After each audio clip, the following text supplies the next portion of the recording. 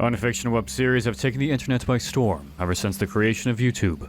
These narratives, told as if they belong within our reality, captured the attention of readers and horror enthusiasts time and time again. Stories big and small began to fill the corners of 4chan, Reddit, YouTube, Twitter, TikTok, and even some television channels. Some may even say the market is becoming oversaturated with these kinds of stories, while others can't seem to get enough of these unique and independent series. The Unfiction Iceberg, created and posted by user Jimbo Seth in the r/Iceberg Charts subreddit, aims to capture a wide range of unfiction, ARG, analog horror, and narrative stories within the iceberg. Containing 101 entries, Jimbo Seth includes a variety of unfiction narratives ranging from the most common down to the most obscure and little known. Along with the series, Jimbo Seth also provides a legend to make sense of the letter and color designations. Green originates from 4chan, red from YouTube, white from Adult Swim, purple from home media releases or real-life interactive works, teal from TikTok, blue for Twitter, cobalt for Facebook, orange for Reddit, and gray for Tumblr. The series are marked as F for finished, O for ongoing, and C for cancelled. Given that the iceberg was created during the summer of 2022, I will be making updates as the unfiction community is constantly evolving and shifting. Pay attention to the top right-hand corner of the screen as new unfiction series are listed. I'll be providing links to analysis explanation videos if you're interested in learning more. And of course, this is your spoiler warning, as much of the content discussed may reveal key plot points or information regarding these series. Now, grab a snack, turn off the lights, and settle in. Let's dive into the dark depths of the Unfiction Iceberg. Tier 1 of the Unfiction Iceberg contains incredibly popular and cult classic entries, ones that are popular enough that most internet users have heard of at least a few. These series typically gain a massive following and remain in the limelight for far longer than the typical web horror series, as well as gaining a cult following after their completion.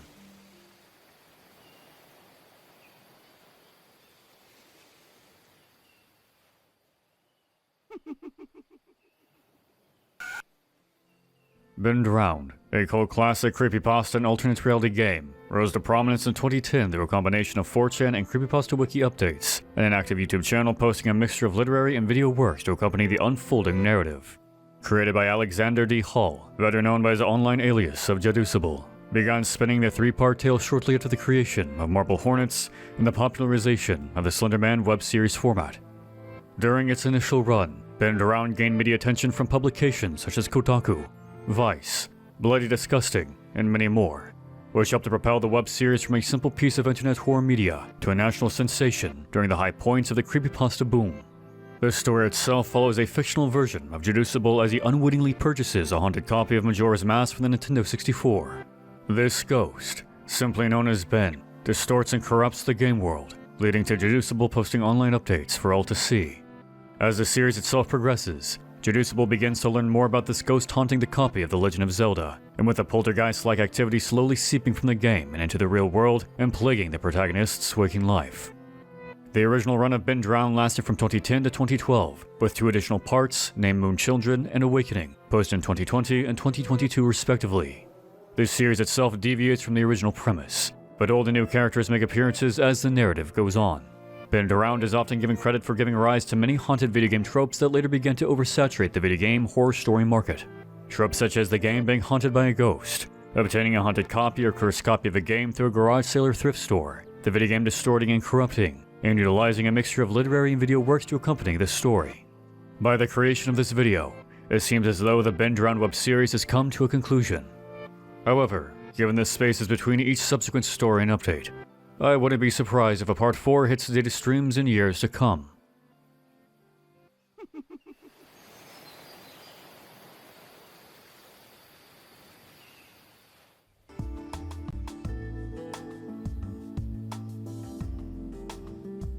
Local 58, a cult classic analog horror web series created by Candle Cove writer Chris Straub, rose to prominence in 2017 and 2018. The horror series helped to cultivate the analog horror unfiction subgenre, utilizing film distortions and VHS effects to achieve a retro and archival stylization for each entry. Many consider Local 58 the modern godfather of the analog horror subgenre, with many web series taking inspiration and cues from Straub's work. These tropes have become so prevalent that some series can be seen as copycats, cashing in on the trend. Local 58 is presented in an anthology format, Each subsequent entry tells a new tale in a new time period with oftentimes different themes, effects, and goals. However, overarching motifs such as the moon and the presence of an organization known as the Thought Research Initiative, or the TRI, tie the stories together. The series also takes place within the same fictional universe as Straub's previous work, Candle Cove, with the CLV in the channel's call sign, WCLV-TV, referencing the fictional location. Local 58 itself is presented as home video snippets of ominous, surreal, and horrifying broadcasts taking place over decades on the WCLV television channel. While all entries are considered masterpieces in their own right, some have gained more attention than others. Entries such as Weather Service, which details an emergency alert broadcast in the local 58 area, introduces the viewer to a cosmic entity in the form of our own moon, inducing a horrifying trance-like state in all who view it. The episode popularized the emergency alert analog subgenre, considered among the first to truly utilize and popularize the format. This series is still ongoing, with the latest entry being uploaded in early 2022. A companion website called Local58.tv contains Easter eggs, additional information, and storyline extensions that transform the Unfiction series into an alternate reality game of sorts. Local 58 has been listed as inspiration for many other popular analog horror works, including Channel 7, Analog Archives, Eventide Media Center, Gemini Home Entertainment, and many, many more. While other analog horror works have existed prior to Local 58 rising to the public's perception, it remains one of the most popular and definitive work within the subgenre.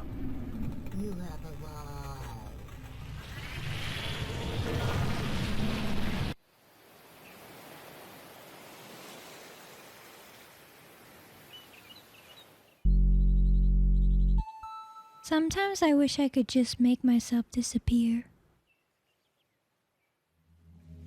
Maria Rose Pereira, better known by her professional name Poppy, is an American singer, songwriter, YouTuber, and internet personality.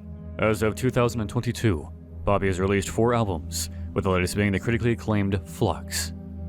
In 2014, Poppy gained her viral fame through the posting of a series of performance art videos to YouTube. These videos, often featuring an android, uncanny valley-like effects, and overall surreal content, helped propel the burgeoning star into the limelight. The series itself commented on internet culture, influencers and internet personalities, and satirized popular trends and individuals. At the time, viewers and YouTubers alike were unsure of what to make of the strange series of videos, believing Poppy to be the next big ARG or Unfiction series. With the high production value, the professional quality, and interesting concepts, Poppy truly seemed to be the mystery everyone wanted to solve. However, as time progressed, people began to realize that the performance art videos were more of a publicity stunt, as Poppy began to release original songs in 2016. Despite the success of Poppy's music career, the interest in the Unfiction ARG series never waned. In 2018, Poppy, along with writer-director Titanic Sinclair, created a pilot for a proposed Poppy web series. The series would have utilized the same uncanny and surreal themes and motifs present in the original Poppy videos, including the social commentary and the android. The 23-minute pilot aired on YouTube Premium, known then as YouTube Red, and aired to overall mixed reviews. Daniel Feinberg of The Hollywood Reporter considered the pilot's episode bizarre, distinctive, and it made me giggle maniacally, but notably couldn't see the series holding up for another episode, much less a series. In early 2018, both Poppy and Sinclair had a lawsuit filed against them by another musician known as Mars Argo. Argo claimed that Poppy and Sinclair copied her online identity and methods for advertising music through surreal content. To further her argument, Argo and Sinclair had previously been in a 5-year relationship and together produced 92 similar videos to that of Poppy and Sinclair's media performances. Nearly a year later, in early 2019, the pair would settle the lawsuit with Argo, and the overall drama surrounding the supposed plagiarized material died down. However, due to the critical response of the failed Poppy YouTube Red series, creative differences, the previous lawsuit, and Poppy's own musical career, Poppy and Sinclair parted ways on the Poppy project in 2019. Along with the departure, rumors began to circulate about Sinclair's behavior towards Poppy and others, with an article published by the New Musical Express detailing Sinclair's abusive and manipulative behavior. Despite all of this, Poppy still produces strange and surreal videos on her YouTube channel for the purposes of content creation, as music videos, and as methods of advertising her music and brand, though her original surreal video run has long since finished. By 2022, Poppy's influence and mark on the community has waned in the presence of more contemporary and popular works. Though, Poppy still maintains her status through her surreal and satirical videos, and her high production value. Poppy, our morning star, O Poppy, our morning star, splendor of light eternal, shining with the glory of the rainbow, come and waken us from the grayness of our apathy, and renew in us your gift of hope. Amen.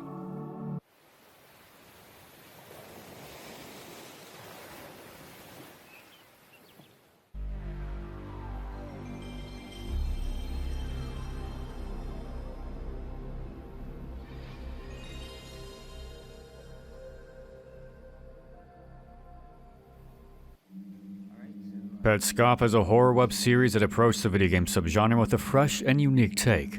Created by Tony Domenico, the 24-episode narrative that ran from March 12, 2017 to September 2, 2019, tackled the fictional game of Petscop and the experiences of the character Paul as he plays through the game. For a time during its run, the online community was unsure of whether or not Petscop was indeed a work of fiction or an actual account of a long-lost PlayStation game. Stylized in a Let's Play format, Petscop introduces the audience to the character of Paul as he receives and plays a copy of the unreleased Garalina game, Petscop. That's a dead kid. This unreleased title, originally planned for a PlayStation 1 release, never saw the light of day until this video series. Paul plays as the character known as Guardian, as they capture strange creatures referred to as pets by solving puzzles throughout the overworld.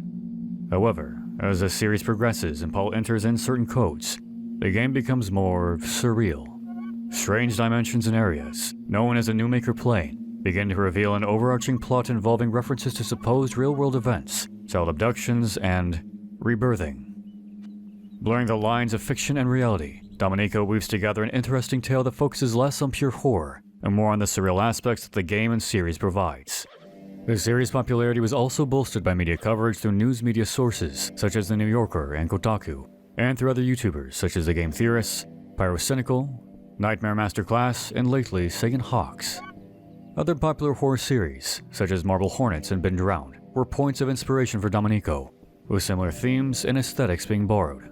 The 2016 experimental film, Inland Empire, also served as inspiration for Domenico as he formed the basis for the series. As of today, the series has come to a definitive conclusion, with no signs of a revival or sequel series in the works. And while Domenico doesn't appear to be planning any new series at the moment, that doesn't mean there isn't something new on the horizon. Fuck.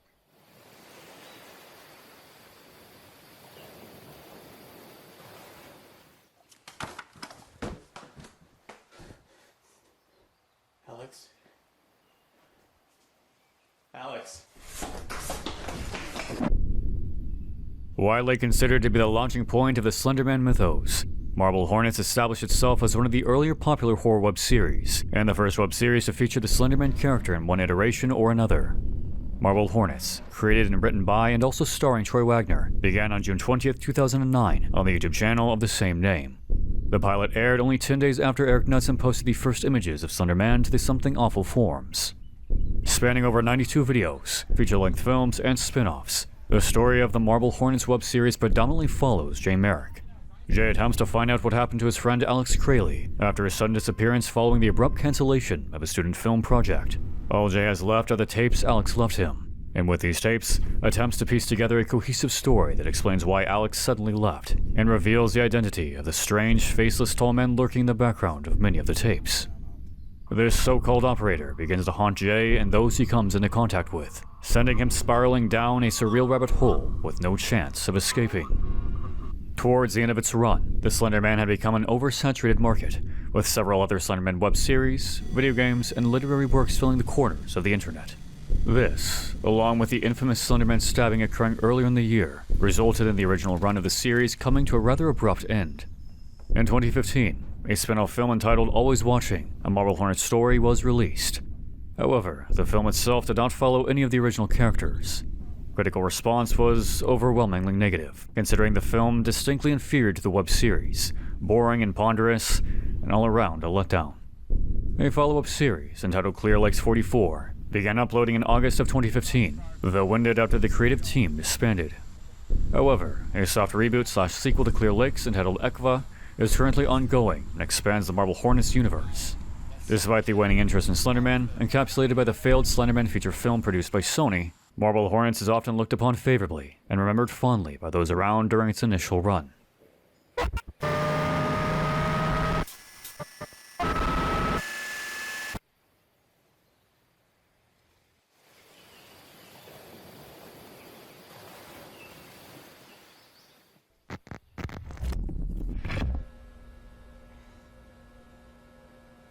The Backrooms is less a singular unfiction series, but a creepypasta concept and community art project that rose to prominence in May of 2019.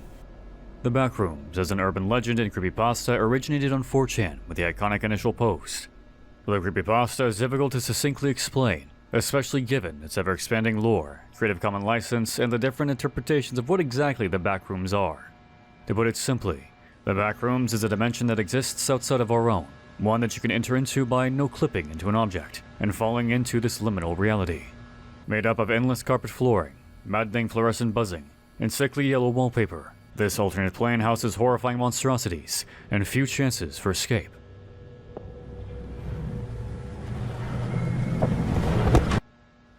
Some iterations have introduced different levels of the Backrooms, certain creatures that roam the endless maze, different dangers and psychological impacts the space has on an individual, different methods for escape, and different lores that are oftentimes referenced in other community creations.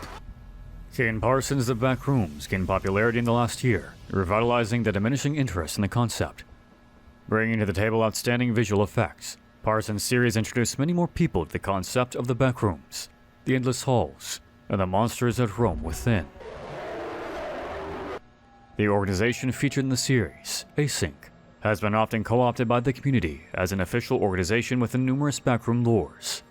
However, other creators of note, such as Evan Royalty, Dinnerbones777, and many more have heavily contributed to the thriving artistic community present on YouTube, Reddit, and even TikTok.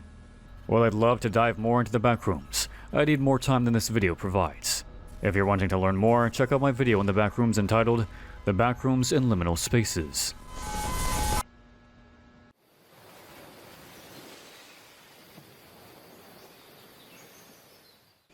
Hi guys, it's Daisy Brown. I'm just talking to the camera, and I'm gonna show you guys how I feed Alan. Daisy Brown, commonly considered an alternate reality game, is a horror web series following the titular character as she cares for a growing monster named Alan. The ARG began posting in July of 2017 and ran until August of 2018. The series gained widespread attention, with the first video, How I Feed Alan, amassing over 3 million views as of the creation of this video. Daisy also has a Twitter account that is needed in order to fully understand the events unfolding within the series. As the narrative rolls on, however, Alan grows larger and more abusive towards Daisy. The abuse grows and grows, culminating in one final confrontation between Daisy and Alan in the final entry. The series focuses on the central theme of domestic abuse, with Alan's growth as a monster a metaphor for growing abuse within relationships, as well as how negative emotions can grow within a person and consume them whole. Daisy Brown is also known for hiding messages, Easter eggs, and other information within the closed captions of the videos, adding another layer to those attempting to decode the messages and content of the series. Jules Dapper, the creator of Daisy Brown, wanted to create a series after pulling inspiration from other popular web series, such as Alan Tutorials, Everyman Hybrid, and many others. Dapper pulled from her own struggles and painful emotions to draft the story of Daisy Brown, and later began to put together a live-action story. According to Dapper, there are currently no plans for continuation to Daisy Brown. For Jules, the story has ended, and there is no other story to tell for Daisy, but did not completely rule out the possibility for a future installment, should a good enough idea come about.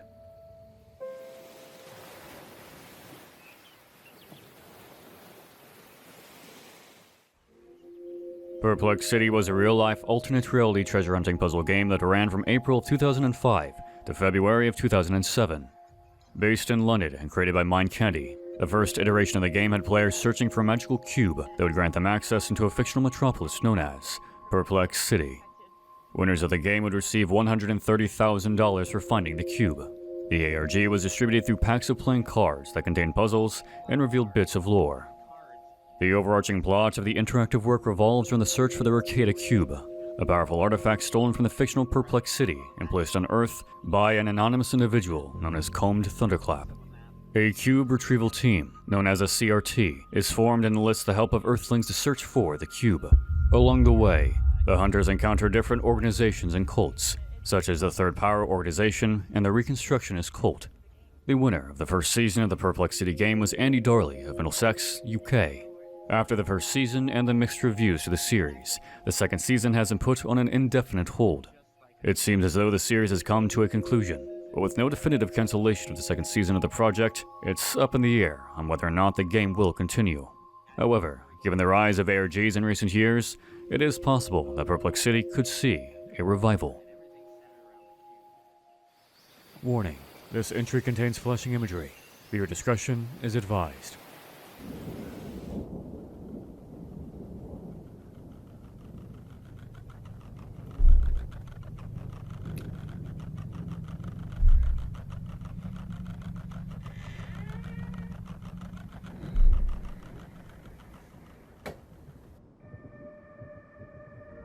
The Sun Vanished is an ongoing alternate reality game based on Twitter.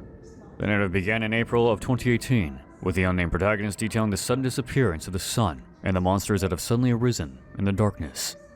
The series gained widespread attention through its use of Twitter as the primary method of relaying this story. As the narrative progressed, major YouTubers, such as Nightmind and Insidamind, would begin to spread the story to other platforms, such as YouTube and other social media circles. The story itself follows an unnamed protagonist shortly after the sun suddenly vanishes from the sky. In the ensuing hours, days, and weeks, the narrator describes horrifying screams, monsters out in the night, strange lights peering through windows, and dangers around every corner. The series utilizes a mixture of Twitter posts, pictures, and short videos to relay the unfolding nightmare. The Sun Vanished initially received overwhelming positive reviews by critics and fans alike, calling the concept and execution fresh and innovative. However, as time has gone on, interest in the series has waned, though despite this, the Twitter account continues to tell the story. In April of 2022, a proof-of-concept 22-minute short film was uploaded to YouTube entitled The Sun Vanished. Based upon the Twitter series of the same name, the short film, told from a third-person perspective, integrates core elements of the Twitter series, but also adds a romantic subplot to the narrative. While the visuals and cinematography have been praised, many fans of the original series pan the romantic subplot, the third-person perspective, and the perceived missed opportunities when adapting the story. Regardless of the proof-of-concept short film, The Sun Vanished continues to gain a consistent audience on Twitter, with the project still ongoing.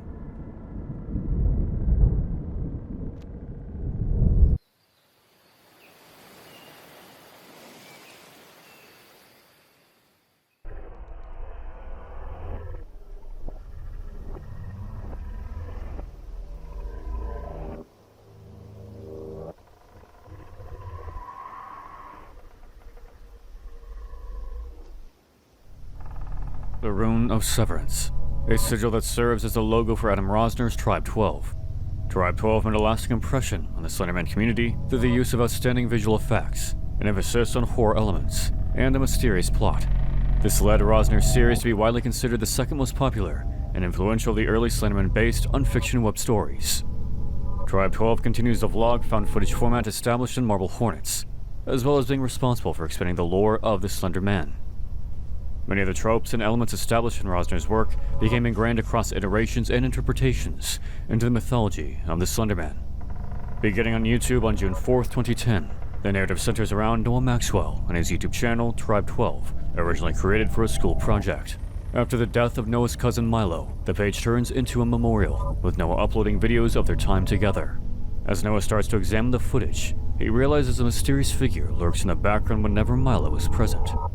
Deducing that this figure is the cause of Milo's death, Noah begins to investigate into the tall, slender man, and ultimately falls down a rabbit hole he cannot escape from. The series lived within a somewhat shared universe with another Slenderman series known as Everyman Hybrid. However, the two series go in different directions, deal with different characters, and have conflicting mythologies surrounding the Slenderman. As the series progressed, director Adam Rosner would take more and more time between uploads, sometimes upwards of several months, which would inevitably lead to a drop-off in viewership and popularity.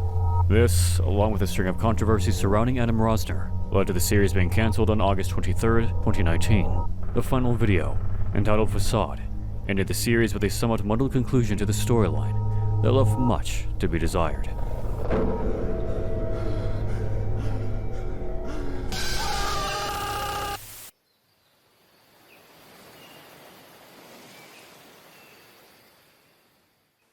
Hello?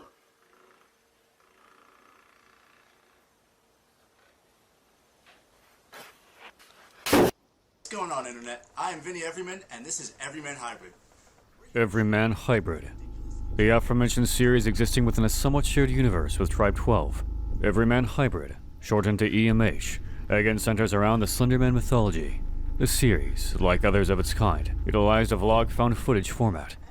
Rather than focus on a singular character, the series focuses on a group of individuals collectively being haunted by the Slenderman figure. As with the previous two Slenderman ARGs, Everyman Hybrid is considered one of the big three, alongside Marble Hornets and Tribe 12, with Hybrid being widely considered to be the most interactive of the series. The cast and crew focused on developing strong relationships with their audience, with interactive games, Twitter, interaction in blogs, live streams, and even fan meetups to develop a close-knit community through which they could tell their story. EMH helped to establish the mythos surrounding the Slenderman alongside the other of the big three, but is also distinctly responsible for establishing the creepypasta entity, the Rake, as a viable antagonist and creature. EMH developed the mythology for the Rake and became one of the primary reasons for the entity's sudden surge in popularity. EMH is also notable for widening the scope of the universe through the incorporation of other creepypasta entities, such as the previously mentioned Rake, and references to other horror short stories, such as allusions to the events of Candle Cove and House of Leaves. Beginning on March 21st, 2010, on YouTube, Everyman Hybrid initially appeared to be a health video vlog created by three friends, Vincent, Evan, and Jeff. The trio originally conceived the video series as a prank to pull in unsuspecting viewers through hiding the Slenderman in the backgrounds of their videos. However, after the whole prank is revealed on the channel, the real Slenderman begins to haunt the group. Whoever you are, if you come out and just tell us, okay, I'm sorry, it was me, my bad, then there will be no repercussions, okay, fine, just don't do it again, water under the bridge. However, if you continue to hide who you are, and if you do it again, and we catch you, then there's going to be some very, very negative repercussions. As is common with Slenderman ARGs, the haunted individuals begin to uncover the mystery surrounding the elusive figure, an entity known as Habit, the Rake, and the viewers themselves. The series would post a grand total of 90 videos during their 8-year run, with the final video entitled Introductions, marking the end of their journey on January 1st, 2019, leaving the series with a definitive conclusion.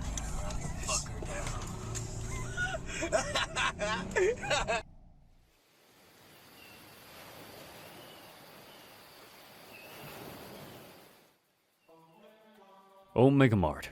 Existing as a real-life location that opened on February 19th, 2021, Omega Mart is an interactive alternate reality game art installation located in Las Vegas, Nevada. The installation, created by the American arts company Meow Wolf, opened the location following several previous attempts to get Omega Mart off the ground. The final location features contributions from over 300 artists and designers. As the guests enter the installation, they are immediately brought into a supermarket. Inside, fake brands that can actually be bought are on display.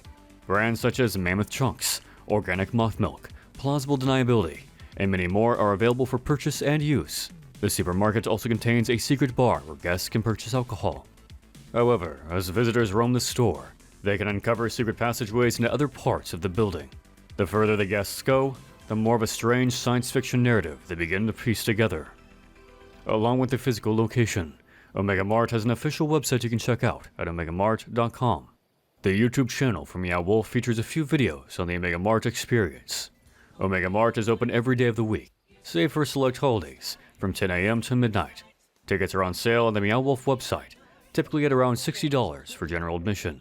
This may seem like a steep price, but keep in mind that you will be entering into a handcrafted art installation with several areas to explore, interesting plot lines to uncover, and even food to buy.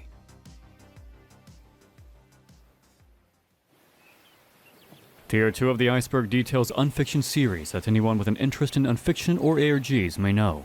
These include more niche series that are generally popular within the Unfiction community, and older projects that have left a mark on the community.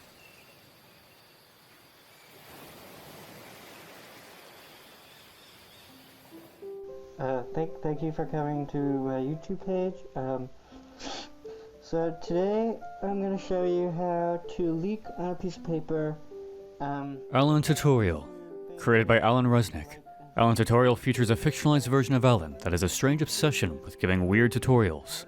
The tutorials start off rather mundane, albeit strange, such as how to pick up a huge amount of pencils, where Alan demonstrates how to pick up spilled pencils.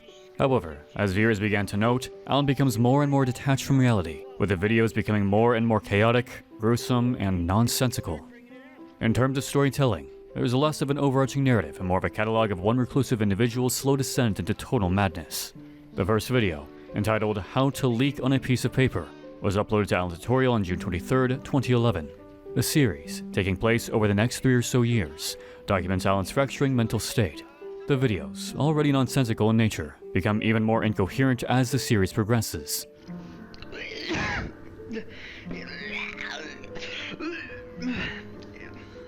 There's glue. Culminating in a chaotic last few videos with Alan's mind completely destroyed. The final video, titled with a misspelling of tutorial, ends the series on December 12, 2014.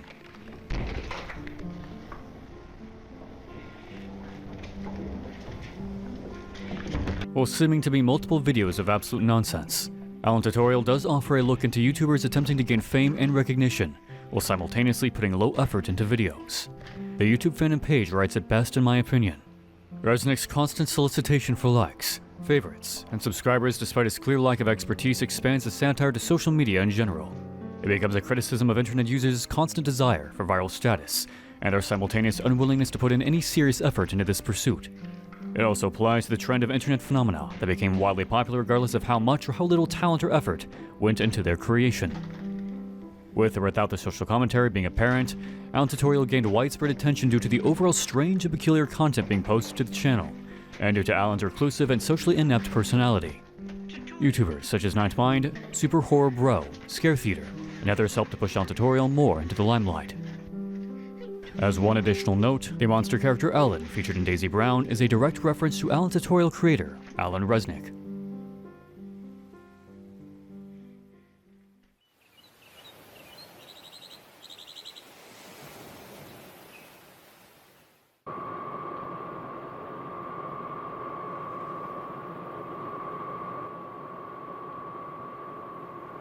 Found on the Tape is an alternate reality game based around Gary's Mod, uploaded between July 20th and July 29th of 2011.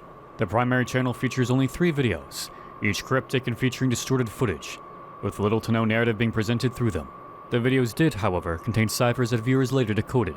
These decoded ciphers would provide links to custom Gary's Mod maps that would begin to piece together a story. The first map locked the player into a single room, with a skeleton in one corner and a single door to exit. Exiting the map would result in a jump scare featuring the distorted face from the first video. However, if users chose to send an email to the email address attached to the YouTube account, they would receive an automatic reply that contained another map file.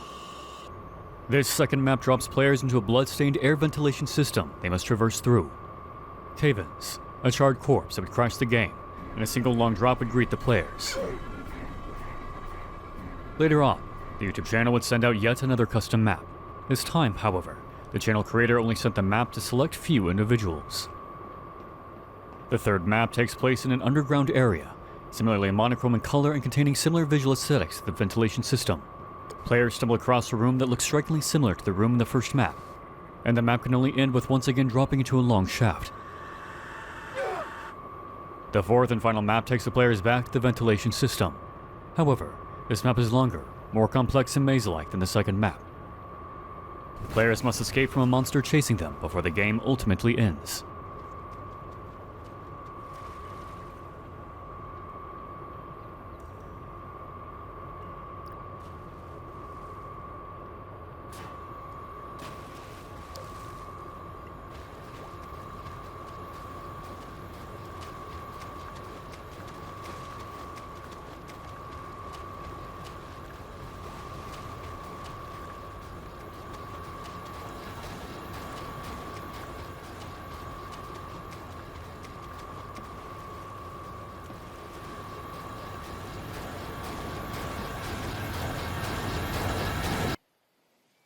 Despite the series ending over a decade ago, the series is still shrouded in mystery. From the looks of it on the r/found on the tape subreddit, it appears that researchers are simply too late. Any links discovered have long since been taken down. Even the Mediafire links used to download the maps are no longer valid. Whatever websites existed, whatever the links brought people to, are no longer valid. The mystery of Found on the Tape is seemingly doomed to be simply that, a mystery. A piece of ARG lost media that we may never fully have an answer to.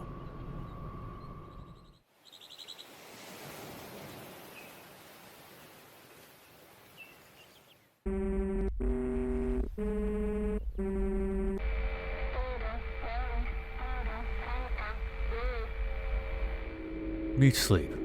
Originally known as Meat, the channel Meat Sleep uploaded a series of cryptic and disturbing videos back in 2014. The video content seemed to point towards a serial killer abducting and killing their victims before posting cryptic messages on YouTube and international social media for all to see. The series garnered widespread attention, even being covered by channels such as Mr. Nightmare and Scare Theater.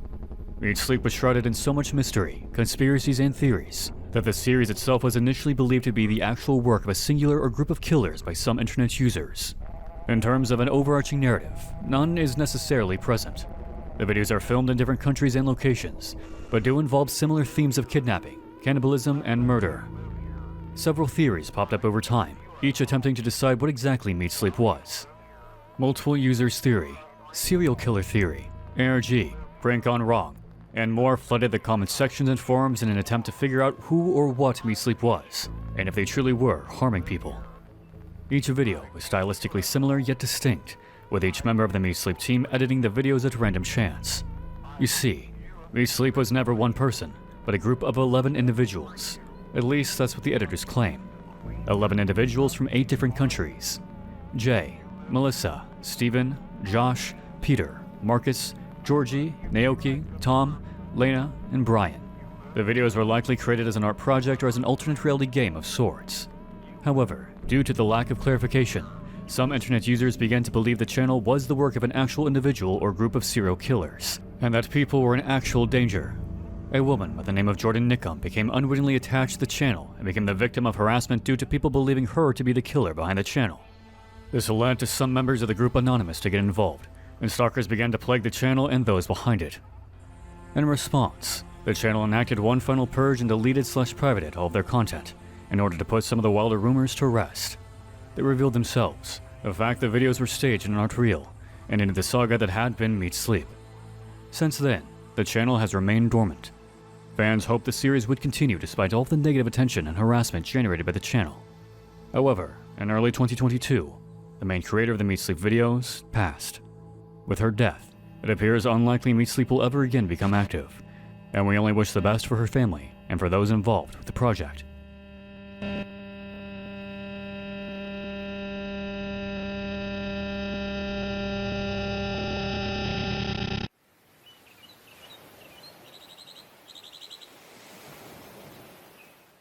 Hey guys, Ash here, and literally talking to no one, so if you somehow accidentally stumbled onto this video or misclicked and wound up here, how about giving a sub? Be a hero, change that 0. Ash Vlogs, along with the companion channel I Know Where She Is a mystery YouTube channel presented from the perspective of an amateur vlogger. Created by Australian actress Lauren Kupowitz in 2018, the channel first came to the public's attention after the protagonist Ash began noticing strange cars and people outside of her apartment, leading viewers to suspect that this individual, whom many assumed was a real person, was the unsuspecting victim of a stalker, or worse. As mentioned, the series revolved around burgeoning vlogger Ash as she attempts to create a YouTube channel documenting her experiences in life. With limited experience, she sets out to make a name for herself in the busy landscape of YouTube vlogging channels. However, her videos begin to take a turn after she notices a car that has been parked outside of her apartment for quite some time, with the individual suddenly taking off. As the videos progress, Ash becomes more and more concerned as oddities occur in her previously normal life. It all culminates in Ash's supposed disappearance. The companion channel, I Know Where She Is, provides a conclusion to the mystery of Ash's fate. This companion channel showcases the stalker's perspective, with re-uploads of Ash's vlogs alongside unlisted videos containing disturbing and distorted content. The videos indicate that the stalker successfully kidnapped Ash, and possibly killed her. During the initial run of the vlog, many internet users believed Ash might have truly been kidnapped, with the entire ordeal not being a work of fiction, but of reality. However, once the series concluded, creator Lauren Kupowitz took to livestream and Twitter to put any worries at ease.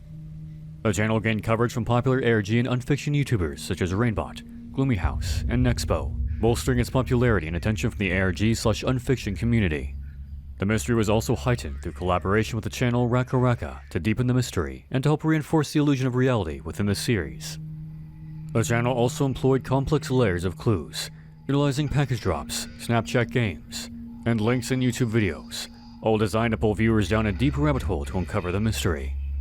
As of September of 2020, the series has come to a conclusion, with a final unlisted video entitled uploaded on the primary Ash Vlogs channel.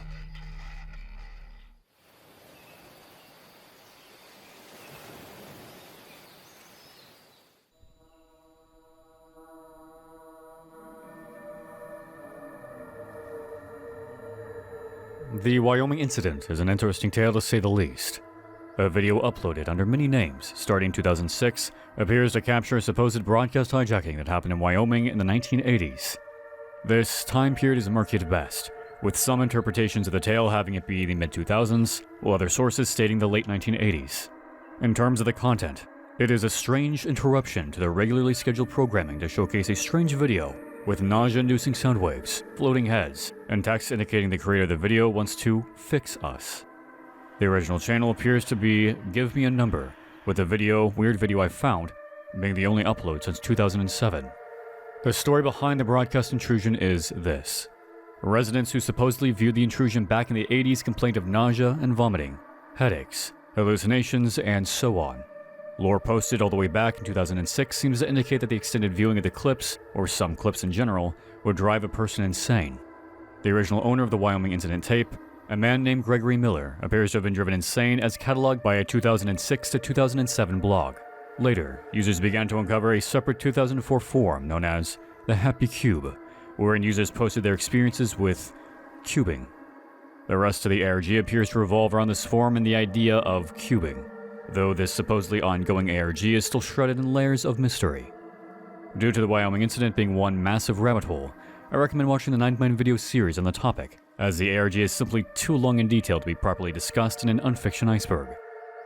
A Something Awful forum post revealed the story of the Wyoming incident to be an elaborate alternate reality game and prank, created by forum user Senor Bombos and the Detector that later developed a life of its own. In contemporary discussions, the Wyoming incident is often considered one of the first alternate reality games to hit the internet, and among the first creepypastas as well. The depth and width of the series helped to solidify the series' space in internet history, with the investigation still ongoing today.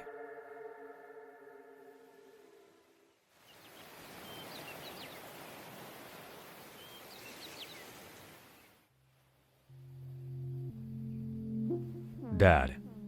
Nathan Barnett, better known as his character Dad, began the eponymous YouTube channel on January 5th, 2019, after a skit he created on his main channel, Nathan Barnett, featuring the character of the same name. Seeing the potential in the character and the positive reception, Barnett created the Dad channel and began creating a video series surrounding the strange and perplexing character. The character of Dad was notable for meeting up with fans and content creators, such as Nexpo, and even having a full unboxing match with MatPat of the Game Theorists. The story of Dad is told in 4 sections known as acts. Act 1 establishes Dad's routines in life in this strange void-like space. Dad has a wife, a family, and a job at a corporation, and a dream of becoming the #1 YouTuber. However, as subsequent acts reveal, there is a larger world out there beyond the void that Dad lives within. His dreams, his reality, and the world he lives in begin to twist and turn. Dad becomes more sentient, more rebellious to the life he is living, until eventually, he begins to break free. The story apparently ends on September 21st, 2021, with the final video of Act 4 entitled Outside. The series has been praised for its interesting and innovative plot, its special effects and production value, the likable and well-rounded characters, and the interactive nature of the series. Dad is truly one of those series that cannot be best described through a video, much less through an iceberg entry, so I highly advise you go watch the series yourself and enjoy the madness that unfolds.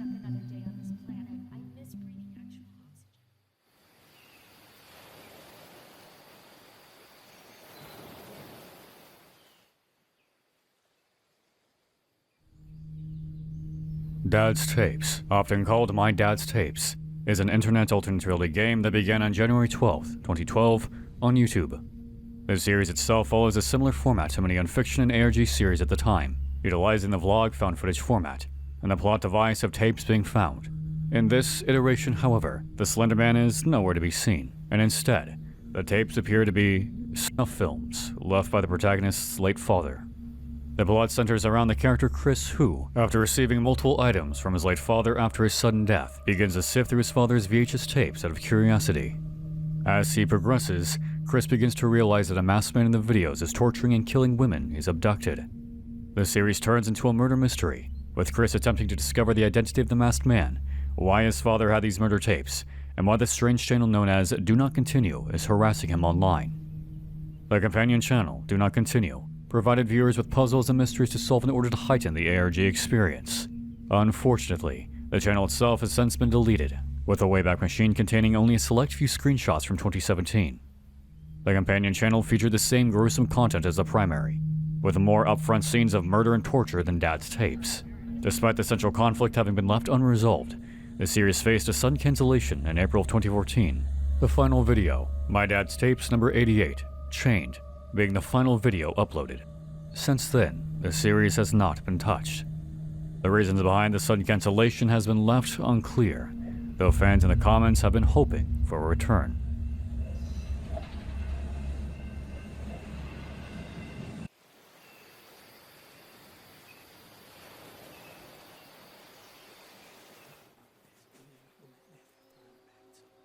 Adult Swim is known for its strange and surreal bumpers and cards, trippy effects, nonsensical situations, and gruesome imagery, all serving to unnerve and intrigue late-night viewers. However, in 2014, Adult Swim aired something remarkably different from anything it had aired before. A random bumper, simply titled, Unedited Footage of a Bear, segued into a truly bizarre and nightmarish ad for an allergy medication known as Claridril. For those watching Adult Swim at the time, the ad truly came from out of nowhere and perplexed many viewers. The infomercial begins as any other, a mother playing at a park with her kids while suffering from allergies. To alleviate the symptoms, she takes Claridril. However, as the video progresses, the background narration fades, and the protagonist drives past the scene of a grisly murder. She stops the car, realizing her own cardigan is in the street. And in the distance, her own apparent doppelganger is sprinting towards her.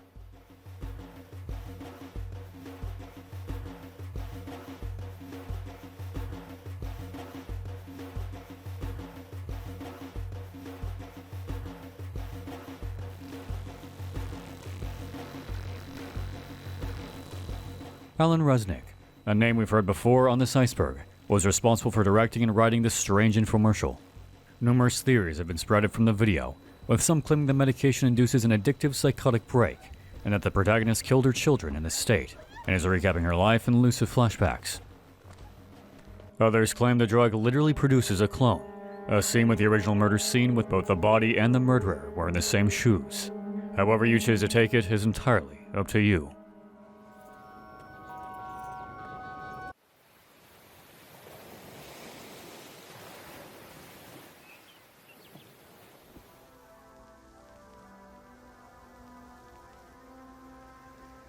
Gemini, the subject of my hyperfixation for 2 months as I attempted to piece together a coherent story from the bizarre and disturbing analog horror videos. Created by Remy Abode, Gemini Home Entertainment began posting videos to YouTube on November 17, 2019, with their first entry, entitled World's Weirdest Animals, garnering over 1 million views by the time of this video. The series is known for its convincing analog format, its musical choices, and its plot which centers around a sentient world-killing planet. The anthology series revolves around a collection of videos created by the company Gemini Home Entertainment. Each tape contains cryptic, supernatural, and cosmic events and entities. Woodcrawlers, gardeners, deep-root disease, the iris, and so much more is conveyed through these disturbing tapes. In-universe corporations flesh out the ever-expanding lore, and characters such as Jack Dean become the closest the series has to a primary protagonist. To boil down the series to its simplest parts, the story revolves around a cosmic entity known as the Iris, which seeks to transform the Earth using parasite-like entities before incorporating it into itself. What follows are the events leading up to the eventual apocalypse. The series also includes community posts between and leading up to new uploads. An entirely playable game entitled Lethal Omen, which covers certain elements that happen in the universe, and an active Discord run by Remy himself. While updates are usually spaced out by quite a few months, Remy has started another series known as Morley Grove for those looking for more of his content in the in-between. In terms of lasting influence, Gemini is often considered one of the most iconic analog horror web series online, typically referred to as the definitive analog horror series alongside Local 58. Critics praise the series' direction, art style, an in-depth mystery that leaves viewers asking questions that spark more questions than answers. Be warned, the series and the exact chronological events can be difficult to decipher. I suggest watching my video on the series to become better acquainted with the story, the mystery, and the series of events before diving into the 2 latest videos, Wretched Hands and Shifting Tendons.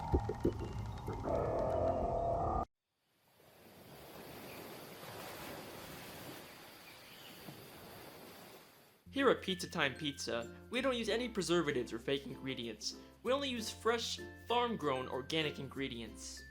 Hi, I'm a real person, and I eat Pizza Time Pizza is an interesting experience.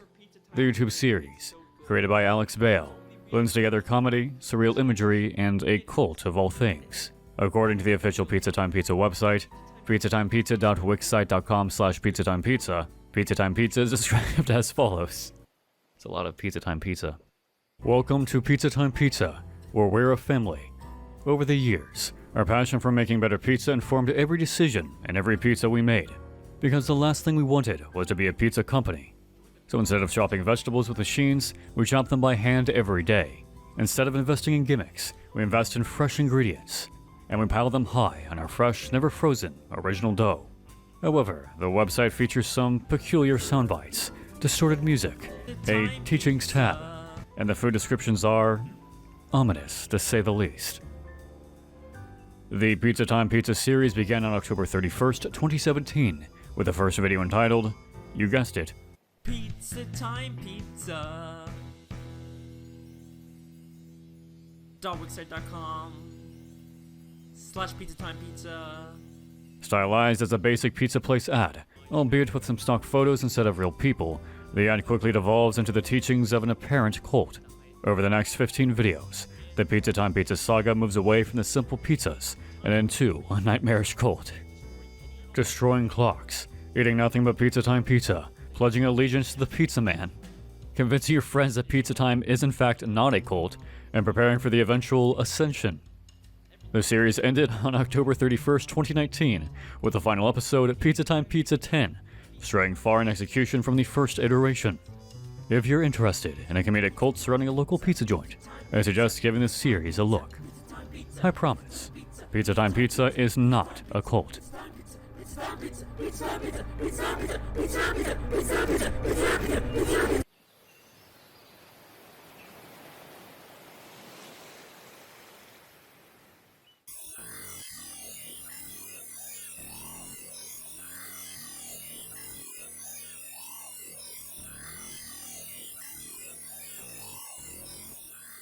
11BX 1371 was a well-known series of art projects created by Parker Wright in late 2015.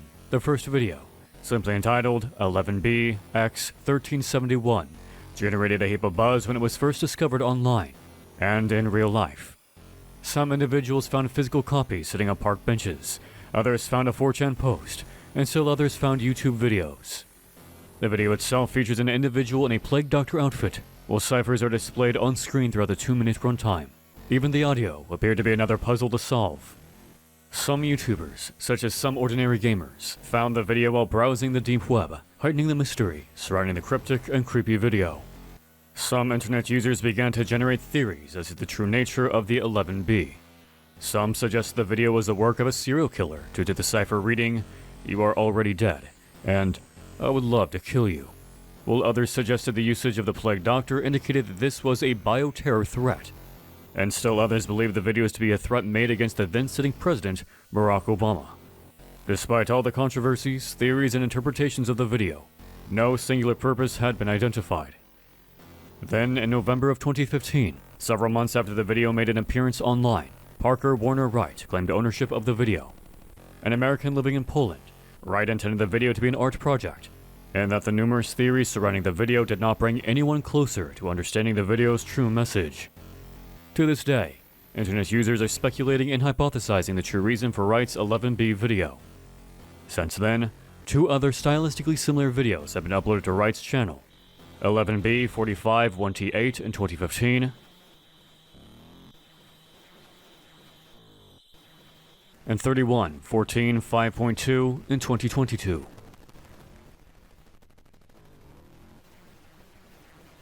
While the true nature of the video has been revealed, it seems as though we are no closer to fully understanding Wright's message, and it may be years before we ever do.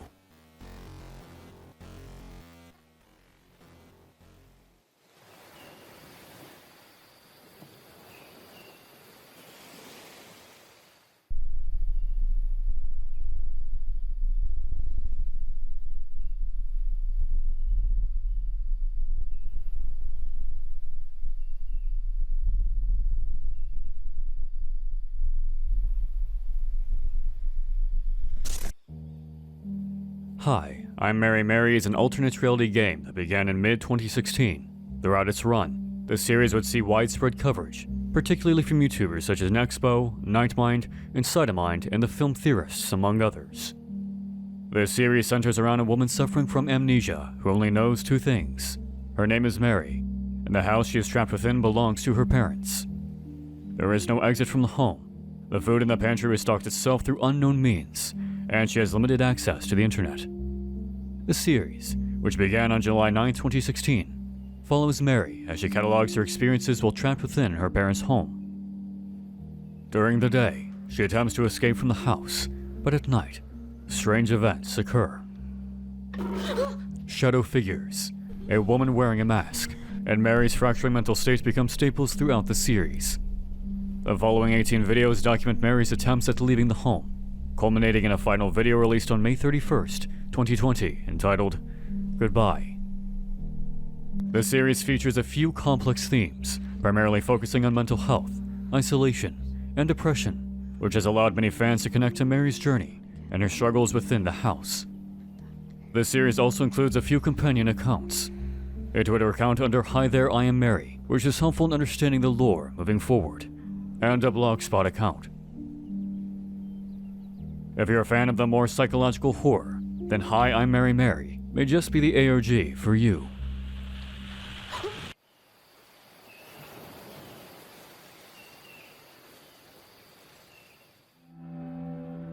Godly Recon was first discussed by the user Nation Squid on YouTube, a content creator known for their coverage of internet history, the darker side of the internet, and tech-related content. The series supposedly followed a young woman as she describes being stalked before filming her abduction and somehow having posted it to YouTube. However, outside of the Nation Squid video, no other solid evidence exists of the Godly Recon YouTube channel, the events, or even the woman who was supposedly abducted. No news, no Google Trends, nothing. Once internet users began to piece together that no evidence existed prior to the top 10 list made by Nation Squid, most began to realize it was likely simply a hoax. This is often legitimized by pointing out that Nation Squid was created and hosting an ARG around the same time that Godly Recon appeared on the internet. Scare Theater conducted an investigation into the matter, concluding that the Godly Recon channel and content is most assuredly a hoax.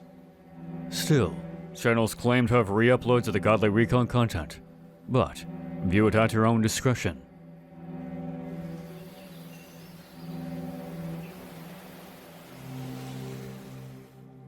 nrex.angelfire.com is a now-defunct website featuring creepy imagery, strange distortions, and seemingly nonsensical text. In terms of substance, there is not a whole lot here. The website distorts when clicking repeatedly on an image. A distorted video of a woman is on the NREX page.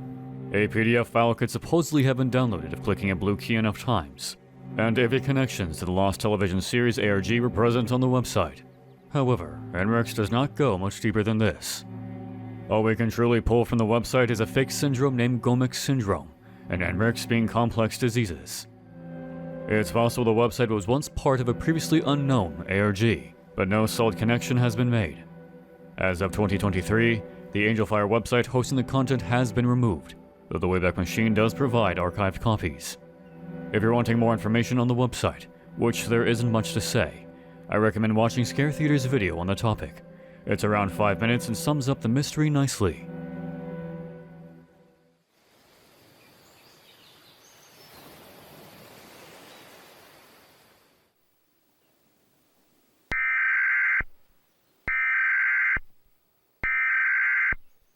Electric Fanatic is a YouTube channel hosted by the content creator under the alias of Eltic. Eltic began posting disturbing emergency alert scenarios in April of 2019. Since then, the channel has covered a wide range of topics, scenarios, and genres within their EASs. Rather than being a straightforward unfiction series or alternate reality game, Electric Fanatic is instead an anthology channel that boasts a wide variety of emergency alert scenarios. These range from more analog horror content, cosmic horror, nuclear attacks, zombie viruses, and even SCP scenarios, among others. If you're at all interested in emergency alert scenarios, I recommend checking the channel out.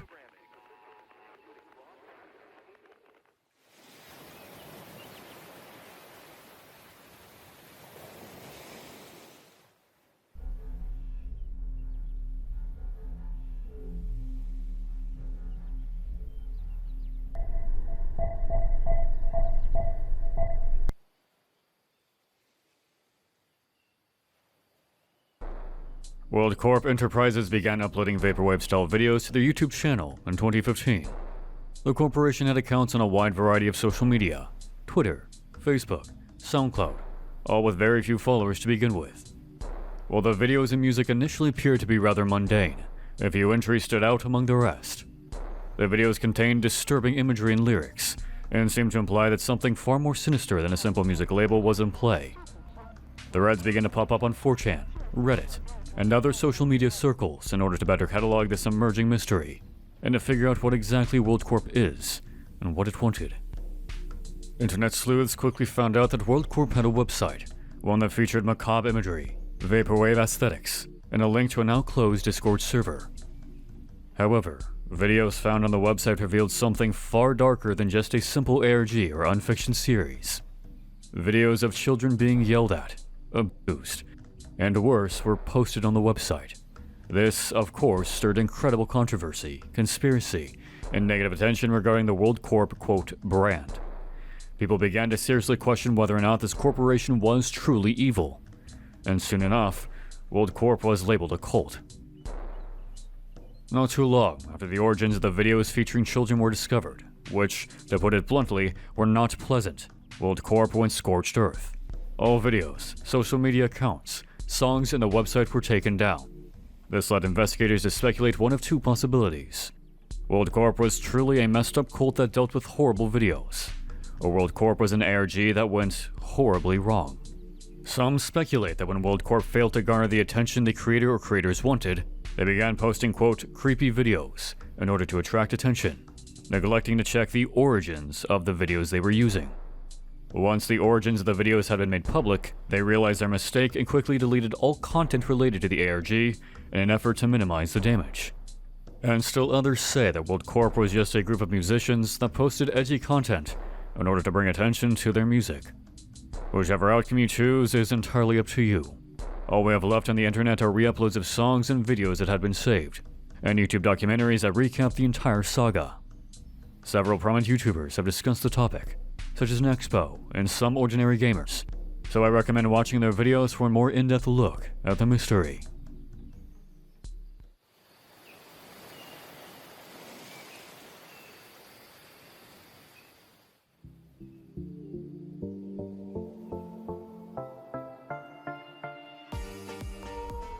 I Am Sophie was a high-production, high-concept alternate reality game created by Heart Squid Films and posted to YouTube in 2020, with 2 final short videos posted to Twitter in 2021. The series, initially fooling many into believing that it was truly a vlogging channel made by the daughter of a millionaire, quickly took a turn into the surreal. I Am Sophie is notable for providing social commentary and social media personalities, influencers, and content creators, using the gimmick of the algorithm as a physical supernatural antagonist throughout the series. I Am Sophie initially follows the titular character Sophie, the child of a millionaire businessman, and the owner of the clothing brand, a young, rich, and powerful. However, around halfway through the series, the perspective switched to that of Laura, who, for reasons unknown to Sophie and Laura herself, kept appearing in Sophie's videos through randomly spliced frames. The narrative takes a more surreal and meta turn around this point, going solidly into a more horror route.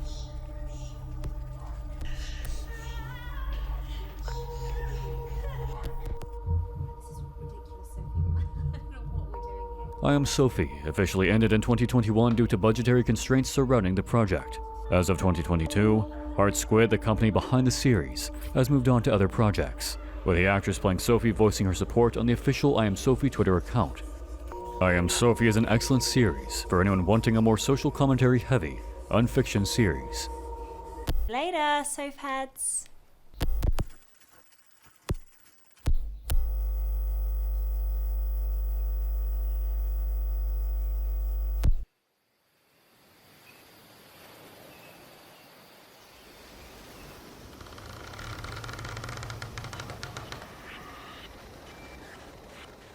Widely considered one of the first alternate reality games, and an example of a well-executed viral marketing campaign. This online ARG surrounded the 1999 found footage horror classic, The Blair Witch Project. Leading up to the film's release, the marketing team began posting information regarding the Blair Witch online, as well as information regarding 3 missing teens seen within the film. The production team went so far as to create a mockumentary surrounding the 3 main characters and their disappearance within the Black Hills of Maryland. This mockumentary aired on the Sci-Fi Channel leading up to the film's release to generate buzz surrounding the mystery, and to establish an air of authenticity and realism to the film. This proved to be effective as many viewers believed the film to be the actual footage of what happened out in the woods. Outside of the mockumentary that appeared on the Sci-Fi Channel, the film also had a website surrounding the newly created Blair Witch mythology. The mythology page lists out a rough chronology of the events regarding the Blair Witch, including how the Blair Witch came to be, and the brutal killings that took place periodically since her banishment from the village, and her supposed death. Leading up to the 2016 remake/sequel to the first Blair Witch Project, the Blair Witch attempted to recreate the magic of the first film by having social media accounts post about missing hikers in Maryland, among other clues of the true nature of the film. At that point in time, the Blair Witch film was simply known as... Though many fans began to parse out the actual title and content of the film. To this day, the original Blair Witch Project remains one of the pinnacle examples of a viral marketing campaign done correctly. Other television shows and films attempted to capture the same magic of the Blair Witch, such as J.J. Abrams' Lost, Cloverfield, and Super 8, though none quite compared to the success of the Blair Witch Project. Tier 3 features unfiction series that are popular, but are more obscure entries.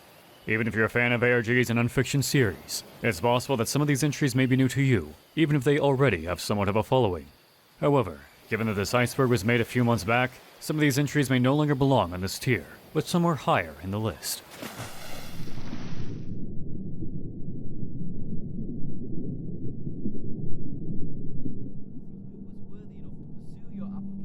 The Wilbur Soot ARG, also known as Editor Wilbur, was created by YouTube personality Wilbur Soot on Jack Sucks at Life's channel. This game lasted from December 16, 2018 to February 23, 2019. The alternate reality game remains unsolved as of January 2023, with a game theorist positing a theory surrounding the content. This ARG is unrelated to the more recent games that Soot has created on his channel. The narrative of the ARG follows Jack's perspective as he hires a random guy, Wilbur Soot, to edit his videos.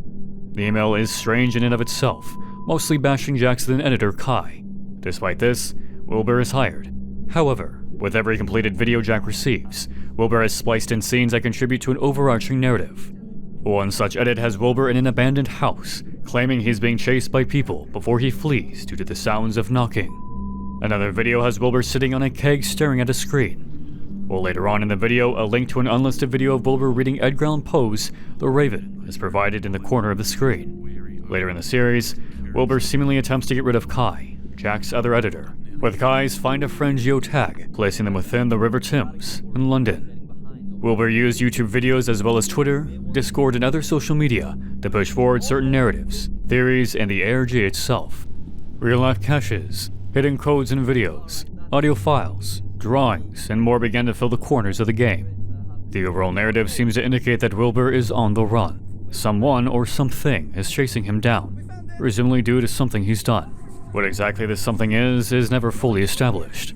Soot mentioned in an August 2022 interview that all of the ARG clues have been discovered, but the story itself has yet to be fully pieced together. The game theorists, Red Herring, and Fred Jonesy have videos discussing the mystery, with Matt Pack claiming to have solved the story of the Wilbur Soot ARG. However, as of the making of this video, Soot has yet to confirm nor deny game theorists' proposed solution to the game. Maybe you will be the one to solve the mystery.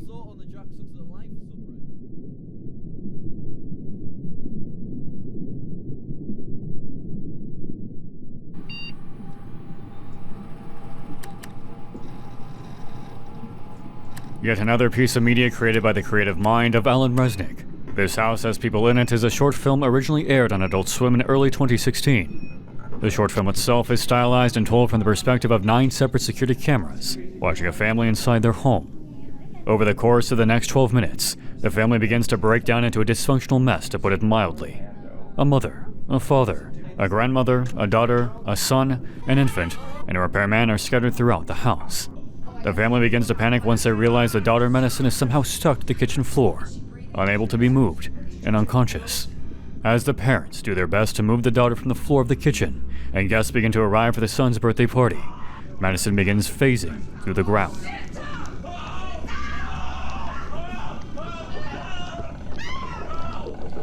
Over the course of the next 10 minutes, chaos and panic ensues inside the house. This House Has People in It is best experienced for yourself.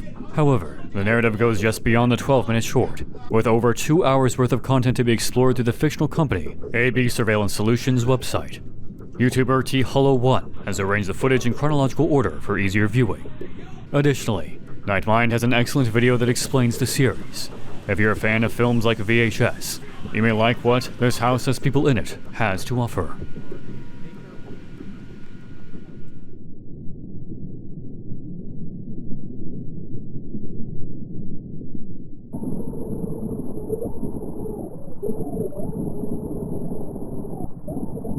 Ben's Playhouse was a strange YouTube channel that operated between November 16, 2012 and November 8, 2015, prior to all videos being privatized.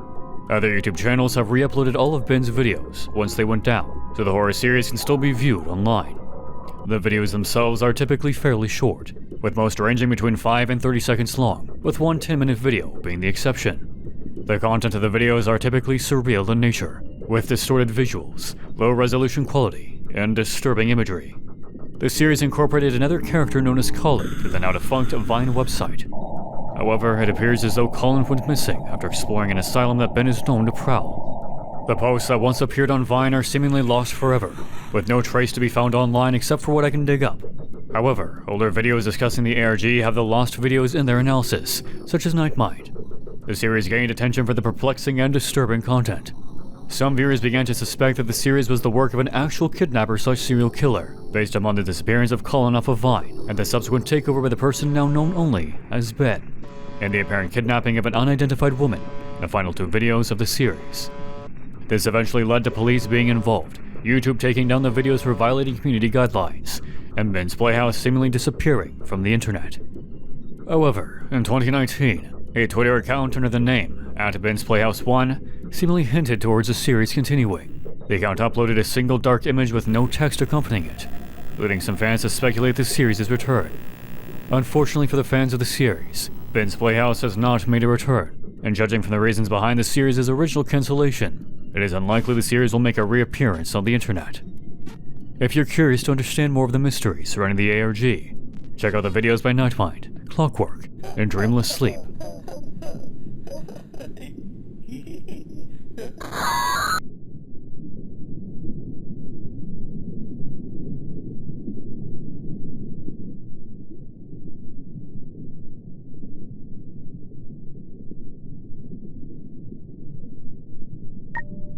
I recall stumbling upon 2020 Vision myself back during the initial run.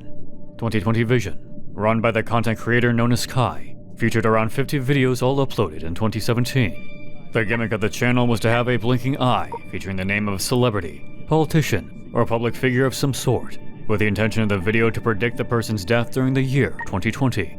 The channel quickly developed a following, with an active Discord server, an ARG of sorts operating within the Discord through a voice chat channel broadcasting a string of numbers as clues, an overarching narrative that pitted teams and agendas against one another, and uncovering 2020 Vision's true mission. The videos were created using a custom API that scoured Wikipedia pages for celebrities still alive. Once found, a 2020 Vision video would then be auto-generated. After the celebrity died, 2020 Vision would edit the video to include the death date and make the video public on YouTube. Through this method, the video appears to have been uploaded a few years prior, as if actually predicting the death of the celebrity in question. From there, Kai launched a Discord server that fans could join. On the server, a video would be playing through voice chat with barely legible numbers. This, known simply as The Machine, became somewhat instrumental in giving fans clues. However, in April of 2021, this machine will be taken over by an opposing force known as SCR-TB. Their intention was to put all of humanity's combined knowledge in 2021 into the first humans that appeared in Africa approximately 1.25 million years ago. On the flip side, once 2020 Vision discovered this plot, a counterplan to replace all humans with monkeys was put into effect. And even later still, the machine was found to be sentient, which predictably set out on murdering both SCR-TB and Vision. After a back and forth, personality wiping the machine, loading it up with human emotions, the machine shut down for good. The video Eyes Closed appears to be the final public upload, becoming the reverse of the initial starting video, Eyes Open. As of 2022, newer videos have been made public, signaling that the project is not over or in a state of inactivity.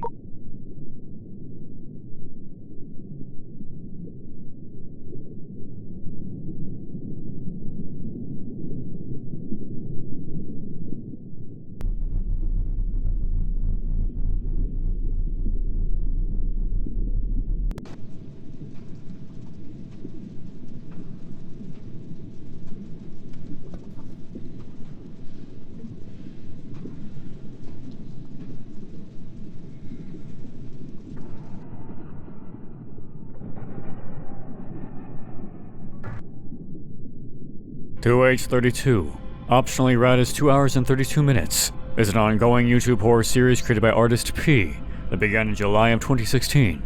Following the motif of the numbers 2 and 3 being used repeatedly, videos are uploaded on the 23rd of a selected upload month, though the exact schedule for uploads is somewhat inconsistent. The video length is 2 minutes and 32 seconds, and the in-universe time reaching 2:32 AM at some point in each video. The channel features 32 videos that relay the overarching story. The story itself is not told in chronological order, so it is up to interpretation and guesstimation on the exact chronology of the series. Initially, the story and objective of the horror series was unknown for the first number of years, with no apparent coherency to the entries. The vague and blurry imagery, the videos told out of order, and the lack of dialogue made understanding the series difficult for many. However, the nightmarish content has been heavily praised by the unfiction and horror community, with each entry pushing the visual and auditory medium to its limits. A recurring character, the conductor, appears in the entry libretto, wherein they are listening to audio from various YouTubers analyzing the series. All in all, 2H32 isn't the easiest series to explain in an iceberg listing, so I highly recommend you check out the series for yourself, or look for your preferred 2H32 analysis video.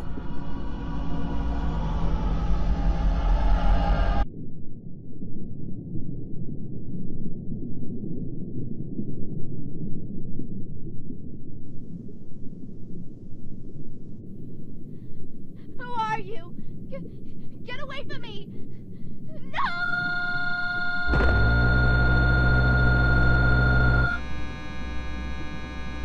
As mentioned earlier in the video, this iceberg was created a few months back, prior to Wendigoon's video on the series, and prior to the Mandela Catalog's meteoric rise.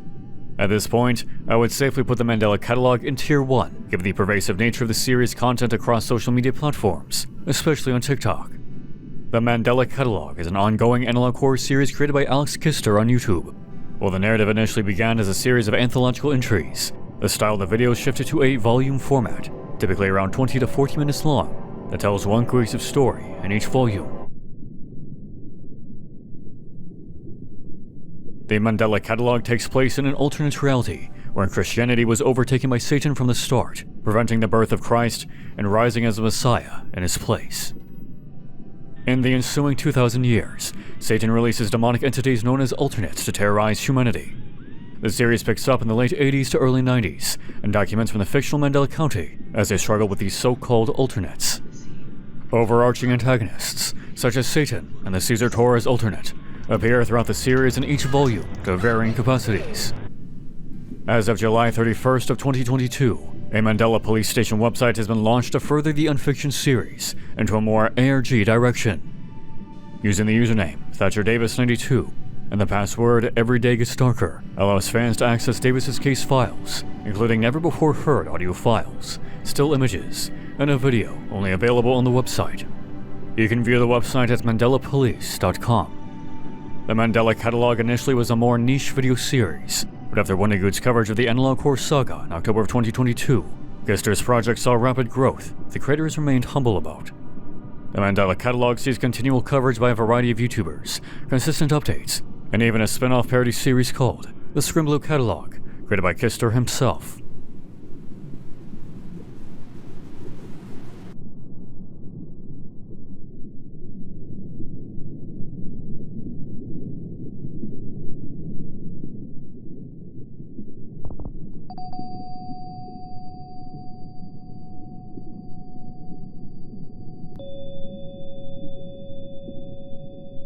As mentioned towards the beginning of the iceberg, Ekva is the ongoing spiritual successor to Troy Wagner's Marble Hornets, Slender Man horror series that began on October 13th, 2016, following the cancellation of Clear Lakes 44. Technically a soft reboot of Clear Lakes, and stylistically different from the original Marble Hornets series, Ekva is technically set within the same universe as its predecessor, but shares no characters in common. Instead, the series focuses on a character known as S. Hawkins, as they attempt to uncover the origins of a strange broadcast, apparently originating from an abandoned house. The narrative covers this ongoing investigation. S. Hawkins inherited an abandoned house and spent time cleaning it out. While there, Hawkins discovers that they can tap into a broadcast signal from the Ekva network, a company and broadcasting station he believed to have long since been defunct. After setting up a system of recording broadcasts remotely, Hawkins begins to post his findings online. Throughout the course of the story, the Ekva broadcast revealed to be surreal and nightmarish, often hinting towards knowing about Hawkins, and gearing the broadcast towards him in particular. An unknown individual continuously breaks into the abandoned house, leaving Hawkins notes and clues to figure out the mystery of Ekva.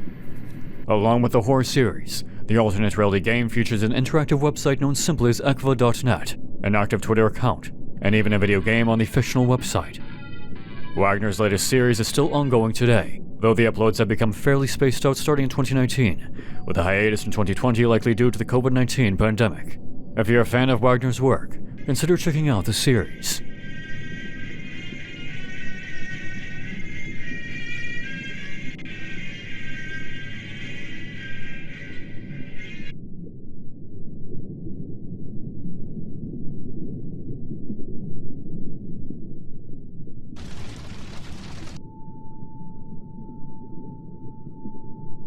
Cat Ghost is a horror comedy YouTube series with ARG aspects, created by Chris Patrick and Alex Ruiz. Cat Ghost ran from June of 2017 to December of 2019, with a final episode entitled Acceptance. The series follows three characters, Elon, Gideon, and Nara. All characters have varying forms depending on the episode and the medium. The episodes are split up into three separate sections referred to as sagas.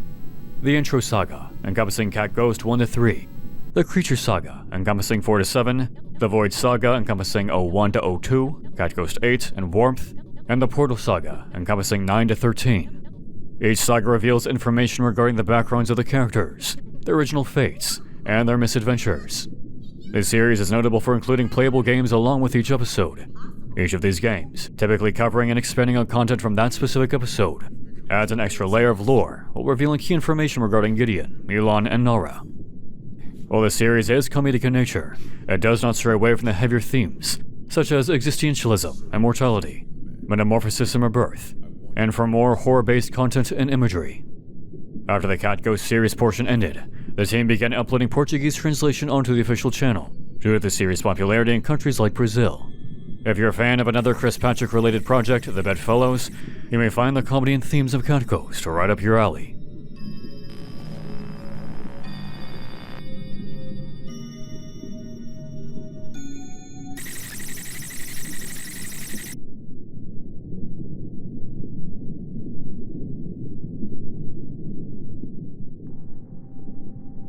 Hypnagogic Archive is a horror web series based around the website of the same name.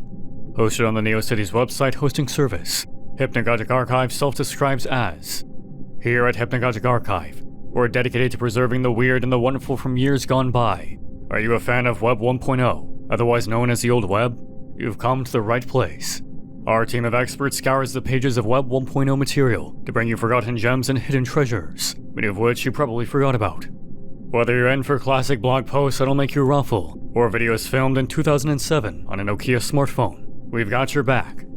We stock new material regularly from a wide variety of classic sites, so stay tuned.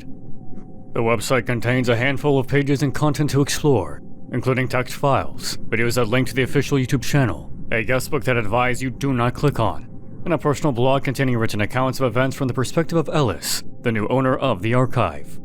The website claims to be part of the RetroNet Web Ring, a collection of websites that seek to archive and emulate Web 1.0 websites and content.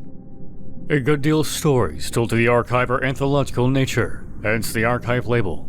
The contents range from alien encounters, supernatural experiences, vanishing buildings, ravings of seemingly insane people, and much more. Videos follow a similar pattern. Tape recordings of strange commercials and broadcasts, encounters with supernatural entities, and surreal footage with a chunk filmed by the aforementioned Ellis, and others coming from fans submitting them. While the overall narrative doesn't extend too deeply, and the content of the videos are more surreal and bizarre than horrific or disturbing, the website is an enjoyable experience to explore. It's almost as if you stumbled upon a strange website late at night, with a whole host of supposed true stories and videos tucked away in this niche corner of the internet. The Hypnagogic Archive also has a fairly active subreddit and a Discord server for those interested in dissecting and discussing the anthology series. The channel sits at around 3,600 subscribers around the time of writing, so if you enjoy content similar to Netflix's Archive 81, I recommend you check out the official Hypnagogic Archive website and YouTube channel and support the creators and fans.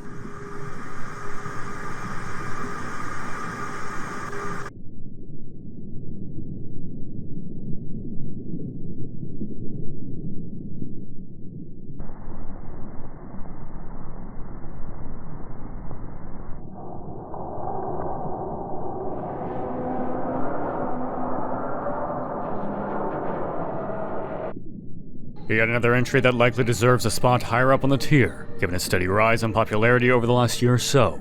The Monument Mythos Analog Horror series, read by Alex Casanas, is one of the more unique and refreshing horror series to emerge out of the analog horror craze. Posted on the Mr. Manticore YouTube channel, the Monument Mythos quickly became renowned for its stunning visuals, its intricate lore and plotlines, its incredible voice acting, and its exceptional take on the analog horror subgenre.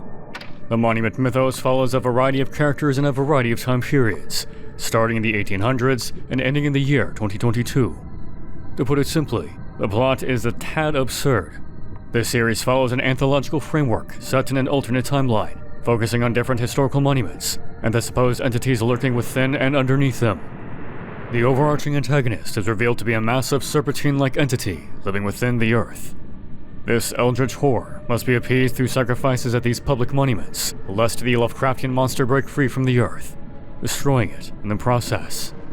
Along with this, the narrative discusses feuds between factions that are at odds with one another, specifically the government as it attempts to appease the monstrous entity, an organization wanting to free the monster and end the world, and journalists/common people attempting to uncover the truth behind the monuments and the horned serpent living within the earth.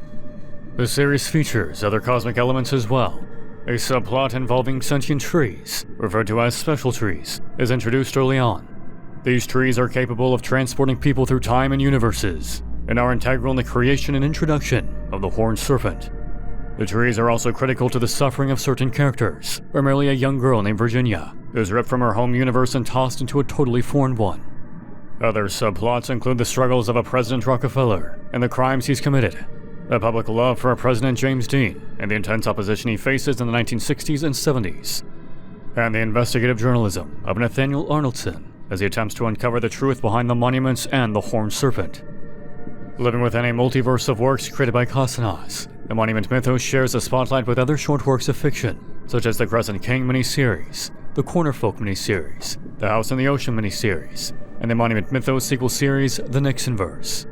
All series are related in one form or another, even if just tangentially. In an explosive episode entitled Alcatraz Apocalypse, the Monument Mythos series came to a close on February 22nd, 2022. The finale featured outstanding voice acting, visual effects, and transitioned the series into its next part, the ongoing Nixonverse saga. The sequel series roughly picks up where the Monument Mythos left off, but focuses on another universe mentioned periodically throughout the original, building an entirely new reality for you to explore.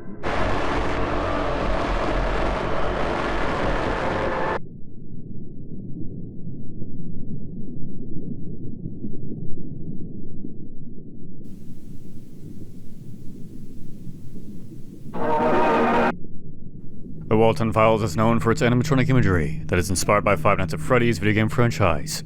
The series, created by Martin Walls, utilizes select real-life photographs but primarily uses 2D animation to convey the story. Walls' series gained a following in the Five Nights at Freddy's circles, and after an expose analysis video on the series in July of 2021, received wider attention from the Unfiction community as a whole. Living animatronics are the continual focus of the Walton Files series, primarily discussing Bond the Buddy in its various incarnations, including a television show, a burger restaurant, and even a storage facility. Similar to the subject matter within FNAF, the Walton Files follows a similar trend of imbuing the animatronics with the souls of murdered people. The series also includes gruesome deaths through the animatronics, with people being pulled into them, mutilated, and often dying of blood loss and trauma. The story details the opening of a restaurant featuring animatronic entertainment by the titular Walton, Jack Walton, along with friend Felix Kranken in the mid-1970s.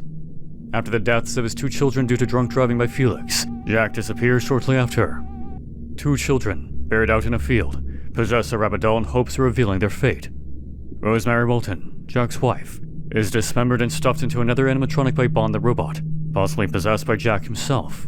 Their eldest daughter, Sophie, witnesses the entire ordeal, kicking off many of the events of this series into motion. As of 2023, the series is still ongoing, so the full mystery of the Walton Files has yet to be uncovered and understood. If you're a fan of analog horror, of Five Nights at Freddy's, or possessed animatronics committing any number of horrible crimes, I recommend giving the Walton Files a shot.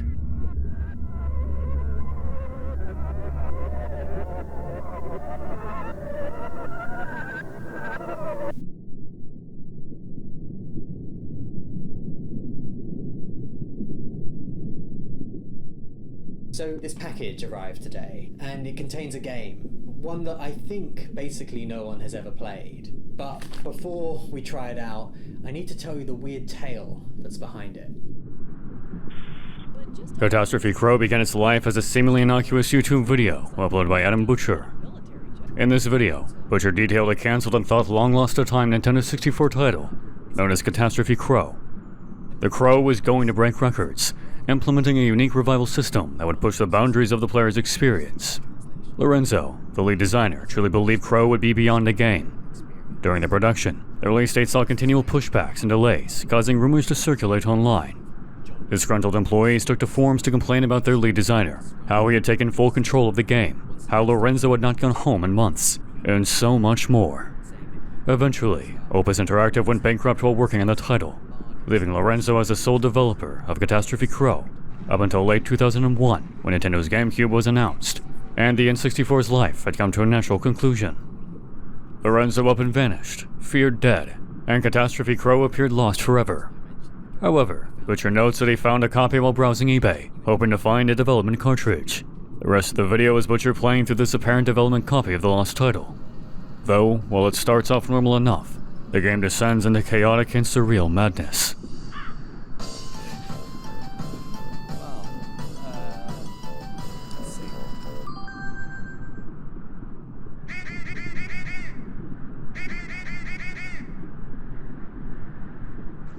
In reality, Catastrophe Crow never existed, and was instead the clever creation of Butcher himself. The video and the video game itself acted as a subversive ARG, one that truly made thousands believe that Catastrophe Crow was a legitimate cancelled N64 title. So much so that certain online encyclopedias and information resources referred to the game as if it were an actual title that existed at one point. Crow eventually attracted the attention of larger content creators, such as Nightmind, the game theorists, Inside a Mind, and many more, bolstering the mystery surrounding this polygonal title. The story behind the alternate reality game is a tragic one. Lorenzo originally had the idea for Catastrophe Crow after looking at his daughter's drawings, one of which featured an injured crane. Adapting the idea, Lorenzo wanted to create a game his daughter would enjoy. Unfortunately, his daughter grew more and more ill until her eventual death, coinciding with his steady descent into madness and obsession over the title.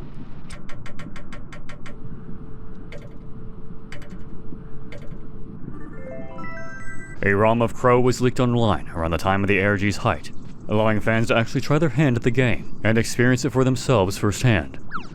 As of August of 2021, it appears that the ARG has come to an official end through Adam Butcher's official Twitter account. However, I highly suggest giving the game a try.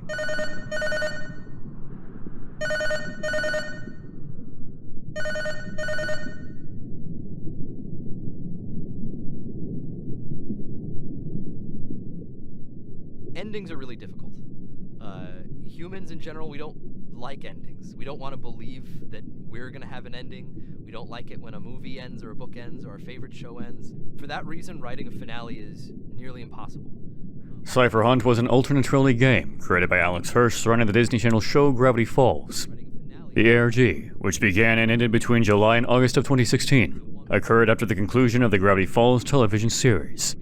The goal of the game was to solve clues posted online in order to find a Bill Cipher statue, a character from the show, in real life. I'm going to commission a statue of Bill Cipher. I'm going to go out into Oregon. I'm going to film that statue. I'm going to hide a clip of that film inside the episode. I'm going to throw an international treasure hunt where I go to Russia and I go to Japan and I go to all these other places. I'm going to hide clues. It's going to be like National Treasure, and the entire internet's going to work together and they're going to find this thing. It was just like... The clues were scattered around the globe, from Russia to Japan, and to finally within a few states in the US.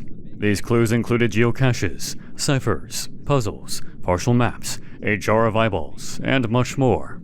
The hunt itself ended on August 2, 2016, after being found in a forest in Reedsport, Oregon. Following the conclusion of the few-week hunt, the cipher statue was temporarily displayed at the Bicentennial Park in Reedsport, before being moved to Confusion Hill, an entertainment area in Northern California's Redwood Forest. All in all, there's not a whole lot to relate regarding this hunt, and this entry simply covers the outline of said hunt.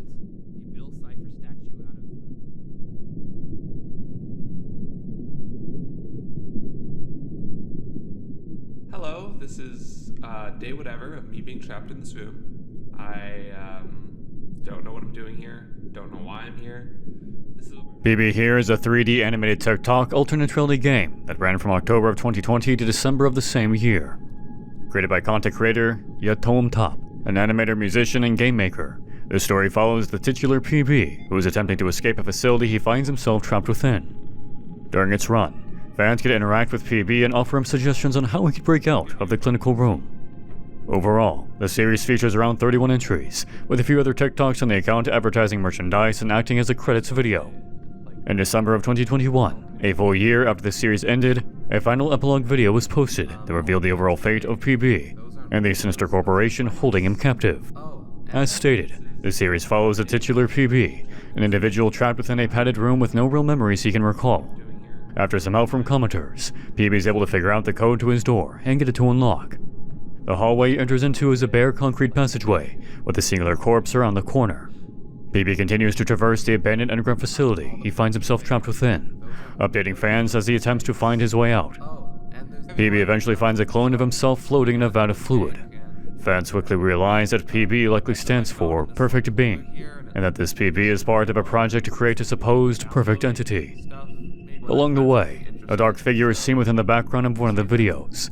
Shortly after, PB's personality seems to take a shift, indicating that the original PB has either died or has been captured. Eventually, another clone uploaded with the original PB's memories is freed from the vat of liquid described earlier.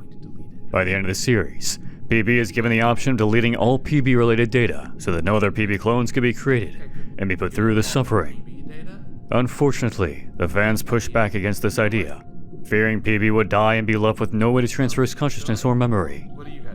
And with that, PB walks free. One final TikTok, uploaded a year after the series ended, shows the aftermath of PB's escape.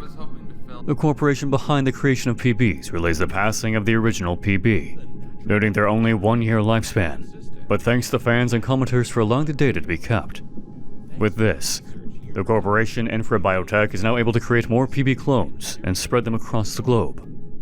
As fans commented, this is truly the bad end that they wanted to avoid, and that the PB they had come to know and love had passed. If it weren't for the support from the extranet, from our side to yours, Infra Biotech would like to thank you for protecting the legacy of the PB program.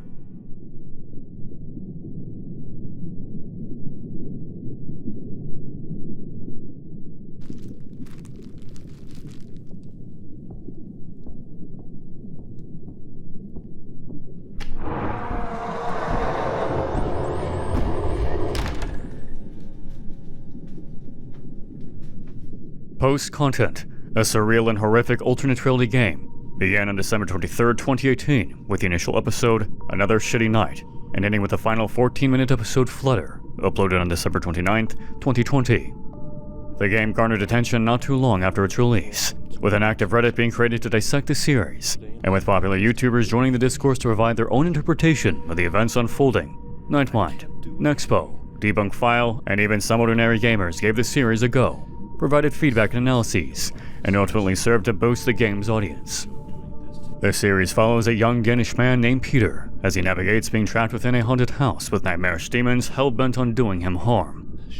His own personal trauma and anger is on display through certain videos, with the reveal that his best friend has been murdered, pushing the plot beyond the simple tormenting of past mistakes. As the series progresses, a new plotline and mystery is discovered, and our protagonist is revealed to not be who we think he is. However, I will not spoil the ultimate mystery of post-content. Post-content has been praised for its mysterious storytelling, creative costume and creature designs, and the overall plotlines featured within the series. Thematically, the series does a decent job at conveying trauma and mental illness to an extent. If you're a fan of more psychological supernatural series, post-content may be up your alley.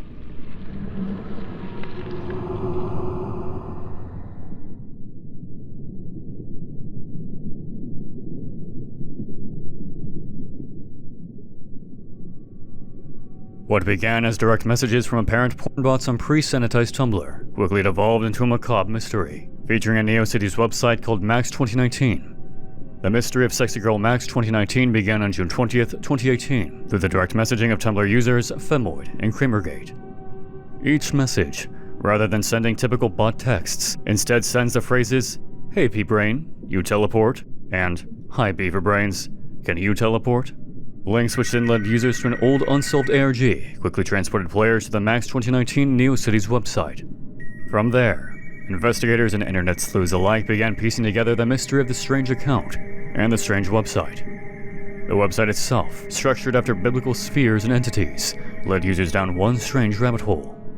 Some pages held distorted images, others biblical text, and still others angels. At one point in time, a live stream ran on the website, but halted long ago.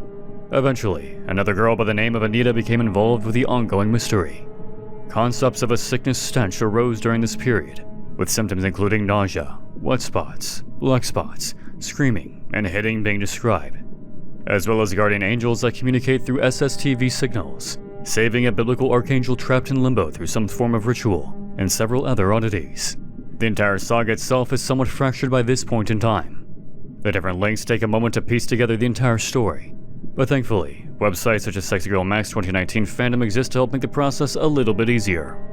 Rainbot made a brief 13-minute video on the topic entitled Exploring the Sexy Girl Max 2019 Tumblr account, and provided updates in a follow-up video. If you're interested in learning about the specifics of this bizarre alternate reality game, I encourage you to check her videos out.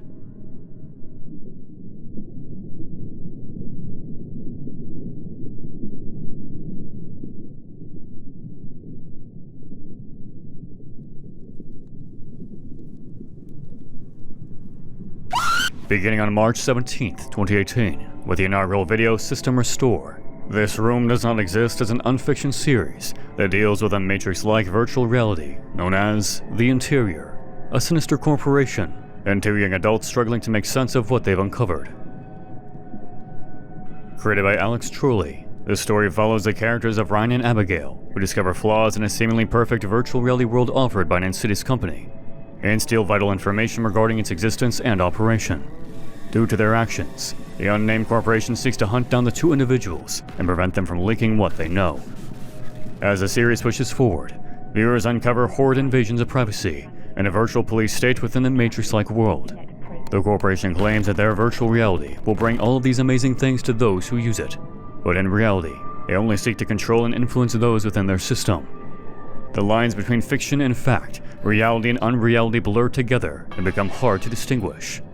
Distorted cameras, chromatic aberrations, flashes of other locations, individuals, clips and messages from the corporation itself become staples in the series' presentation. I'd love to go into more detail, but I believe this series is best consumed through actually watching it, not hearing some brief synopsis. The production quality of the series is outstanding, and the crew behind it, Lexel Studios, has created other amazing series and short films as well. I highly encourage you to check out the channel and series for yourself, and to give the creators the support and love they so deserve. Unfortunately, I will say the team has halted production on the series in 2020 due to the COVID-19 pandemic and due to school schedule conflicts. As of 2023, the series has not resumed and is on an indefinite hiatus, though in its current state, the series could be considered finished.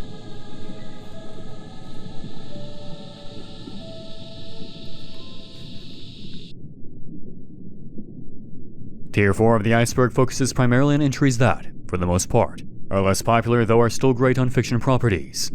From this point onward, the creator of the Iceberg knows that there will be at least one entry per tier of people attempting to make horror-related content. Due to certain series gaining more attention, one or two of the entries on this tier have been substituted for alternatives.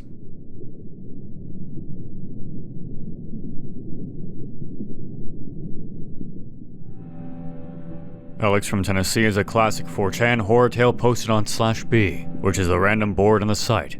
Just as a forewarning, do not go to B unless you want to see some fucked up shit. The thread follows a 4chan user named Alex, who explores an abandoned house somewhere in Tennessee, after a man he meets at Walmart asks him to meet up at said abandoned house. This weird unnamed individual appears to be the same person who previously attempted to lure 4chan users to the same abandoned house a few weeks prior. He did this by posting the coordinates of the house and claiming that a hidden prize of some sort awaits those who venture down to the property. And after being goaded by 4chan users, Alex actually goes to the house. While exploring the house, Alex posts photographs and updates as he goes along. Alex goes on to describe what he sees and hears, describing a decrepit structure with trash and scraps, smells of decaying food, and the sounds of a car and strange rustling in the house. Eventually, Alex finds a stairway down to the basement, and, with horror movie level intelligence, decides to explore the pitch black underground, taking photographs as a form of light, and to share what he's found. Users following along with his journey found a plastic bag containing a tortured possum, and a message from the original unnamed poster: "Played sedate, a very important mate, you shouldn't have come. I lied." After a handful more posts, Alex goes quiet, and is supposedly never heard from again. Some Ordinary Gamers does an excellent 15-minute deep dive into the thread for those interested in learning more, seeing more photographs from Alex, and hearing a unique perspective on the story itself.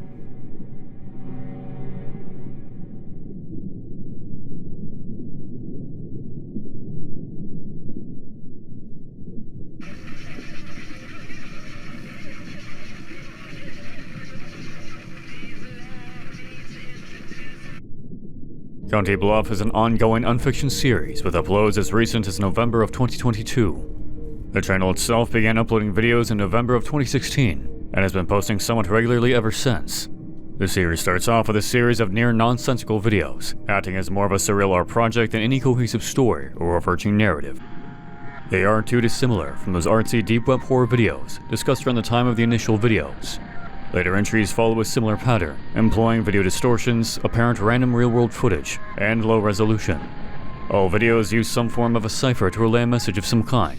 Messages regarding alien communication, government conspiracies, and more. While many videos are posted, many more have since been deleted or privatized. As of 2023, I haven't seen a solid explanation of what County Bluff is even about, if anything at all.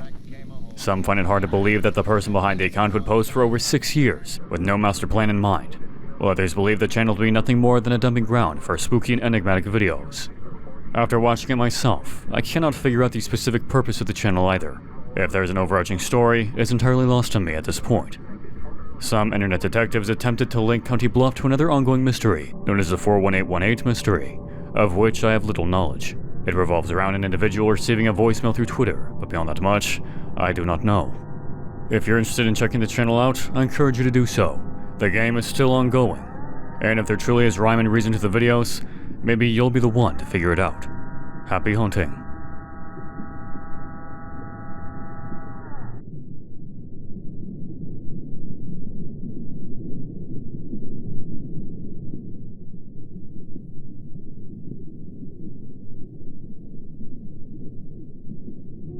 Let's Zero. Having only 11 subscribers and around 72 videos in total, the videos themselves have very few views, with none breaching 1,000, and a vast majority lingering under 100 views.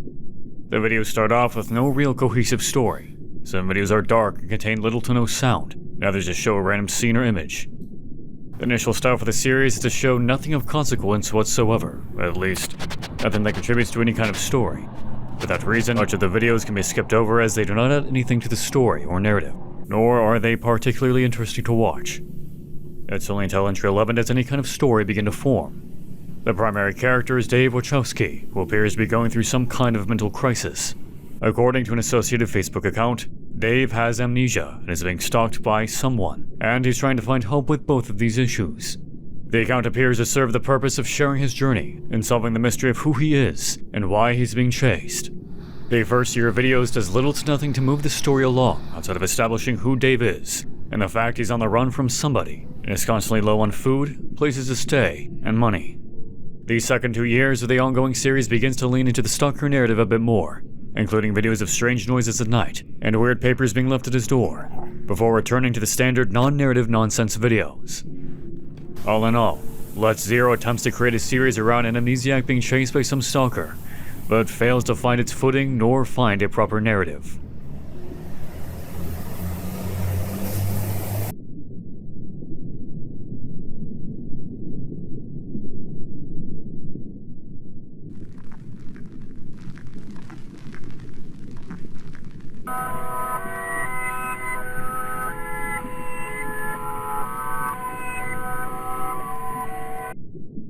Robert Helpman, a bizarre YouTube channel that posted 10 videos on July 12, 2015, features an apparent dead body as a protagonist of the series.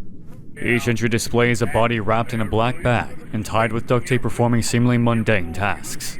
This deceased individual, known as Daisy, goes through macabre actions set up by their supposed murderer. For a moment, some internet users truly believed someone had uploaded videos of a corpse, though these beliefs vanished quickly. The series itself does not have an overarching story, and instead seeks to unnerve the viewer more than anything, though it does appear to provide a commentary on the 12 days of Christmas. Christmas is like a dead body. I'll let you fill in the rest. Inside of Mind does a brief 10-minute overview of the series if you're wanting a more in-depth look.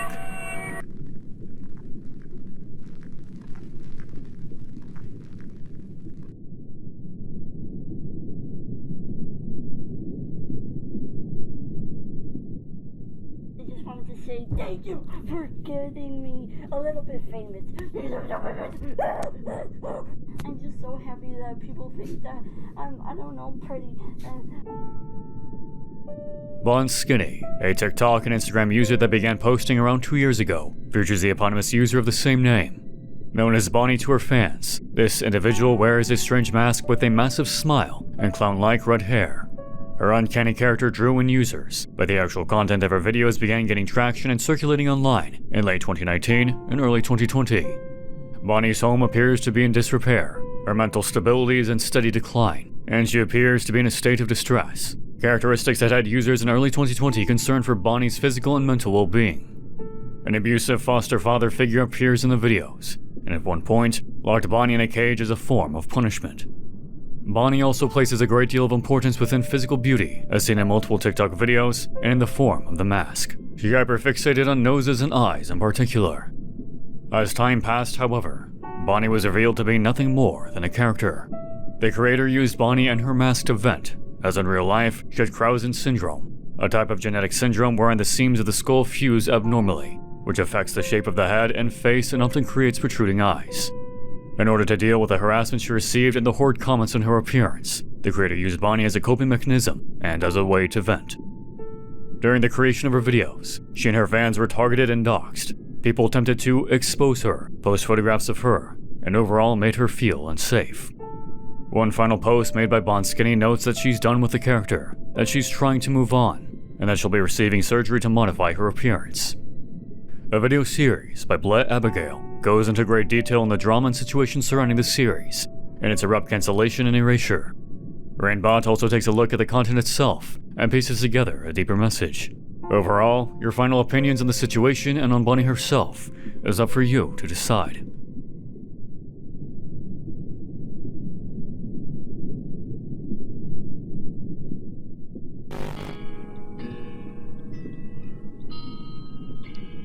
We can't deny.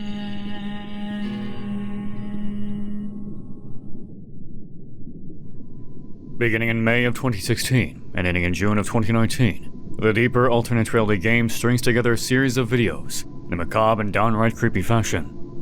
Each video hints towards real-world homicides and missing persons cases.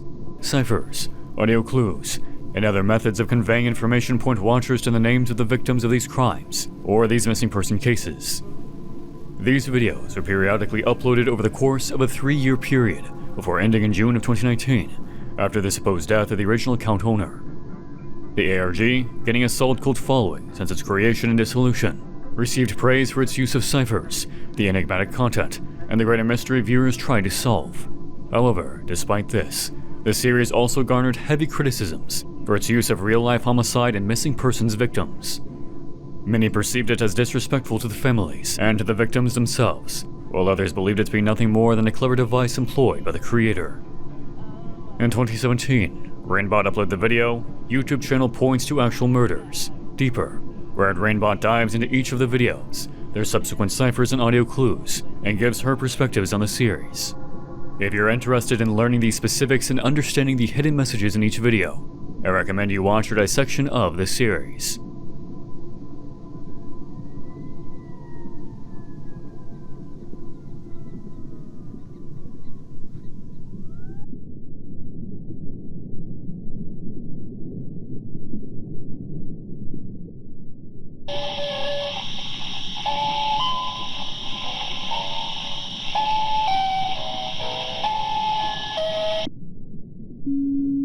Knock Plus 10, while initially presented as an elaborate puzzle game, begins to reveal a horrifying reality that exists underneath our oceans. Knock 10 began in March of 2015 and is still going strong today. The creator uploads only a handful of times per year at that. If you're wanting to get into the series, you'll have a bit of waiting to do. The videos themselves typically feature flashing imagery, graining visuals, a myriad of ciphers to solve, and a strange and complex narrative that begins to unravel the further one goes down the rabbit hole. The name itself, Knock Plus 10, is naval shorthand for Naval Operations Concept 2010, which is a guidebook on the implementation of maritime strategy. This also hints towards the nautical focus of the series. The premise of the series is that the videos are created by an artificial intelligence trapped at the bottom of the ocean within a decaying underwater base. This AI, stuck in their research station Nocturne, desperately wishes to be killed and put out of its misery as it sits alone in the base. However, as new videos begin to be released, the mystery surrounding the AI's purpose, the reason for being down at the bottom of the ocean, and even hostile phenomena in the deep begin to be revealed. Mindmind has 2 excellent videos on the topic, each sitting at around 23 minutes in length. They go into detail on each entry, analyze the subsequent ciphers and clues, and give their feedback and opinions on the series thus far. If you want to learn more, I suggest heading over to their channel.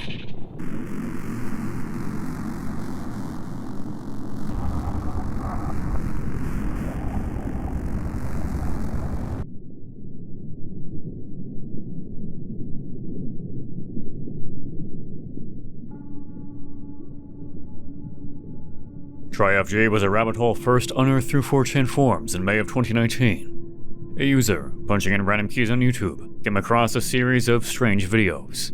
Not long after this discovery was made, similar posts began being made on other social media websites, such as on r/conspiracy over on Reddit, all containing similar messages. According to this poster, they claim videos featuring legitimate cannibalism, horrific surgical videos, maggots crawling out of children's eyes, and actual snuff material could all be found through the simple search term on YouTube, with ciphers hidden away inside the videos. Some entries featured either a hand-puppet or photograph of Elsa and Spider-Man, with strange messages such as, "You can trust Spider-Man," and "Come follow us." As the videos continued to be uncovered, multiple channels became involved with the mystery. Eventually, all signs pointed towards the small South Carolina town of Pilser, and within it, a cult known as the Finders. This cult, which is a legitimate cult with real-world arrests and raids in regards to child abuse and sexual exploitation, began to be the focus of this mystery. According to online researchers, names linked to the Finders appear to be registered offenders primarily from the state of Florida, and one anonymous user even claimed their nephew was almost abducted by a member of the Finders. From here, the mystery only began to widen and deepen. By 2023, most of the videos relating to the TriFG mystery have been privatized, deleted, or had the channels removed altogether. All that remains of the cult mystery are the videos saved by other users, and the clips seen within video essays and internet documentaries. Next, we released an in-depth analysis of the topic in July of 2019, entitled 4chan Unearths a Mystery. The video provides more information and continues the mystery from where I left off. If you're at all interested, I suggest watching that video.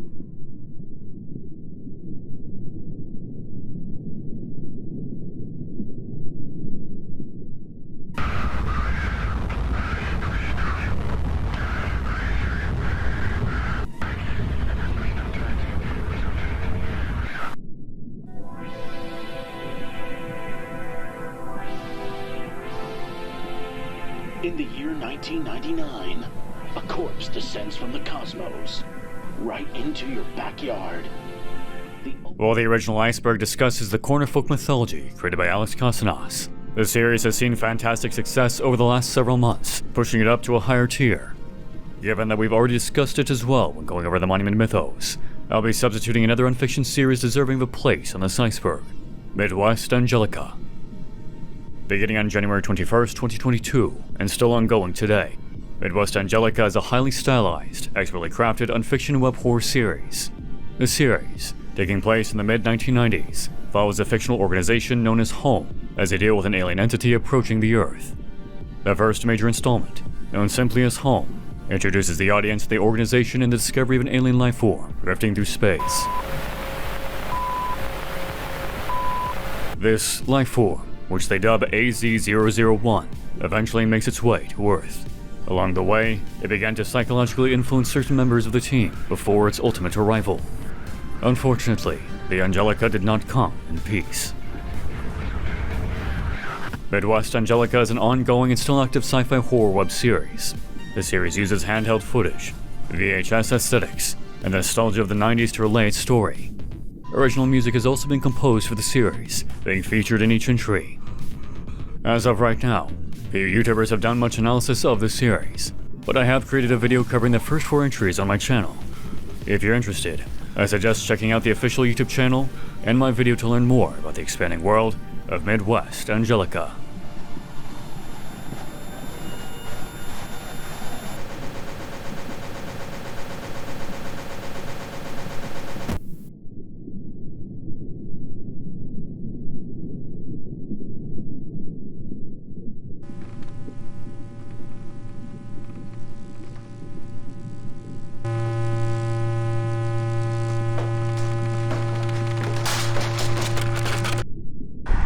I'm telling you. Dark Harvest 00, a series that focuses on the paranormal happenings of a teen and his friends, began in the early days of the Slenderman ARG and unfiction craze in 2010, and completed its story in 2020. What ensues is a horror series that follows in the footsteps of Marble Hornets, Whispered Faith, and so many others. Standing at a total of 71 videos, the series produced a majority of its videos in its first 3 years of life, but began to slow down in late 2013 and early 2014. Despite this, the series garnered and maintained a strong following during its run, and is often considered to be one of the top 5 Slenderman web horror series. The series was praised for its initial grounding in reality. Effects were used sparingly, the scares were more subdued in nature, and the actual reveal of the Slender Man does not come until 11 episodes in.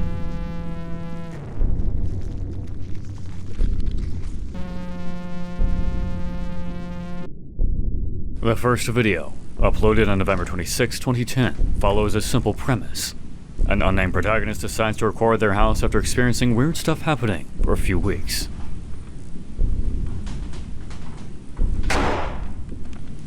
From there, the main character Chris ropes in his friends to further investigate the creepy goings-on in his home. They seem to worsen with each subsequent entry. Strange emails, entities lurking outside second-story windows, glitching and distorting electronic devices, and disembodied noises that both horrifies and intrigues Chris and his friends. As the series progresses, Chris begins encountering a proxy known as Kind von der Ritter, which translates from German as Child of the Night. This proxy operates a second channel that bolsters the story mythology of the Dark Harvest arc. Chris finally encounters a mythologized Slenderman as their life begins to spiral out of control.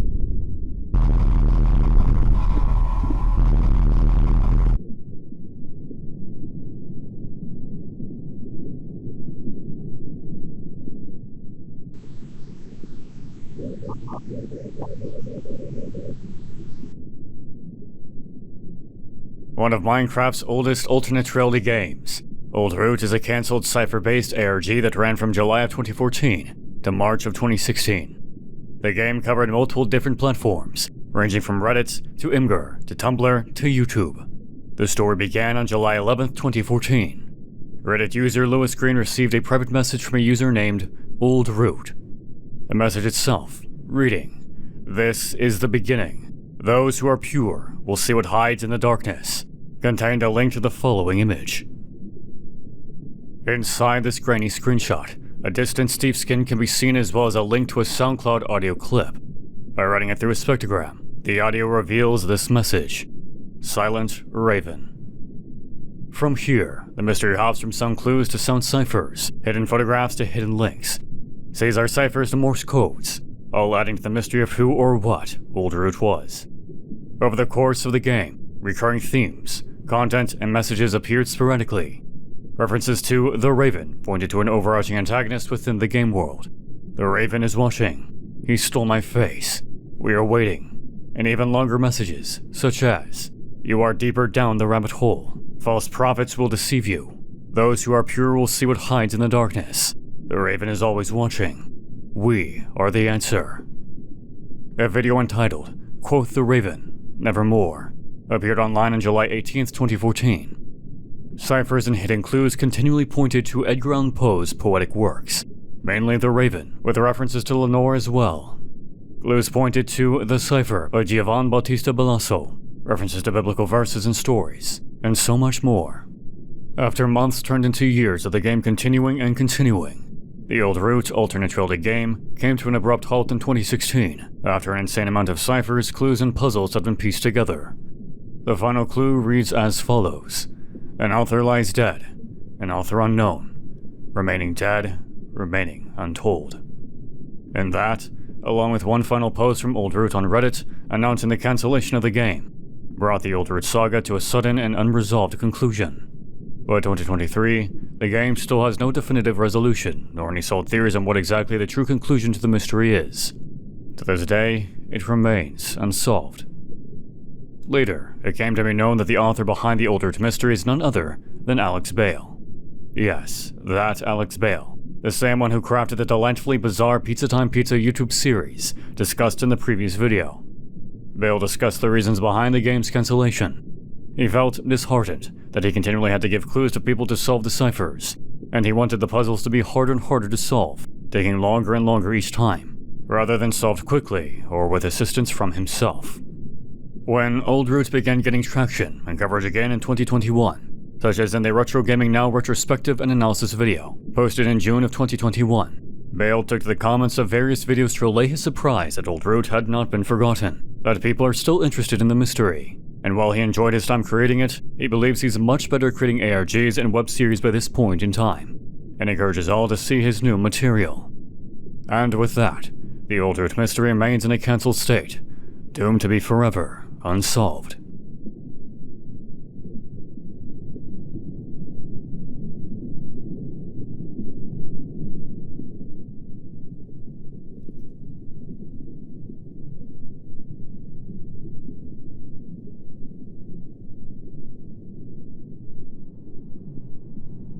Gregory88, shortened simply to Greg, is a now finished Twitter-based alternate reality game. The series ran from July of 2018 to January of 2019. The creator utilized written posts, photographs, and short videos to relay the unfolding story. Gregory88 received praise for its convincing practical effects, simplistic yet inventive creature designs, pacing and character progression, and the creepy occult undertones strewn throughout the series. Beginning on July 22, 2018, the story of Gregory88 follows the titular Greg. After the death of his grandfather, Greg finds out he's inherited a secluded house up in a forested region near a large lake. It's quiet, secluded, and lonely. With no real way to take care of the property nor interest in keeping the house for himself, Greg drives up to the cabin in order to sell it as fast as he can. It is while he's attempting to sell the house, the strange events begin to unfold. On his third day, a bizarre handmade triangular artifact made of sticks and bones and twine is tied to his front door. Then another appears. Then another. And another. And another. And another. While he's getting rid of all these artifacts, Greg stumbles upon evidence of human life, clothing, trash, notebooks, and more. Later that same day, he meets the individual stalking him around his property.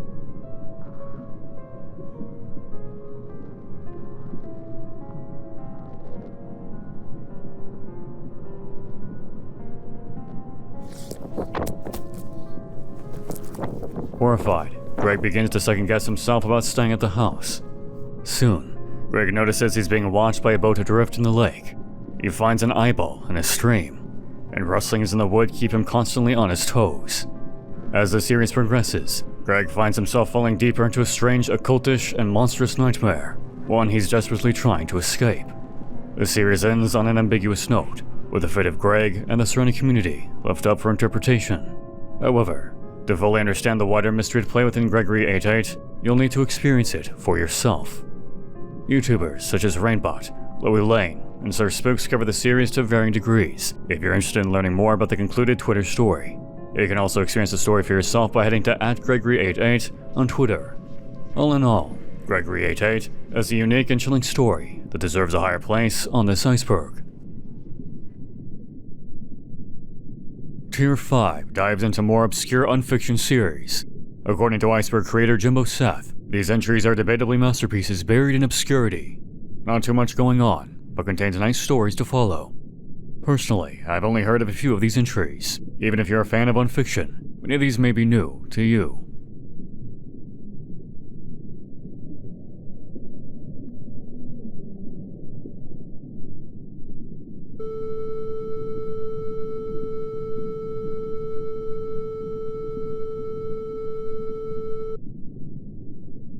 A YouTube account named after the Stephen King character featured in The Shining. Jack Torrance's account description reads as follows. These are the movies that we found in 10 rather large boxes at an estate sale for $5 a box. It was being held in a barn about 15 miles west of Austin, Texas. There were some old records, which we also bought, some rusted tools, tons of paint cans, various other bits of old useless junk, and these boxes. The people running the estate sale didn't seem to know that they were there and priced them for us on the spot. The films vary in formats, ranging from old 35mm stock reels to Betamax. Many of the films are damaged beyond repair, but we are trying our best to repair and clean them up. As we dig through the boxes, catalog and digitize more videos and audio, we will post more. Ask Forgiveness, P.O. Box 170372 Austin, Texas 78717. The account, created in late December of 2011, is as expected, an archive of the footage found in these 10 large boxes. The content of the tapes vary, but each contains strange, cryptic, and oftentimes disturbing content. The original run of Jack Torrance featured mostly simplistic yet stylistic entries, usually utilizing static shots, black and white or grainy imagery, simple monster costumes, and subject matter relating to the paranormal and supernatural. These videos were, at least for 2011, bizarre and strange enough to keep people invested despite the lack of overall story. By 2012, even though the videos were becoming better and stylistically unique with each entry, the upload slowed dramatically, dropping to once every few months to twice a year at best, to a complete pause on uploads. Then Nick Nocturne came along. In July of 2018, Jack Torrance took to a live stream entitled Find Me. Taking it as a challenge, Nightmind became a player in this elaborate ARG. Nick, along with a team of dedicated fans, traveled to Austin, Texas, alongside uploads in search of clues left by the creator of the Jack Torrance account. The creator utilized dead drops as a method of leaving location-based clues for Nick and his team. Eventually, viewers surmised that Jack was actually a demon, one that possessed the person running the Jack Torrance account, and had placed a curse on Nightmind and their viewers. Nick responded by doing an improvised ritual by the sea, stating that the statues used were purified with the sun every morning, and blessed by the moon every night. As of February 1st, 2019, the series has come to a somewhat inconclusive hiatus. The overarching narrative was difficult to piece together without the additional ARG added later on in the series, and the final video does little to push along a narrative, rather seeking to unnerve or perplex the viewer. As of 2023, the series has not resumed and shows no signs of doing so. Despite the bare-bones plot, the simplistic nature of the videos, the Jack Torrance account still holds over 100,000 subscribers, many of whom are patiently hoping and waiting for return of Jack Torrance.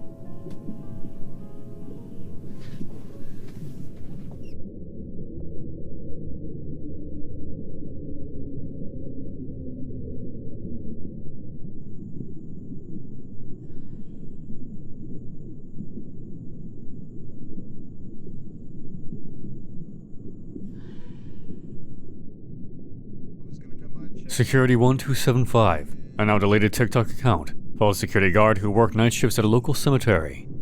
During his nightly shifts, he would take to social media to document the strange and paranormal happenings he encountered regularly. For months, the paranormal world was captivated by his videos, resharing and reposting many of his run-ins with supposed ghosts and ghouls. Kid! Fuck that. I don't know where he went. One particularly popular TikTok appeared to show a ghost child in the corner of the screen, along with disembodied voices asking for help.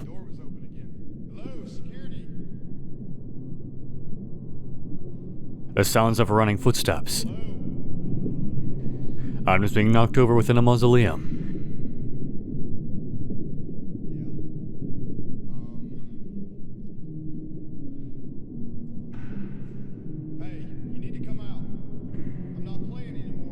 And ghostly apparitions in the distance. Later videos showed similar phenomena in broad daylight. Anybody in here? In a church at night. The lights are flickering on and off. Hang on a second, guys. At some point in 2020, the original account was taken down, supposedly by the creator's girlfriend who deleted everything off of either his or her phone, taking the account with it. A new account, under the name Paranormal9886 on both TikTok and on YouTube, which contains re-uploads of the original viral videos, continues the existing journey. While many paranormal enthusiasts found the videos to be convincing pieces of evidence towards the existence of supernatural entities, others found much of the content easy to replicate, manipulate, and all around fake. YouTubers Lower Lane and Expo each have videos covering the content if you're interested in learning more, or you can check out the official Paranormal9886 YouTube or TikTok accounts.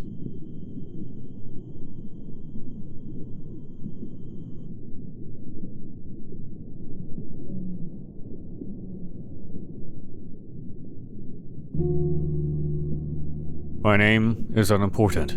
I am an artist. I will never be caught, but what I have done here will live forever. For several months now, I've been uploading videos of my human pet. His name is Eric. He is being held against his will. This is all you need to know about him for now. Eric would very much like to leave his prison cell and go home to his family, but that is not up to me. It is up to you. You'll decide whether Eric is to see his family again. You'll decide whether Eric lives or dies. This is my masterpiece, and you will play by my rules. Codemaster. P.S. Art is a mystery to be unraveled. The YouTube channel The Human Pet 1 follows what was previously described. An unnamed man is keeping a man named Eric held against his will, and keeping him as his own personal pet.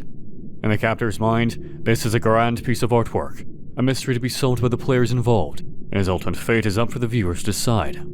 Beginning in November of 2006, The Human Pet is one of the earliest YouTube-based alternate reality games. What follows is the unnamed captor's video archive of the man he keeps as a pet, daily videos of what Eric is doing, documentation of his slow unraveling as the reality of his situation sets in, and his ultimate fate.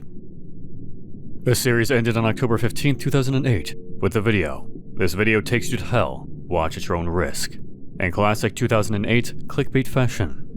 This final video reveals the eventual fate of Eric, and gives the narrative a definitive conclusion, one that I will not spoil for those interested in watching. Nightmind has an excellent hour-long video discussing the rather brief series, so if you're wanting an in-depth analysis, check out their video. Be warned, given the fact that the series began in the mid-2000s, many of the effects, scares, and overall quality are dated. Regardless, that should not deter you from watching one of YouTube's oldest horror series.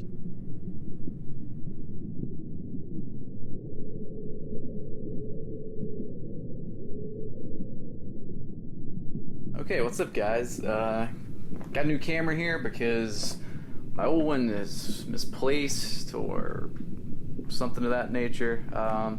This is a pretty cool little... A YouTube series that began in October of 2011 follows a man as he documents the paranormal happenings within his house. The narrative is spread out across multiple channels, including on story creator Blame Truth's home channel, Recordings YT, Blame Truth Project, and 01A51CD0. Utilizing the Marble Hornets formula established 3 years prior, the series utilizes text-based narration techniques, entry-based episodes, called recordings, and the usage of the protagonist as the camera operator.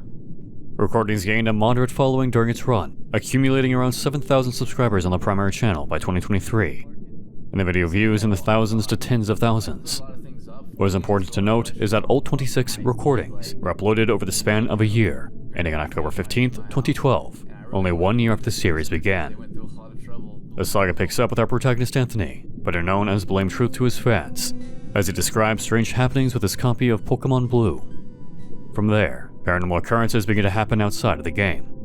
Anthony documents these events on his main channel, culminating in one final video where he mentions he received an email containing much needed information on the spirit haunting him. However, after this, the series shifted over to the recordings channel. When this change occurred, another YouTube channel with the name 01A51CD0 began taunting Anthony and his friends. As the recordings are continuous, individuals taunt, stalk, and terrorize Anthony until eventually he vanishes altogether. A fourth channel, going by Blame Truth Project, had uploads that have long since been taken down as part of the Unfiction series. A Twitter account attached to the recordings channel has also been deleted as of 2023. Strangely enough, despite the series ending in 2012, the 01A51CD0 account suddenly began uploading videos and live streaming in 2019, before halting not too long after. This was accompanied by a video by Anthony on the channel Blame Truth 2 that seemed to signal a revival. However, as of 2023, the series has not resumed and seems to have no indication that it will.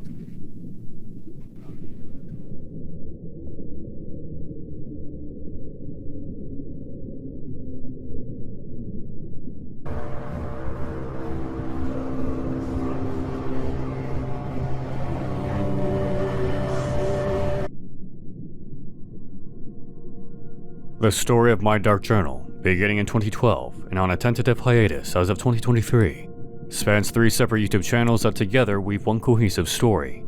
Existing within its own Slenderman mythology, this series, better known as //91, follows not a victim of the Slenderman and his various proxies and acolytes, but a willing proxy looking to earn and keep the good graces of the Slenderman. The protagonist of My Dark Journal appears as an antagonist to the Bone Creek story, as well as at least 5 other Slenderman adjacent channels between 2010 and 2012. 9-1 initially begins on My Dark Journal before expanding to the Bone Creek story and to the Oracle of Lies, each uploading videos alongside the primary channel in order to add to the story. Victor's story begins in My Dark Journal on December 17th, 2010 with the video, No Entry. The video is stylistically cliched by 2023 standards, using over-the-top and overused horror strings, as well as basic Windows Movie Maker effects. Several uploads would follow over the next few weeks, each continuing this idea of a return and that Victor is waiting for someone. The video, Shadows Gather, burn towards Bone Creek, and the next 3 videos, each entitled Awaiting Your Return, hint towards Victor luring someone out. References to a faceless king also alerts viewers to the creepypasta direction this series is heading, as well as Victor consistently attempting to get someone's attention. And that someone is Tim. Yeah, so not exactly the beginning I had planned for this channel or this video series. Over on the Bone Creek story, the protagonist of that channel, Tim, kicks off the channel with the video, A Nervous Introduction. In this video, Tim explains the reasoning behind the channel, primarily to research the high-profile Bone Creek disappearances in the region, but uses the intro to call it the operator of My Dark Journal, as nothing more than an internet troll trying to be famous by targeting him and his family through the robbing of his personal items, namely a camera and a laptop. However, while Tim proceeds as usual with his friend Rob, My Dark Journal and the Oracle of Lies post cryptic videos in the interlude. This all culminates in a falling out between Rob and Tim, and Rob's eventual disappearance by the hands of Victor. The story evolves from there and is still ongoing today, albeit posting quite sporadically, with the last known upload to be in 2021. As stated, the character Victor appears as antagonist in several other YouTube Slenderman series, though primarily stays as the overarching antagonist in the 9-1 narrative. A blogspot and several Twitter accounts are attached to the series, most of which you can find on screen.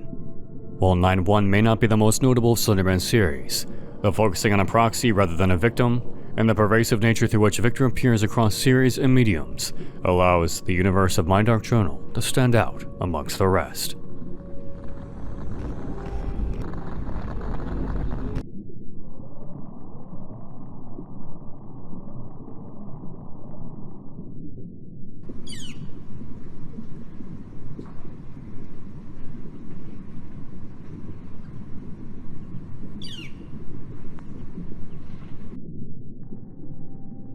You Shouldn't Be Looking was a TikTok account that garnered attention the latter half of 2020. The account featured cryptic videos with hashtags such as Don't Look, Rotten, and Possession.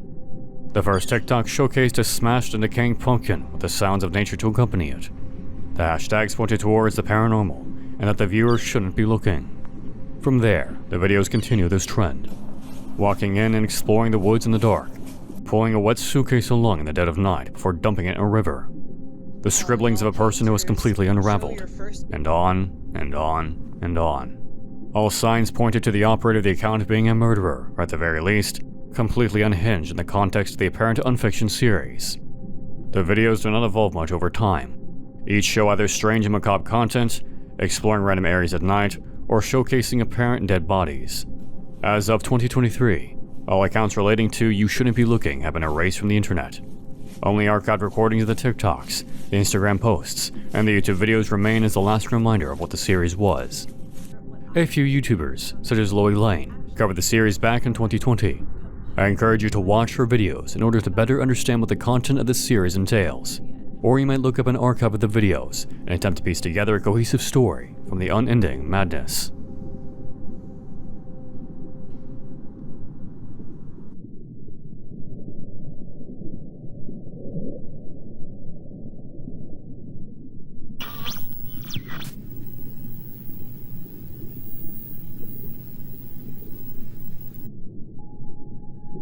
The Suki Project, also known as System-Space.Link, was a strange internet cult/alternate reality game that gained prominence in mid to late 2017. The group utilized images and iconography from the anime series Serial Experiments Lain and Rewrite. The quote cult itself spans several websites, NeoCity pages, YouTube videos, and more. The exact nature of this group falls in line with plot elements of the television series it pulls inspiration from. Philosophical themes of identity, reality, and communication. Believes that our reality is a series of virtual ones, known as dimensional layers, that we can walk between with the right tools and mindset, and abandoning our physical and mental forms to become something far greater. The history of the Suki Project is incredibly complicated. The group gained quite a bit of traction, opening up Discord servers and lively threads, before it all came crashing down. The original mythology surrounding System Space was lifted directly from the visual novel and anime Rewrite, which came about around the same time as the original System Space threads. Users began to realize much of the information that the Suki Project put forth was eerily similar to many plot threads, characters, mythologies, and so on from the Rewrite series. This led to a series of doxings, infighting, accusations, and so on, until the group began to splinter apart over the course of a few months. Now, along with this plagiarized belief system, some of the websites, threads, and so on appear to promote an actual suicide pact.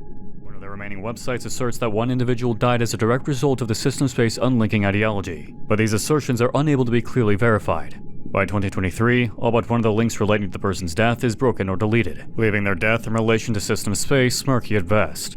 Regardless of the validity, the mere idea that System Space could have resulted in the death of a teenager brought heavy criticisms to the community and its creator, as well as leading to numerous rumors and theories about the supposed cult to circulate online. This became the final nail in the coffin for the old System Space group. A new System Space group, this one known more simply as Initiate, created its own lore separate from the original creators in an attempt to keep the group alive. This new group, led by members of the original, separated themselves from the original's mythology, from the apparent suicide pact that may have led to the death of at least one, and from the rumors and theories that circulated online in the wake of this internal drama and chaos. This new group reworked much of the following mythology, at least as far as I could figure out, to breathe new life into an otherwise dying community. This new Initiate group created the mythology of what is known as System Space. This System Space, comprising of various higher dimensional layers, ranging from 1 up to possibly 12. 2 significant systems are referenced: life, where most of humanity resides currently, and Life Effector Environment, or LFE for short, a system where all the participants of Initiate souls will be transferred. This latter system is composed of many universes, each with their own fundamental laws that differ from our own, magic and ethereal concepts, other sentient species, and is considered a safe haven free from the eventual dissolution of life from the System Space network. This destruction will come at the hand of the Apophis, an unknown nation or entity that created life through the usage of a quantum computer. By accessing Initiate, players are able to add processing power to a loophole antivirus that will prevent the destruction of life, or at the very least, allow for the transference of one's soul elsewhere upon the individual's death. All in all, The Suki Project and related collaborators are not in a real cult, at least not by 2023. This appears to be a elaborate community-hosted alternate reality game that suffered from heavy infighting that ultimately led to its collapse. In its place, a splinter group has arisen to fill the void that the original group left. You're free to explore the websites yourself, learn more about the system space, and initiates efforts to stop the eventual destruction of the life system. However, be cautious, as my antivirus software did not enjoy interacting with these websites. Additionally, check out the links in the comments section to find more about the complex history of the Suki Project and its sprawling mythology.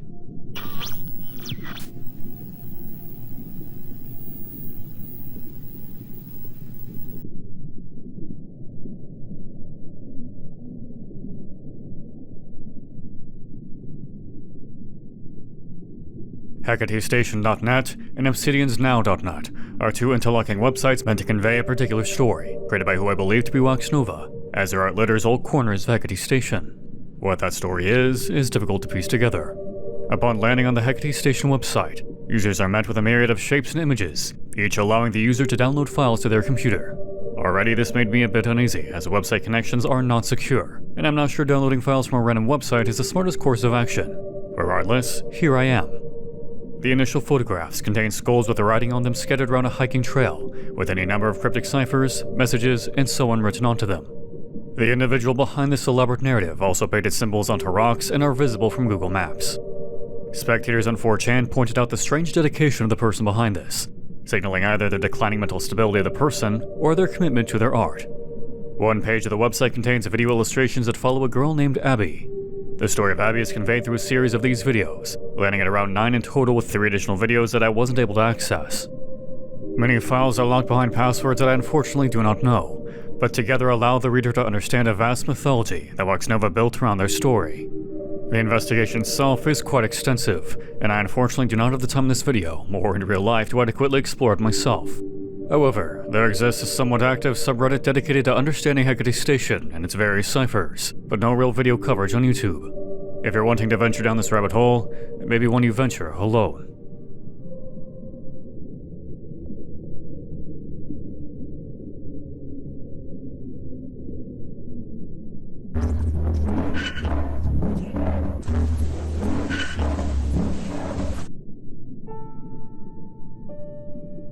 Lost in Games is an ongoing and ever-evolving YouTube channel and website, operated by a group, or as they refer to themselves, a clan, called the Dark Rabbits. A Reddit post made on February 28, 2023 summarizes the group, their channels, and their goals fairly well. It reads as follows. The Dark Rabbit Clan is a community of content creators who formed, with 5 members and has since grown to include 125 members who create horror and comedy videos across various genres. The Dark Rabbits can be found on Reddit, YouTube, and Discord. The Dark Rabbits started on July 6, 2018 with a video named Lost in YT, which was an ARG that recruited Dark Rabbits from 2018 until 2021, when they returned with Are You Lost Kid, a series where they visited a strange place called Computerland.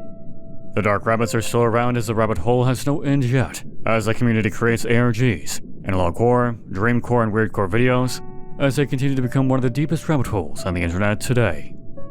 As of 2023, the most notable of these channels appears to be Lost in Games, being the central location for the aforementioned Are You Lost Kid ARG series that spans several channels and mediums. As stated, around 151 channels are involved with this ongoing horror and comedy community, each with their own style, concepts, ciphers, mysteries, and ideas to bring to the Dark Rabbits.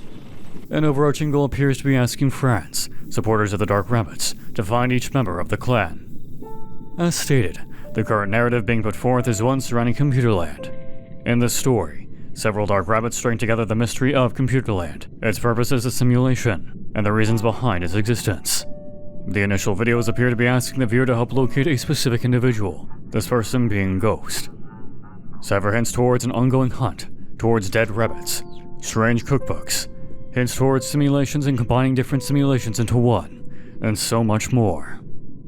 If you're interested in YouTube and internet rabbit holes, suggest falling down the Dark Rabbit's own rabbit hole for yourself, and see what you uncover.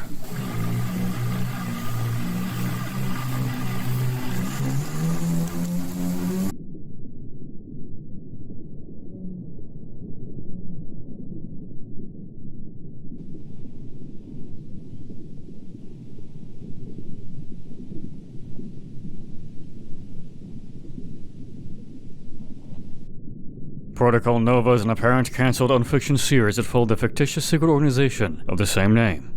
Based in Russia and utilizing a mixture of Russian and English content, the series follows the Protocol Nova as they respond to an attempt to mitigate the effects of anomalous entities around the globe. Later, it is revealed that Protocol's overall goal is to protect humanity, but at some point, some unknown event caused everything to go wrong. What this event is and how it has all gone wrong is unclear early in the series, but the narrative does feature one central protagonist spreading the knowledge of the Protocol, as well as a rogue artificial intelligence attempting to break free of the confines of its creators, the so-called Bloodhounds, and preserve its own existence. While the series itself contains some interesting ciphers, editing, and use of stock footage throughout, it struggles to push itself forward. Protocol Nova spends far too much time attempting to lure in viewers through intriguing videos. The narrative did complete 2 seasons, but halted in late 2021 for unknown reasons, though it likely ended due to lack of growth over the time it ran. If you're interested in piecing together the mystery of Protocol Nova, just remember, the situation is under control.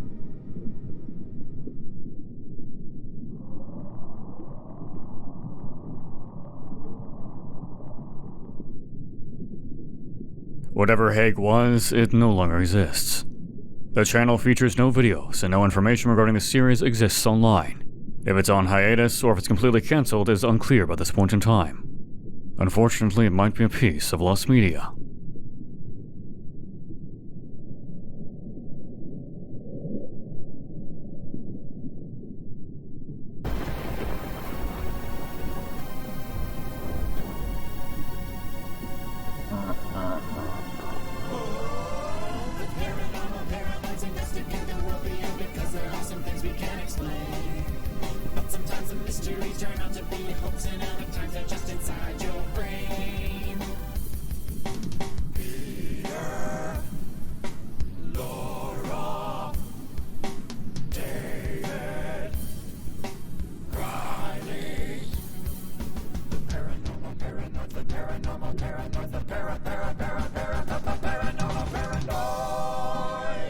The Paranormal Paranoids is a fictitious ghost hunting team made up of 4 individuals: Riley, David, Peter, and Laura, that supposedly vanished off the internet in 2008 after accumulating a decent following.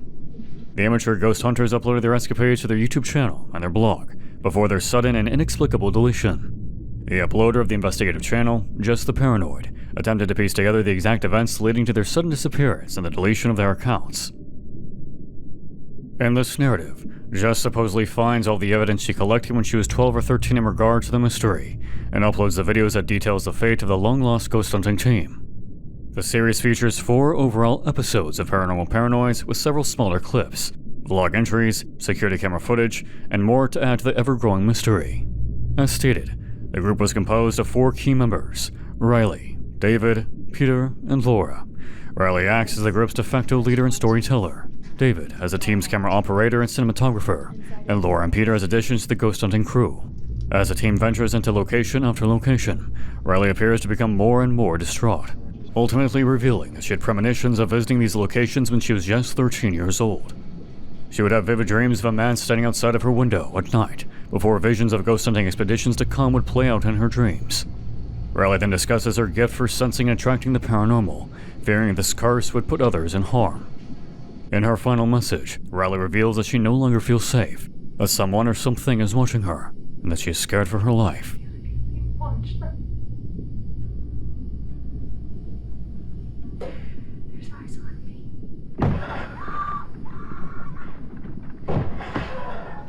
Frightening noises play right outside her bedroom, and Riley hides away inside her room, during which a horrifying entity can be seen in the video. After a scuffle and an unknown man appearing on screen, Riley goes missing, and the series comes to an unresolved conclusion. Riley is still missing, and the group has been disbanded for well over a decade, and the ultimate fate of the characters are left up for interpretation.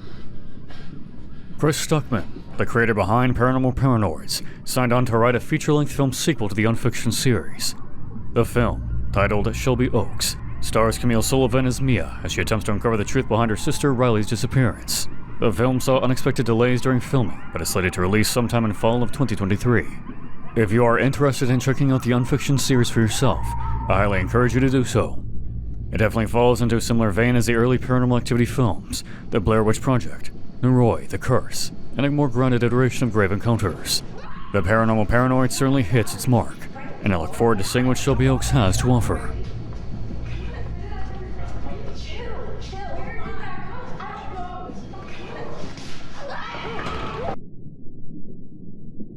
Tier 6 dives into more obscure, short-lived, or older Unfiction series.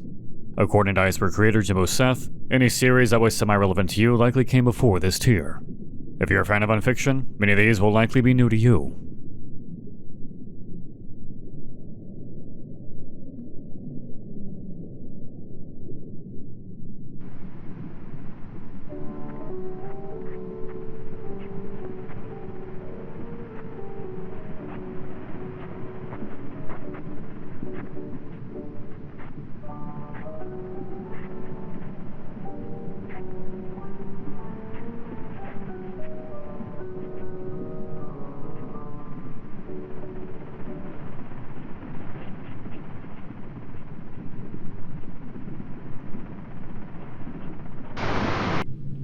Cave of Shadows is a seemingly cancelled YouTube-based alternate reality game that began in August of 2015 and concluded in June of 2017. Cave of Shadows brands itself as a broadcasting service that archives and uploads their broadcasts for our viewing pleasure. The game features a website, a Twitter account, and the primary YouTube channel to explore. The broadcasts themselves are anthologies, featuring multiple segments within them, introduction, and a word from the Overwatcher. You know more, Mr. Giraffe, weather forecast, relaxation, and a few other segments that are swapped out or introduced with each broadcast. Although different, each are aesthetically similar and fall in line with the analog horror subgenre. While the segments piece together a light narrative, many viewers stay tuned in for the bizarre, abstract, and unnerving content that Cave of Shadows produced with each broadcast. Unfortunately, following the 5th broadcast, Cave of Shadows halted production, making it the final video uploaded to the channel in broadcast format. The website and Twitter accounts halted updates, with no real reason given other than a vague mention of an in-universe FBI investigation and multiple members going on the run. Regardless of the true reason behind the ending of the broadcasts, the series has not seen an update since 2017. That being said, if any of what was discussed interests you, I suggest heading over to Cave of Shadows to show your support, and maybe, just maybe, you'll be lucky enough to catch a new broadcast.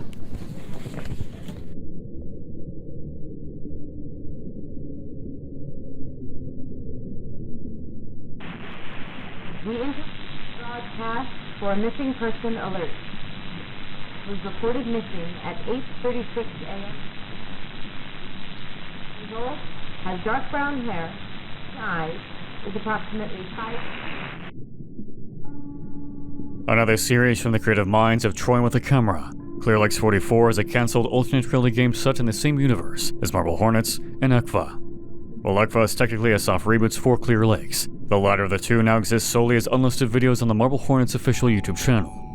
The series initially ran from August of 2015 to April of 2016, airing a total of 12 episodes before its abrupt cancellation.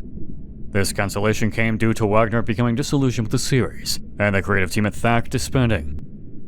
Later that year, ECFA would debut on YouTube. Similar to ECFA, Clear Lakes follows the long-thought-forgotten Clear Lakes Broadcasting Company.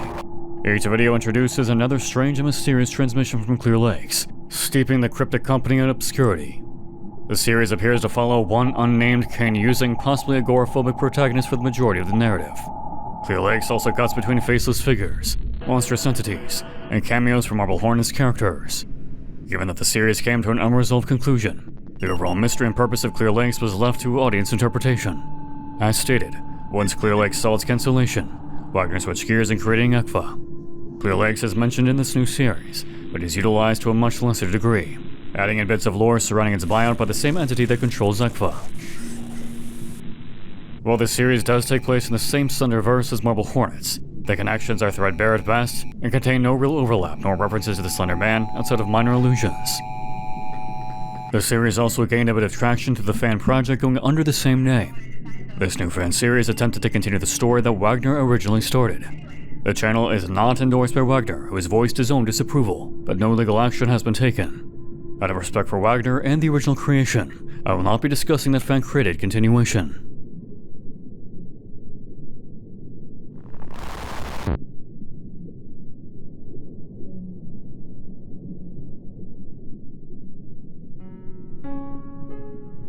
Teletubbies Fact was a bizarre and long-since deleted Twitter account that operated between August and October of 2017. Despite the name indicating its likely child-friendly nature, the account posted just the opposite. Several of their tweets violated community guidelines, which ultimately led to the account being suspended. Creepy imagery, macabre photographs, bizarre drawings, and disturbing tweets fill the account's feed during its initial lifespan. Due to this, the unfiction and horror community hopped on board this strange account and attempted to decode this weird story. The narrative follows a man by the name of Dave, the Teletubbies account operator, interacting with his wife Sharon, operating the Sharon Teletubby account. Public arguments over their children, over pointing guns at one another at themselves, nonsensical tweets, and consistent references to suicide in various forms. Ultimately, the two divorced, and in the ensuing months, the chaotic and nonsensical tweets from Dave continued until October 7th. Twitter user Scary Larry shared a screenshot of one of Dave's tweets, resulting in a threatening direct message in Russian claiming that, "Mockery is unacceptable. You are now on our list. Run." Then, Sharon disappears. On October 8th, Sharon's family was able to access her account and spread the message of her disappearance. The family pleads with online users to report any information on her whereabouts. Dave taunts the family, telling them that she will never be found. The next day, on October 9th, Sharon's family posted one of her legs was found in the woods behind the house that both her and Dave lived in. She's presumed dead. Dave admits to killing her and devouring their daughter, stating the rest of her remains are in the basement freezer. I'd love to say the narrative resolves with Dave being arrested and facing time for his unforgivable crimes, but his horrid actions only continue on from there. As stated, due to the rather macabre and disturbing nature of the tweets, both accounts faced permanent suspension. Clones of the accounts popped up in the intervening months, but no real confirmation exists that the original creator is behind any of these. Rainbot and Expo have an excellent 2017 video exploring the account while it was going live, and continued the story from where I left off. Unfortunately, this is the only way to fully understand the story, as all records of the account, outside of archives and video essays, have been wiped from the internet.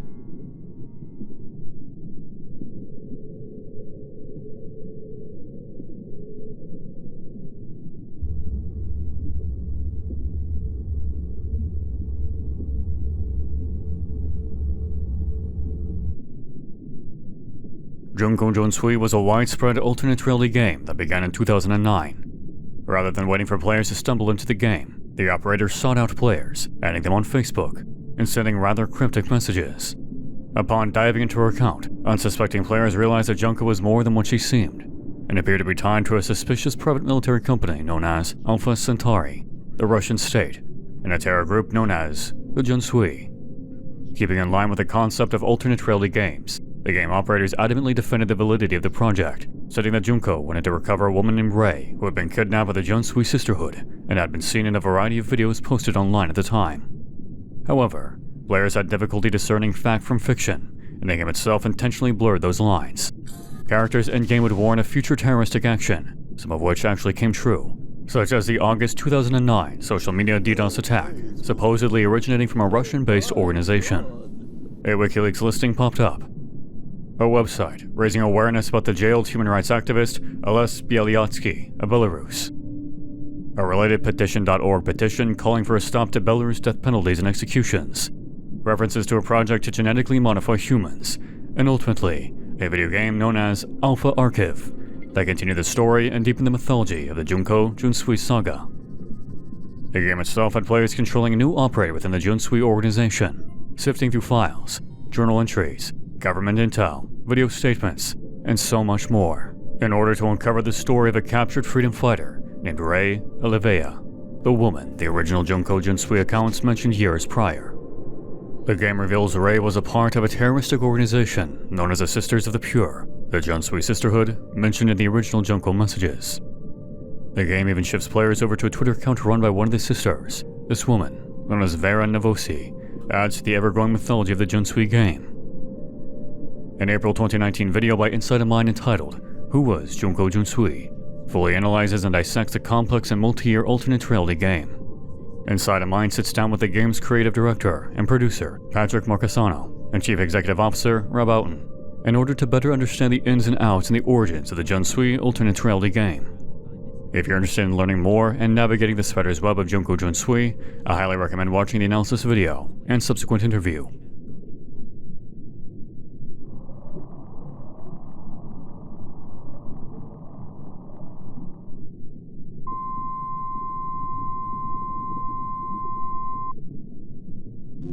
The Dead Kids Foundation is an ongoing cryptic YouTube channel with bizarre lore surrounding it.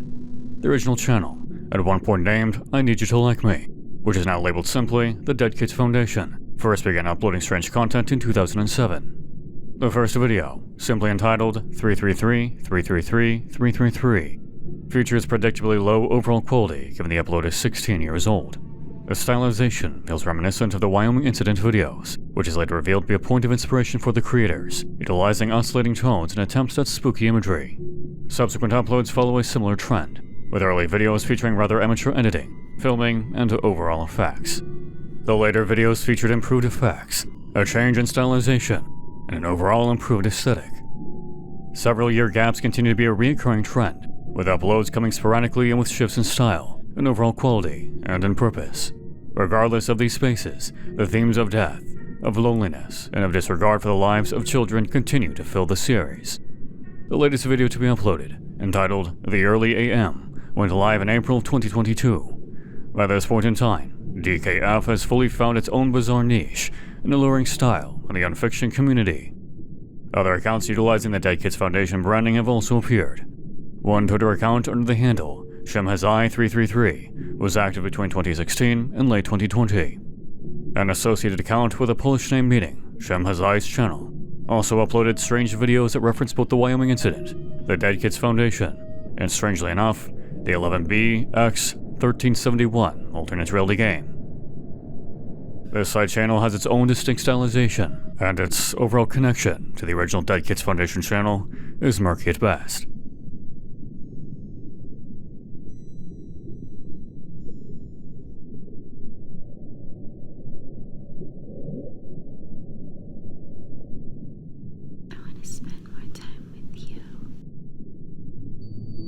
Karat, meaning devil in Estonian, is an inactive YouTube channel and Unfiction series that was active between January and October of 2016.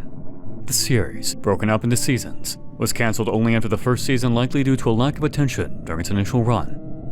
Karat opens at the close with Resolution, uploaded on January 1st, 2016, with the title coming from a New Year's resolution yearly tradition.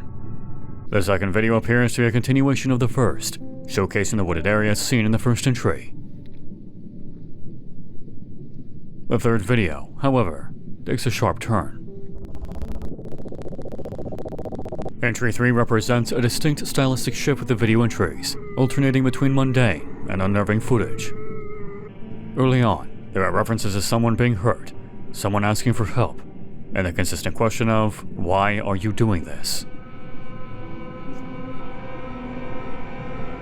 Entry 14 appears to provide some kind of context for the series, with the text narrator addressing an unknown individual, possibly the viewer themselves, berating them for being a failure, for their constant mistakes and inability to solve problems, and their perceived flaws.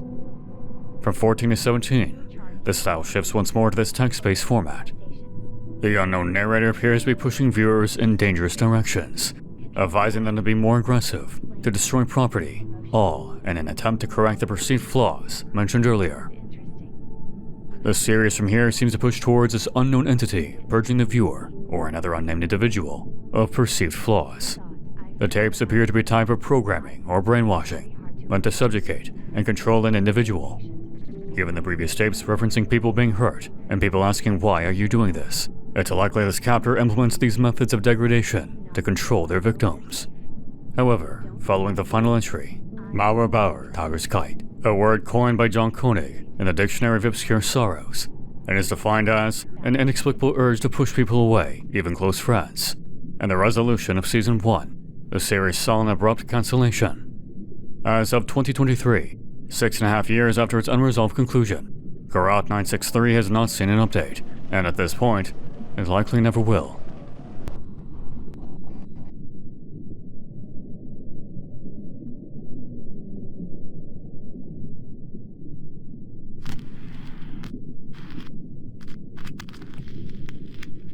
Remember the time when days felt shorter?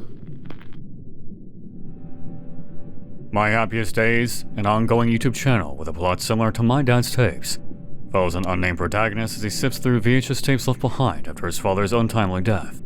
The channel acts as an archive, and as a way of piecing together the mystery his father left behind, a mystery involving some kind of device his father and co-workers created back in the 1970s and 80s. Needless to say, the contents of the tapes are equal parts disturbing, mysterious, and intriguing. The initial videos appear to be from the perspective of the dead father, known as Morgan, who is narrating via text over photographs of the protagonist's childhood. The messages hint towards the father having done something, even stating that he is not evil, yet the content itself seems to point to the opposite of being true. As the series progresses, the horrifying reality of what happened to Morgan, his family, and the events that transpired in the 1980s unfold. The device that Morgan and his team were working on was a Turner assembly machine, a device meant to combine both man and machine. Morgan likely volunteered as the initial test subject, and from there, began to break down mentally as the machine took over his mind. Morgan wrestled over control with a persuasive artificial intelligence, seeking out his family in order to transform them into monstrous mechanical amalgamations. At some point, Morgan stopped being human altogether.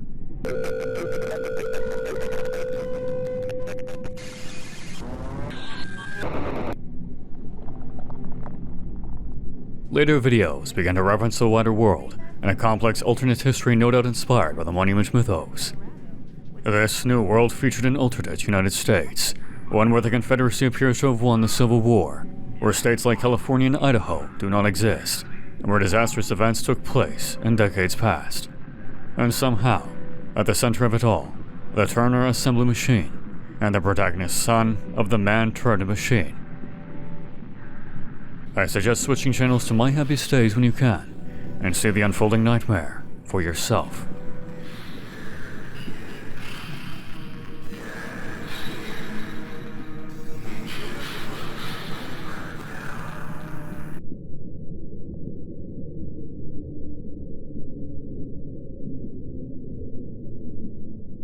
This is an emergency broadcast signal.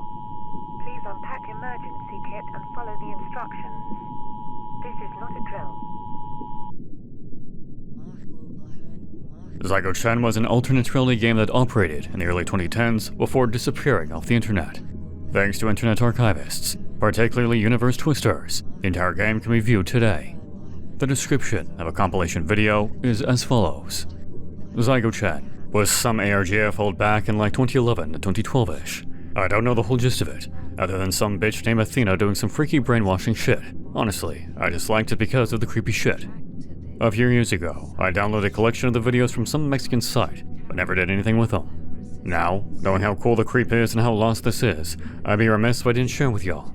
The videos are most likely out of order. I upload them as per they appeared in the download I was given, but the wiki below should help whoever comes across this out, even if it hasn't been updated in years. I wish I could be more informative, but honestly, I was just along for the ride. The game initially follows a covert paramilitary organization as they track a group of individuals in the United Kingdom.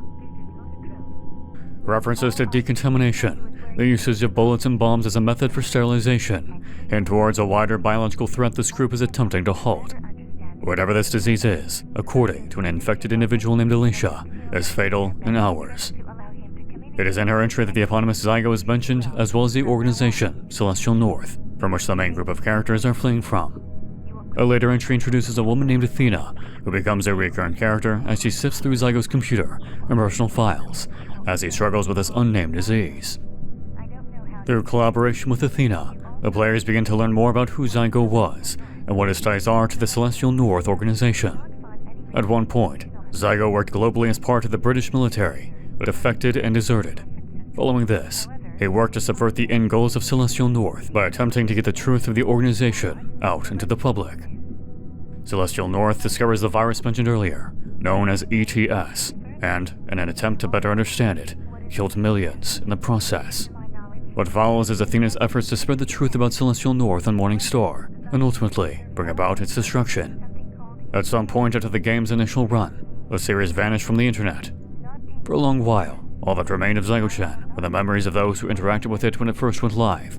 But for a long time, it appeared as though the game was a piece of lost media. Thankfully, archived re-uploads have safely preserved it for future players and Unfiction enthusiasts to enjoy.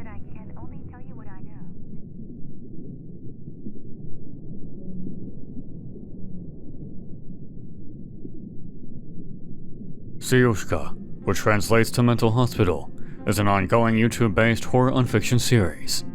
The series began on February 3rd, 2021, with the truly bizarre first entry entitled Cursed One AVI, which comes across as more of a shitpost than a legitimate unfiction series. Actually, the first 4 truly come across that way. Blown-out screaming, amateur editing, and rather comedic effects. However, by entry 5, the series takes a stylistic turn reminiscent of Found on the Tape, grayscale grainy imagery, a creepy atmosphere, a sense of direction, and an otherwise directionless series. Then it returns to the same borderline shitpost videos.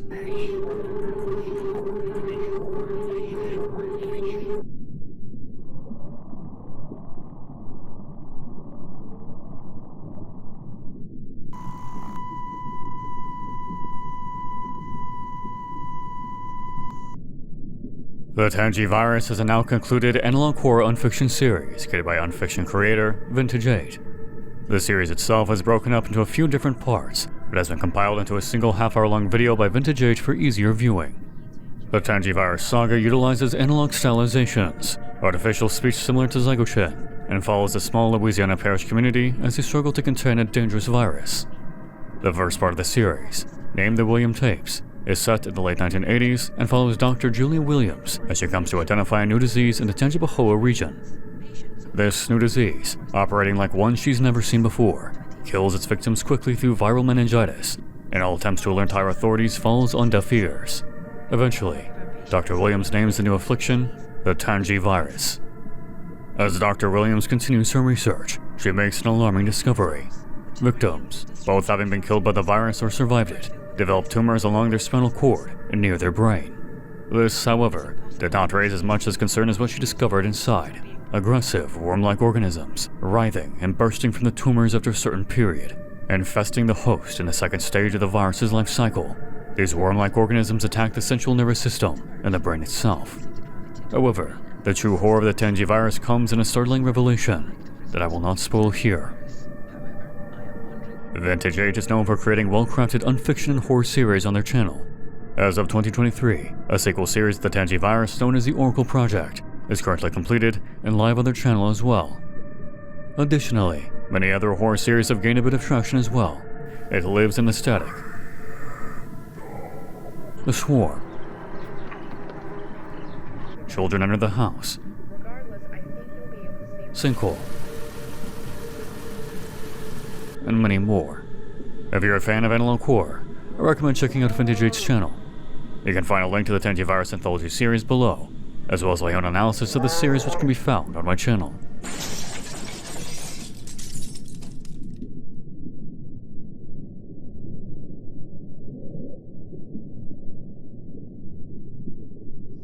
Tin Tapes, a now concluded Swedish alternate reality game operated by ARG and Unfiction creator SUPERCUT, ran between May of 2021 and March of 2022, primarily on TikTok. The game itself featured interesting ciphers and puzzles, utilized a multi-platform approach, and can be viewed and followed chronologically thanks to the official Tin Tapes website under the Recap tab. Unlike other ARGs of a similar vein, this was a highly involved, highly detailed game that kept players on their toes with consistent uploads, and brought new mysteries for players to solve in well over 100 entries. The game began on the Tin Tapes official TikTok account on May 21st, 2021, with the inaugural first entry. In it, the protagonist of the game discovers a bizarre coded message attached to a sign outside their new apartment window. The message, arranged to be a set of floor plans, also reveals a set of coordinates pointing to a nearby location. And with unending curiosity, our eyes and ears head to the location. After some poking around, another message is discovered, this one in the form of a VHS tape. On it, Morse code ciphers, distorted imagery, repeated images of a bearded man, and hints towards the next clue to be uncovered. From there, our protagonist begins receiving packages from the game operator, giving him hint after hint, clue after clue, that leads him to fall down a seemingly infinite rabbit hole.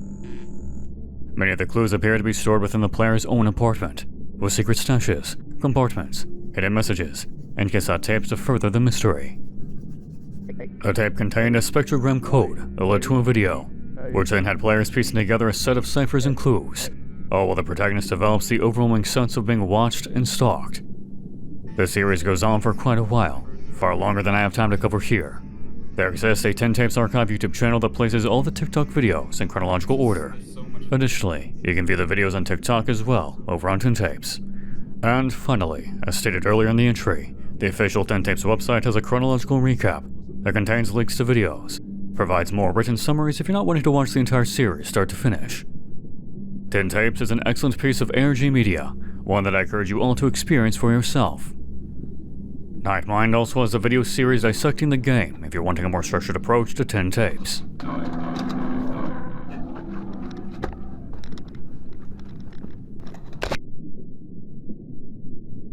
Tier 7 covers entries that, unfortunately, get little attention on modern YouTube.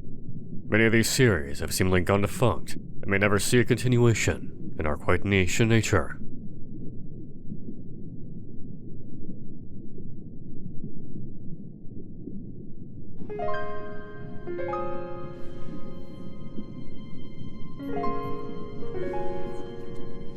I Love Bees is an example of an incredibly successful and effective viral marketing campaign.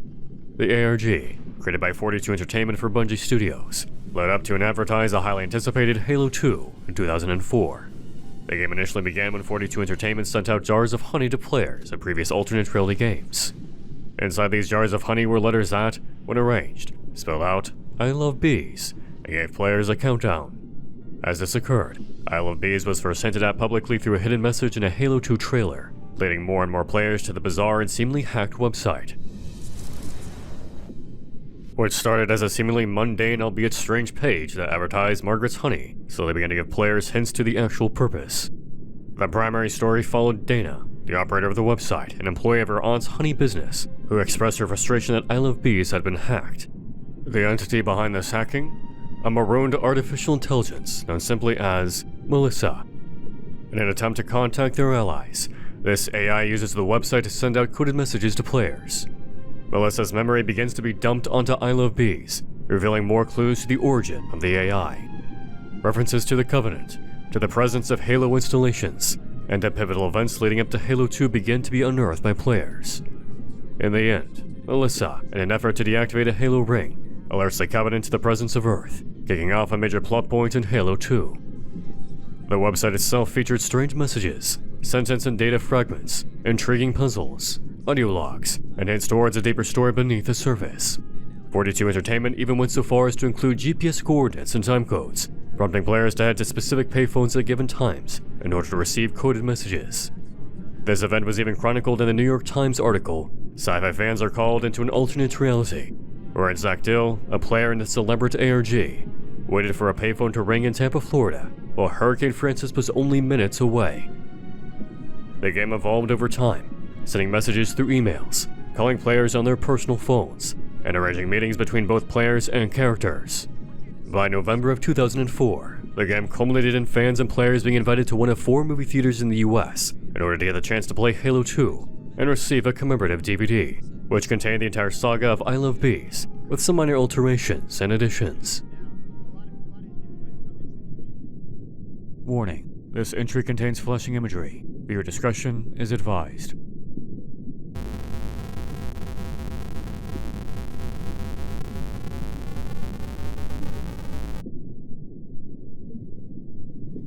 Hugo Vomit is a now defunct YouTube channel that posted cryptic videos that halted uploads well over 15 years ago.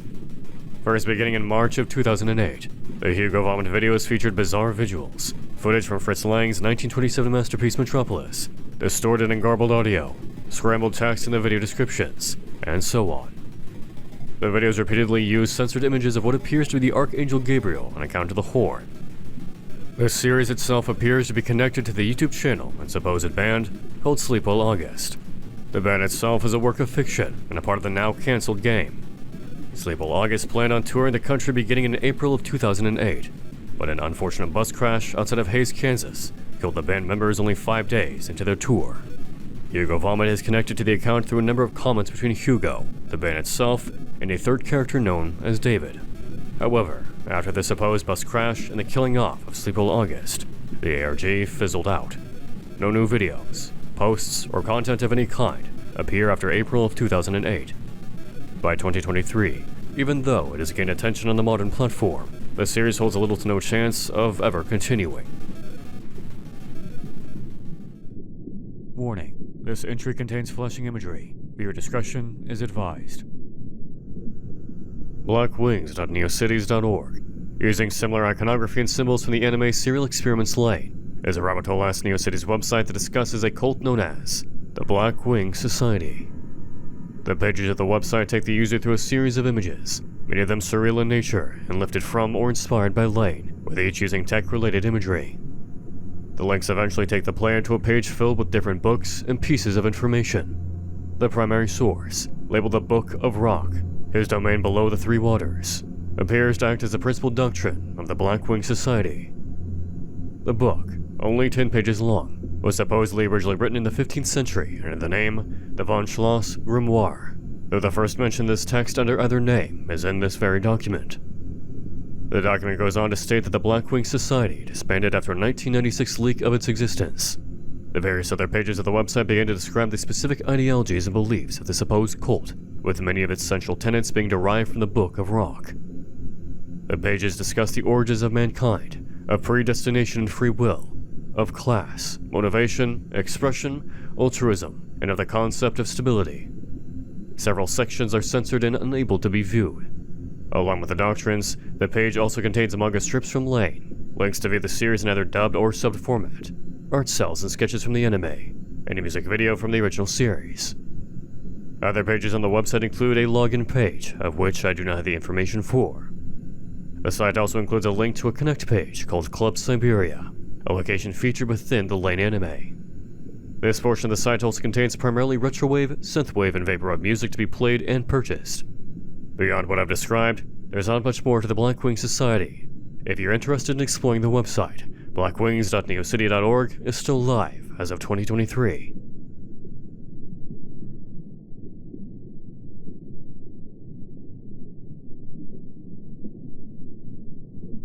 Wired Sounds for Wired People is yet another NeoCities website tied to Serial Experiments Lane. Rather than being a sprawling mystery, this decade-old website is mostly an art project built around the aforementioned anime. The About Me section takes users to a page containing a long piece of poetry. This poem, which I'll refer to as I Am Noise, contains core themes of identity, one's perception of reality, existentialism, and the overstimulation of sight and sound. Overall, the poem appears to be heavily inspired by the events of Serial Experiments Lane itself, appearing to be a light recap of the struggles protagonist Lane faces throughout the series.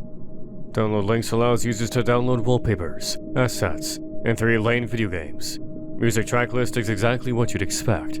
Directory leads users to a variety of pages on the site, some of them more bizarre and nonsensical than others. A guest book where people can leave a note, and a link to a Discord invite. One link, however, discusses what is referred to as the Aether, also called the Zone or the Wired, a term pulled from Lane as an alternative to the internet. The link leads to another website discussing this strange realm. This separate website contains a more original mythology, detailing the fantastical and otherworldly dimension. Artwork, pieces of poetry, and short videos are strewn throughout the website. Unfortunately, the creator of the website noted 2 years prior that their inspiration to keep the site going has waned over the years. While they are happy people consistently return to Wired Sound, whatever spark that once existed burnt out. Despite this, periodic updates still make their way onto the website. If you're interested in exploring the corners of Wired Sound for Wired People, or the Aether, I encourage you to do so. Who knows what you'll uncover.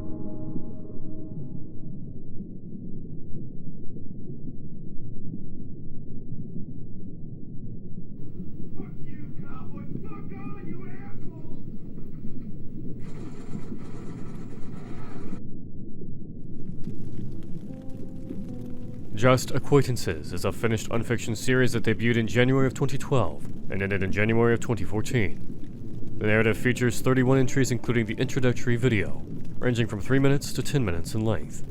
The creators utilized a standard handheld found footage format and text-based narration prevalent to the genre during the early 2010s. Although this series never breached more than 3,000 subscribers, the story has since been covered by prominent YouTubers such as Chills and Nightmind. The creators of the series, Rise and Shine Productions, is still fairly active on YouTube, uploading periodic short films to the primary channel. The story initially begins with an acquaintance of the protagonist's brother going missing. Just Acquaintances takes place in a small town with the news of the disappearance spreading rapidly. Not long after, the acquaintance himself, named Nick, also goes missing. Long after they both vanish, a package shows up on the protagonist's doorstep. Inside is camera equipment, an external hard drive, and hours of footage from Nick. From here, the unnamed protagonist digs into the files in an effort to uncover what happened to Nick and his brother, and why Nick would choose to send the files to our narrator. After all, they were only acquaintances. Nick's journey seems innocuous at first, with both him and his brother Austin exploring supposedly haunted cemetery and its surrounding area with no real sign of danger or something sinister going on. However, as the series progresses, more and more paranormal happenings begin to plague Nick and his family. The bridge and the light highlight this turning point, showcasing creepy encounters and experiences Nick, Austin, and Mark had while investigating the paranormal. And from there, the occurrences only escalate. Despite this, Nick and Austin still continue to explore and provoke. By the midpoint of the series, the apparent haunting becomes overt. Hooded figures, strange shadows, spliced-in images, and strange noises fill the corners of the subsequent entries, culminating in Mark's abduction.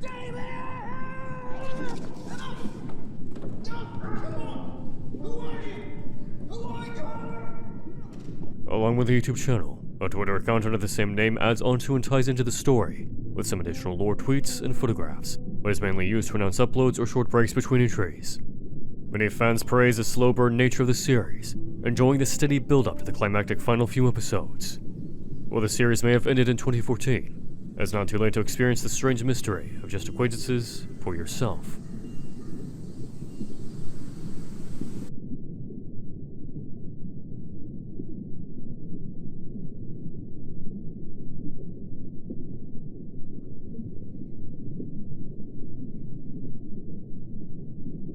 Ijidado Wunia, or roughly translated as Relic Soya Yunia, is a bizarre YouTube channel that has gained relatively little coverage outside of a Some Ordinary Gamers video uploaded in 2019. All of Relic's videos contain roughly the same content. A woman, usually in bloody clothing, sits isolated in a room while a person films her. She's either sitting in a chair playing with a doll or is interacting with a masked individual. The videos show apparent abuse, moments of being fed, but mostly showcase the woman's fractured state of mind. She appears to be held captive against her will, with these clips showcasing the conditions she lives within. The videos were only uploaded during a brief window in 2019, and have ceased since then. Whatever the purpose behind these videos are is difficult to discern, if there exists a purpose at all outside of unnerving the viewer.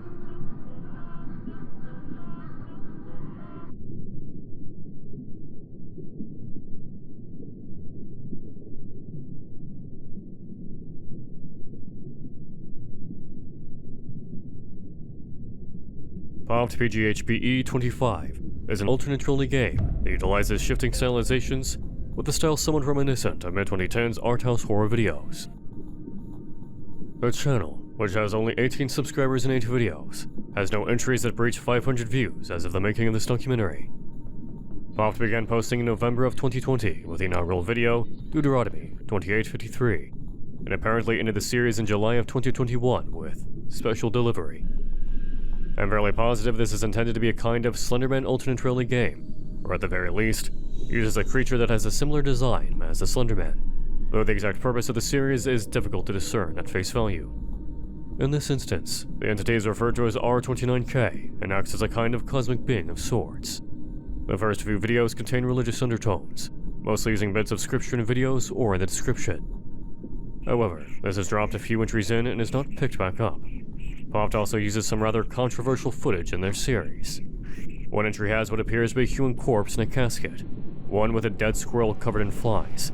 Another uses censored footage at the Panama City School Board shooting, and a third had to be censored by Popped and re-uploaded to YouTube due to YouTube's guidelines. Popped also frequently uses footage or videos from other sources within their own works as well. The entry, 9/17/88, which had to be censored and re-uploaded, also appears to be heavily inspired by the earlier Mandela catalog volumes. The final video shifts away from the previous entries and has a Word doc on screen for most of the video, typing in code before cutting away to a box being put in front of a door with the label, From R29K. Judging from the use of the aforementioned controversial and sensitive video clips, and given the fact that one video contains a straight-up jump scare, it is clear that Popped attempted to go down the route of shock value rather than building a unique or alluring narrative. As stated, the series appears to end in July of 2021, and shows no sign of being picked back up again.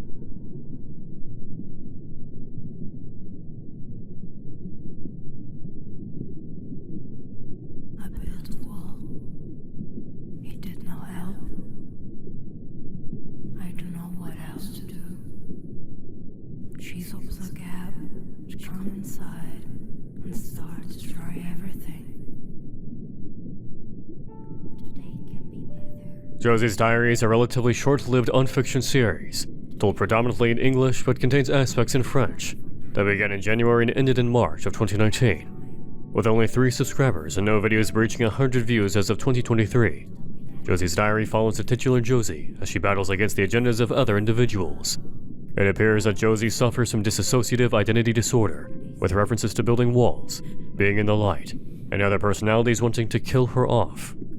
Donna, a particularly cruel alter, seems to put the alters of Nadine and Josie in danger. Josie fears what Donna will do, notes her demoralizing tactics, and claims she will kill her off at some point. However, since the series did not progress past the 5th entry, the story never receives a proper conclusion. The struggle of Josie and her alternate personalities remains without resolution, never knowing if Josie succeeds in ridding herself of the cruel Donna, or if Donna herself takes complete control.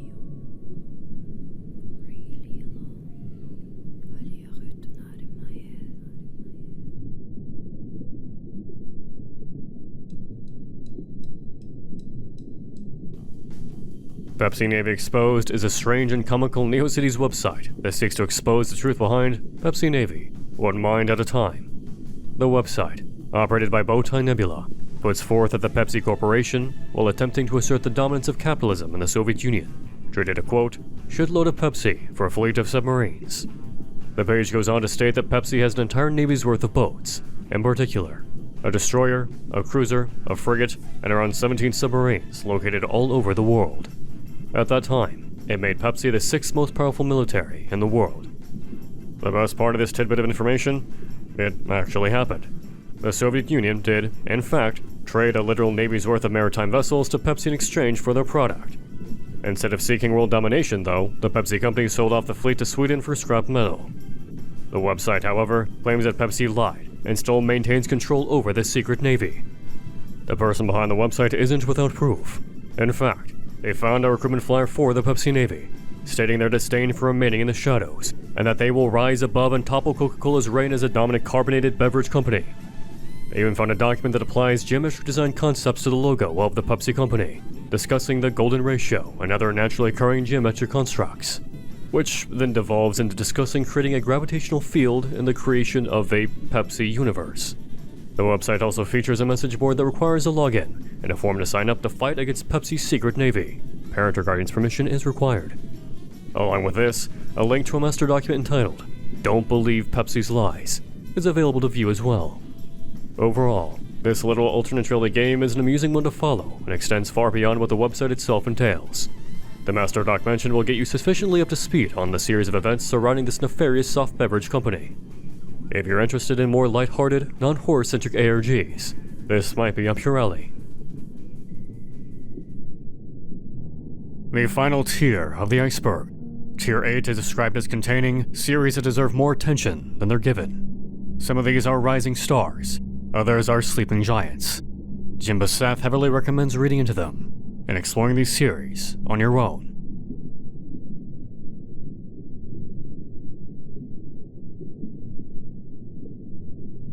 Hi, I'm Poochie.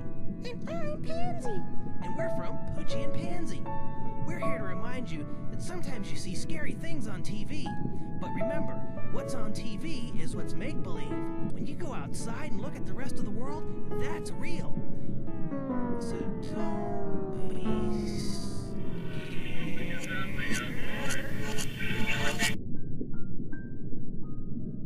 Poochie and Pansy and the Hunt for the Gonga Diddle is a unique non-fiction series to say the least. The series initially premiered back in 2010, but a slow rollout of remastered episodes began in 2022. Looking as if it were animated in Microsoft Paint, the bizarre series follows the titular Poochie and Pansy, two young puppies as they embark on a series of horrifying misadventures. Unlike the previous series listed, Poochie and Pansy has over 20,000 subscribers and has somewhat of a cult following. The inaugural video, entitled Special Announcement from Poochie and Pansy, presented by Adults Family Entertainment, cements the series' slow descent into madness stylization, reminiscent of Don't Hug Me, I'm Scared.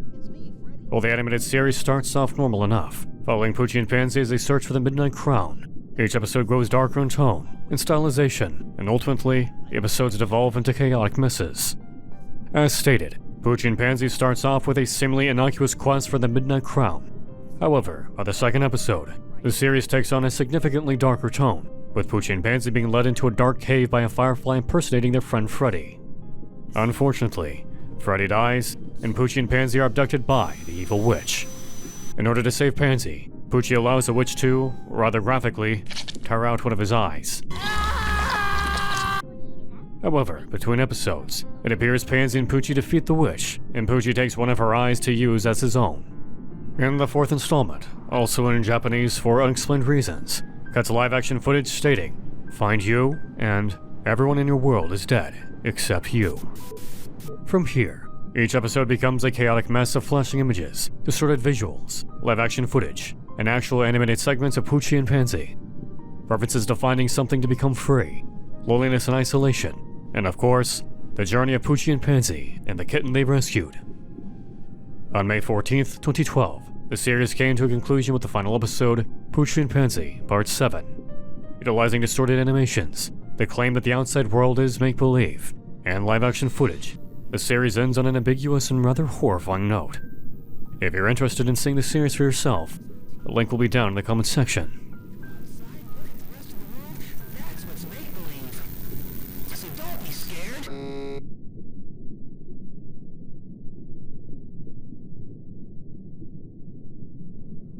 The Cult of Saturn was a supposed real-life cult that infiltrated and utilized the game Worlds.com in order to spread their message. This cult, which was referenced on the message boards of 4chan, the Voices of X, worships the planet Saturn as a divine deity. This group believes that all human affairs are linked to the stars and the planets, particularly around the archetype most civilizations assign to the planet Saturn. Central to this group is a supposed cult book known by many names: the Book of the Lock and the Key, the Book of Loki, and the Book of Lucifer. Now, at some point in the late 2000s, an ad appeared on the job website Mandy.com that read something along the lines of, "Idle hands wanted for mysterious job," for a new magazine known as The False Prophet. Applicants were given orders to harass, to slander and defame, and to psychologically torment other applicants in order to get the job. From there, rumors began to circulate that this recruitment strategy began popping up in chat rooms, message boards, and on video games, such as Worlds.com. Conversations began to arise surrounding the near-mythological book, the Book of the Lock and the Key. Whether this book actually exists or is merely a work of fiction is unclear. At least one Reddit user claims to have a copy, this version entitled The Book of the Lock and the Key. The tome itself contains knowledge of stars, planetary bodies, celestial patterns, and constellations, and contains information on other races scattered throughout the universe. Of course, the contents of this book is up for debate, and cannot be verified as the book's existence itself is up for question. By this point, the Voices of X message board and comments relating to the Cult of Saturn come into play. A user on the board claimed to have awakened his third eye through the use of hallucinogens, such as noting that the geometric cube had some cosmic significance to the Cult of the Saturn, or to reality itself, with one person drawing comparisons to Metatron's cube, which is said to contain the 5 key sacred patterns or shapes that make up all matter in this universe, fairly in line with the cult's belief system. The individuals discussing this matter online gained notoriety as well for supposedly predicting that the Air Asia flight QZ-8501 would be shot down just weeks before it actually went missing. The mystery surrounding the Cult of Saturn extends far deeper than I have time to explore in this video. Some ordinary gamers made a video back in 2021 over the topic, and the Rooster Teeth Red Web podcast discussed it in their 14th episode. If you're interested in learning more about the Cult of Saturn, check out the links down in the comment section.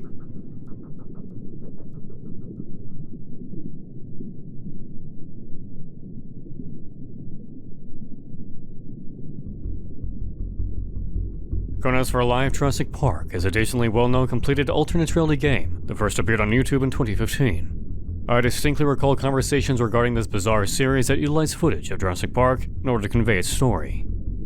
The first video, simply entitled The Lost World Jurassic Park Tribute, appears innocent enough, even if it does include some rather strange clips and text.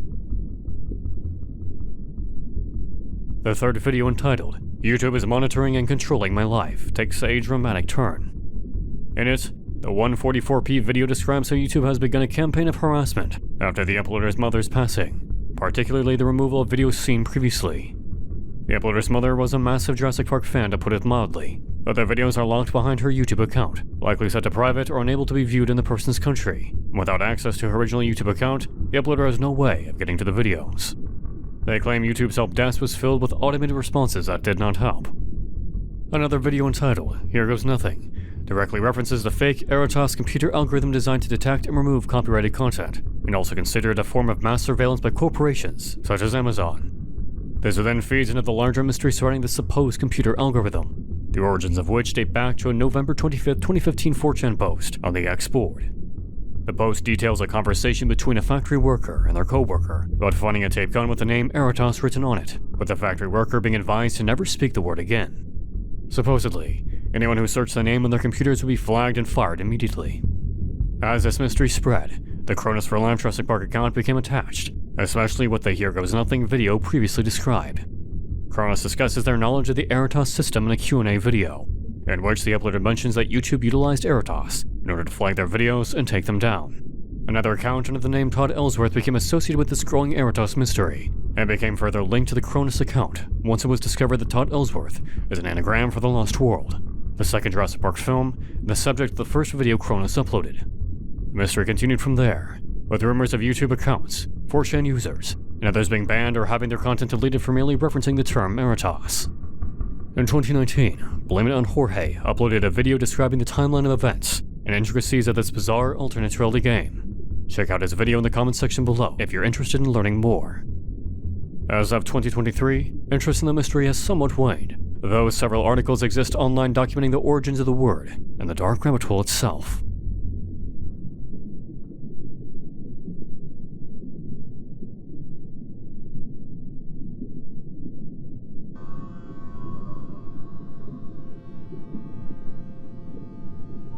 Terminal 00 exists on the website angusnicknevin.com, a website created by author Angus Nicknevin.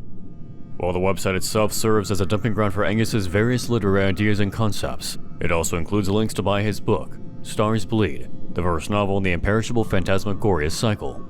Much of the book's complex mythology, concepts, and characters are directly referenced on this website.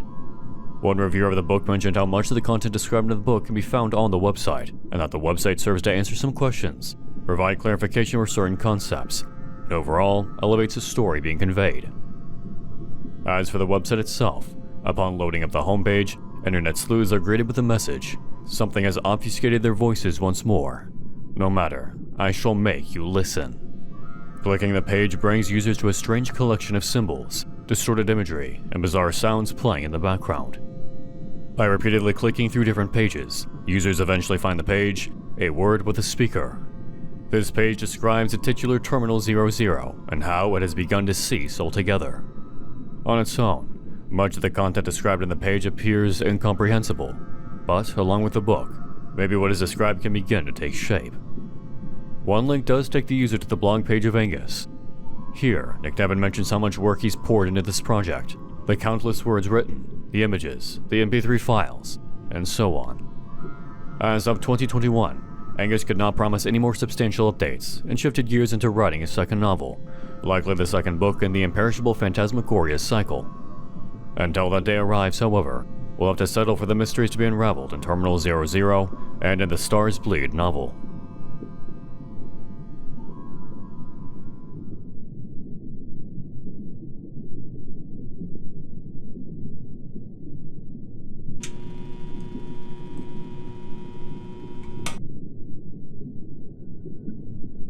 Creepy Shed is a YouTube-based horror unfiction series that initially began in 2012 and saw sporadic updates over the last decade. In the last calendar year, the channel saw an influx of content and videos, ranging from a few seconds to a few minutes in length, which marked a drastic increase from the handful of posts in the many years prior. As of the making of the video, the channel has amassed nearly 5,000 subscribers, features 20 videos, excluding 18 additional YouTube shorts, only a handful of which have seen much viewership, and a small but consistent following. The series is also notable for changing its method of approach, shifting between different styles over the years. The early 2010 videos appeared to lack any overarching story, and instead relate disturbing content. Reversed and distorted music, flash cuts, masks and puppets, and stuttering footage become a staple of earlier videos. However, nearly a decade later, Creepy Shed began uploading once more in 2020 with a distinctive shift in style. The video shifted away from the hypercuts and practical effects to more digitally altered footage. Entries like C.AVI maintained a single shot for the entire 30-second duration, utilizing digitally altered footage and relies on background ambiance to establish tone. After another extensive break, Creepy Shed returned in 2022 after a 2-year hiatus. The stylization once again shifts to rapidly shifting AI-generated images in black and white, appearing to tell no coherent story. User Sean Relics proposed the theory that Creepy Shed account is connected to an Australian death metal band known as Portal. One of the members, going by the stage name Eulogium, is the lead guitarist and does all the band's filming in regards to videos. Both the Creepy Shed owner and Eulogium have nearly identical styles, and it is Sean's opinion that Creepy Shed and Eulogium are one and the same. However, this is just a theory and has no way of being solidly verified as of the making of this video.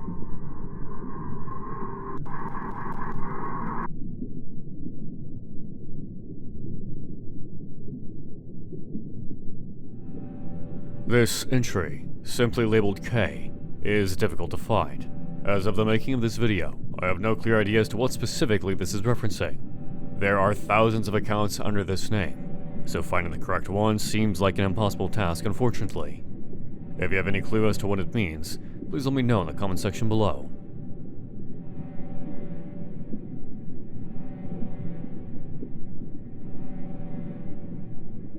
Hortals & Co. is a strange alternate reality game based on the website of the same name, and a Twitter account and subreddit that posts auto-generated images.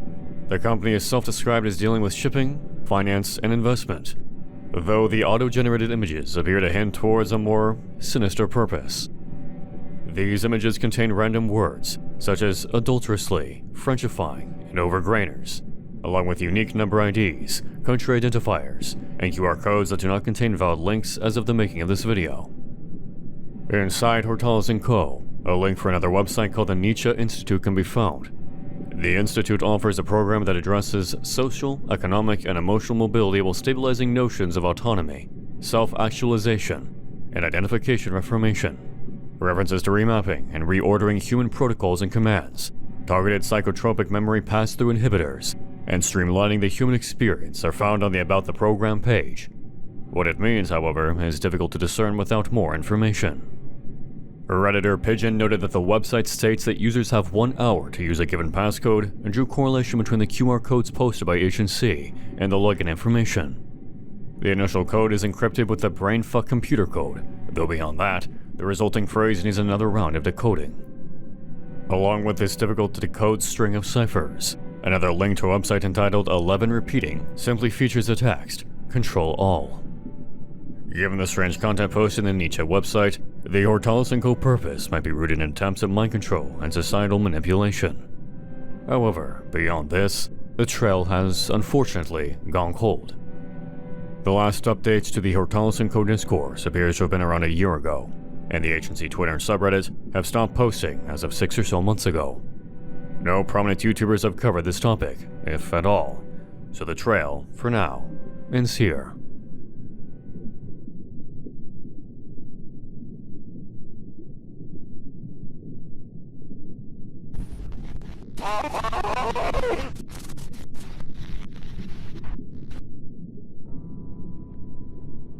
(9A13D514) is the creator behind the YouTube-based alternate reality game, What Has Been, which is centered around the Japanese bullet hell shoot-'em-up video game series, Touhou.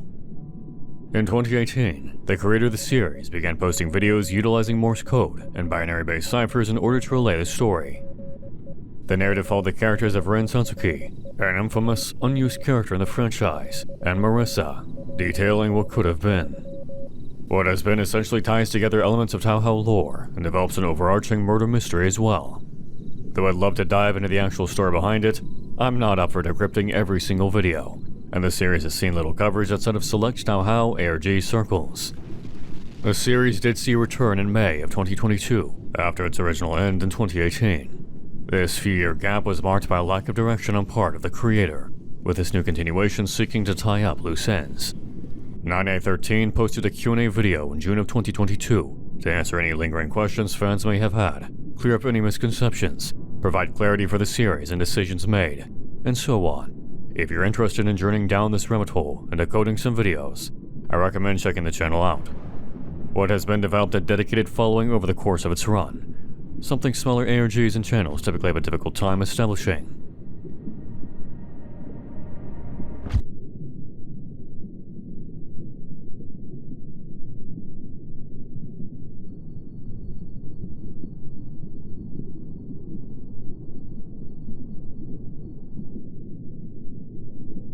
Welcome to the Valley is a cryptic YouTube-based alternate reality game that is unfortunately unable to be viewed in its entirety.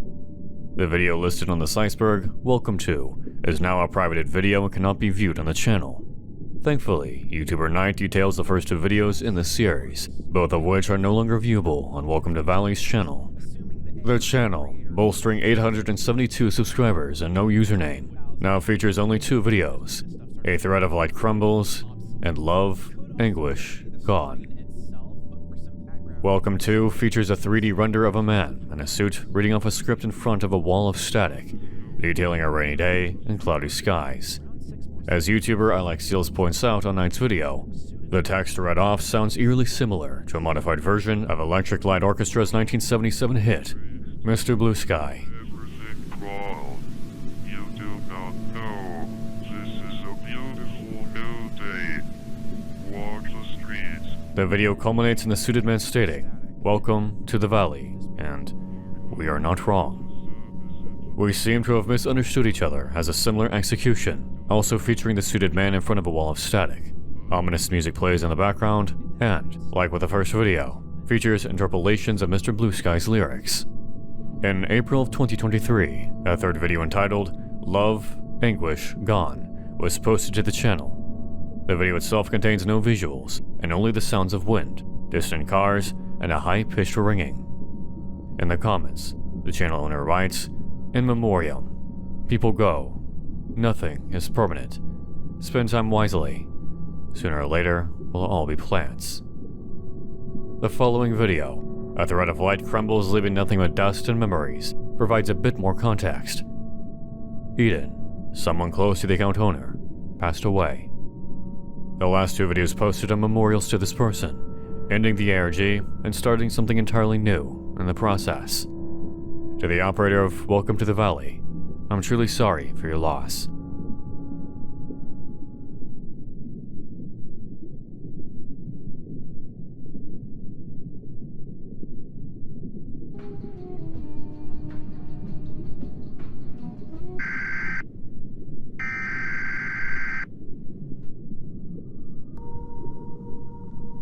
TV67, WOPX-TV, created by NWO, is a now cancelled EAS-inspired anthology Unfiction series. TV67 premiered in April 2021 with their emergency alert video, Severe Weather. This entry details an approaching tornado, but in the final minute, begins receiving interference from some cosmic force.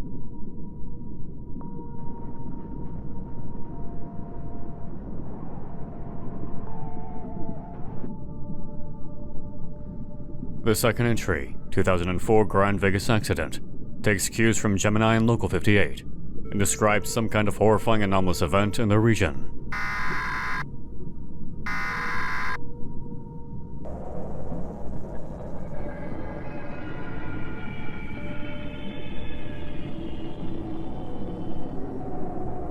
The third and fourth entries, Error Cam and Animal Report, continue the smelting of the two separate series in terms of stylizations.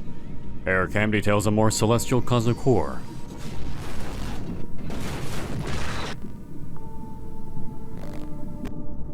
While Animal Report toys with the idea of a horrifying monstrosity out in the wilderness.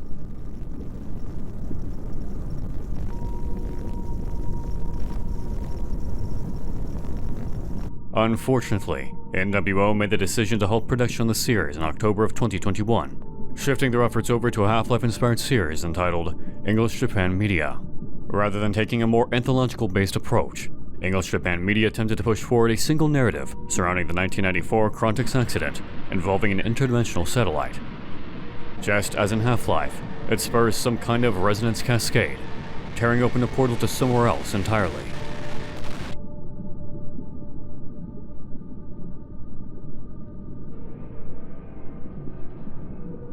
The second video, entitled Soon, appears to take inspiration from Half-Life 2, wherein society is now subjugated by some kind of alien presence. However, the series has not seen a continuation since 2021. In April of 2022, another video, simply entitled April 18th, 2022, was uploaded to TV67. This short entry showcases a Winsoft SuperDOS 1.83 computer booting up TV67 before the video ends. Unfortunately, both series are now in a state of limbo. Despite clear signs that English Japan media had a direction forward, and with a sudden revival of TV67, neither channel show any signs of continuing anytime soon. If you're interested in checking out NWO's work, I highly encourage you to do so. Who knows, maybe we'll see a revival at some point in the future.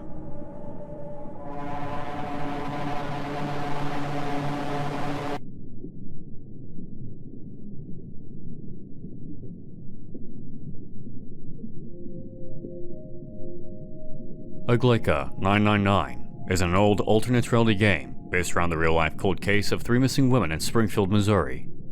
The 2016 game itself is now scattered, with many links now defunct, the YouTube channel having been suspended for numerous infractions of YouTube's community guidelines since at least 2017, and a lot of clues having vanished over time.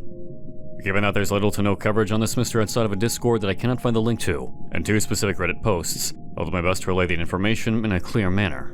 As a quick addendum, I found a Dailymotion account that may or may not be the Aglaika videos mentioned. Regardless, I'll show them anyway. Around 7 years ago, in July of 2016, a now deleted post was made to the r/Unsolved Mysteries subreddit that either referenced the Aglaika 999 mystery or was the original post itself. Thankfully, user Fabesum provided a recap of events leading up to that point. Within Aglaika's original post, some kind of code was left for users to solve, leading to the following string of numbers: 10, 21, 14, 5, which is numerical for the month of June. June 7th, 1992 was the selected date. The original poster uploaded a video to either the YouTube channel containing an MD5 hash, which decrypted to "Who is left?" Along with this video, users received the following hint: "Let us go where the gods have shown us the way, and the injustice of our enemies calls us. The die is cast." 2016-07-27. A quote from Caesar. Within this video, a frame of the White House where the Springfield 3 vanished is shown. Several other ciphers and clues are littered throughout the videos posted by Aglaika, none of which can be viewed online as of the making of this video. It is likely due to this clear usage of a real-world missing persons case that YouTube suspended the account. And after this occurred, it appears the operator halted their game entirely. Any additional resources I could find in regards to summarizing a timeline of events, breaking down evidence found in a coherent manner without the need for seeing the original videos, or verified re-uploads of content fell through, outside of a possible Dailymotion account. Broken links, deleted pages and accounts, and an erasure of this mystery plagued me every step of the way. However, given the fact the operator utilized a real-world tragedy that families are still very much suffering from, perhaps it's for the better that this ARG remains lost.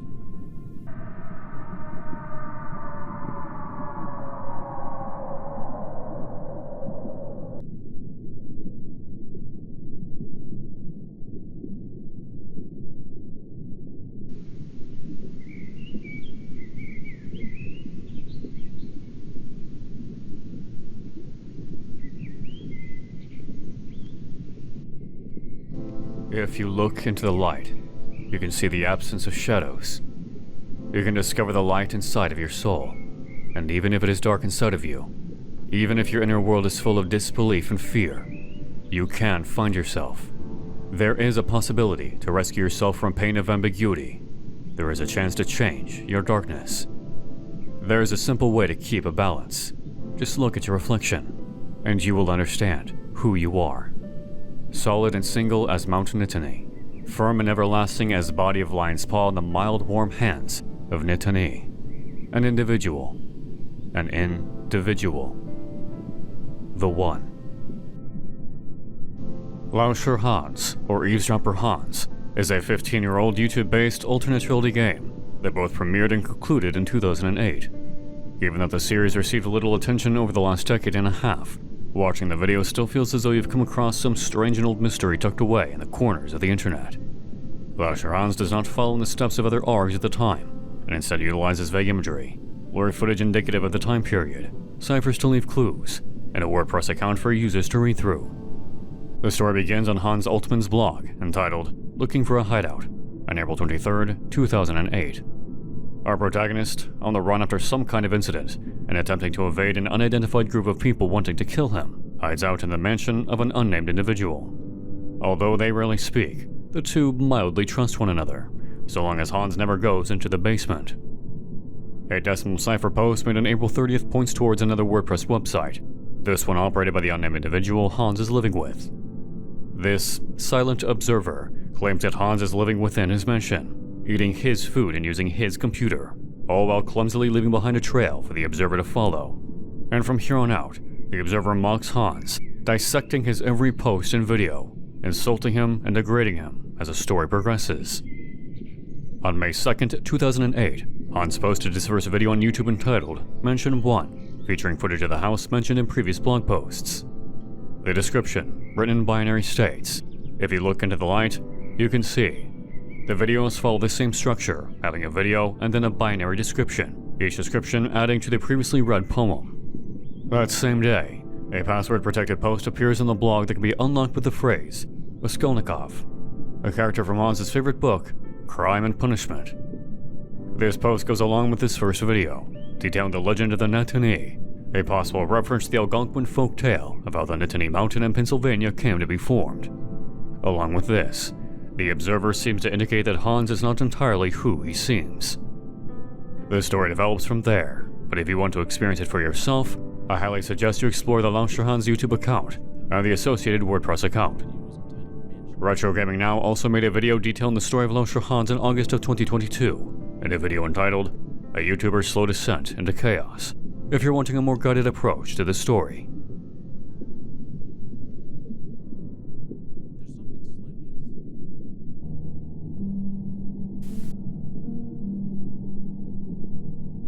Unfiction, an umbrella term that refers to a large range of artistic works that all share a common theme. They exist in their own fictional worlds, but act as though they occur in our reality. In other words, unfiction pretends to be telling a real story, even though it is fictional. As we've seen, unfiction web series have taken the internet by storm ever since the creation of YouTube, and even long before then. These narratives, being spun as if they belonged within our reality, are capturing the attention of readers and horror enthusiasts with every enigmatic entry. Stories big and small continue to fill the corners of 4chan, Reddit, YouTube, Twitter, TikTok, and even some television channels. Some say the market is oversaturated with these kinds of stories, while others can't seem to get enough of these unique and independent series. This Unfiction Iceberg has walked through over 100 different series, alternate reality games, and other forms of interactive media. Some of the largest names and some of the most obscure series have been included in this massive list. Of course, this iceberg hardly scratches the surface, barely encapsulates the true depth of the unfiction community. But as the title says, this is an Unfiction Iceberg, not the Unfiction Iceberg. Jimbo Seth has long since updated the original iceberg to include many more entries not covered in this video series, but maybe one day I'll get around to discussing those titles as well. For now, let's stop discussing icebergs, and instead jump into the dark waters of unfiction ourselves. Thank you all for watching, and happy hunting.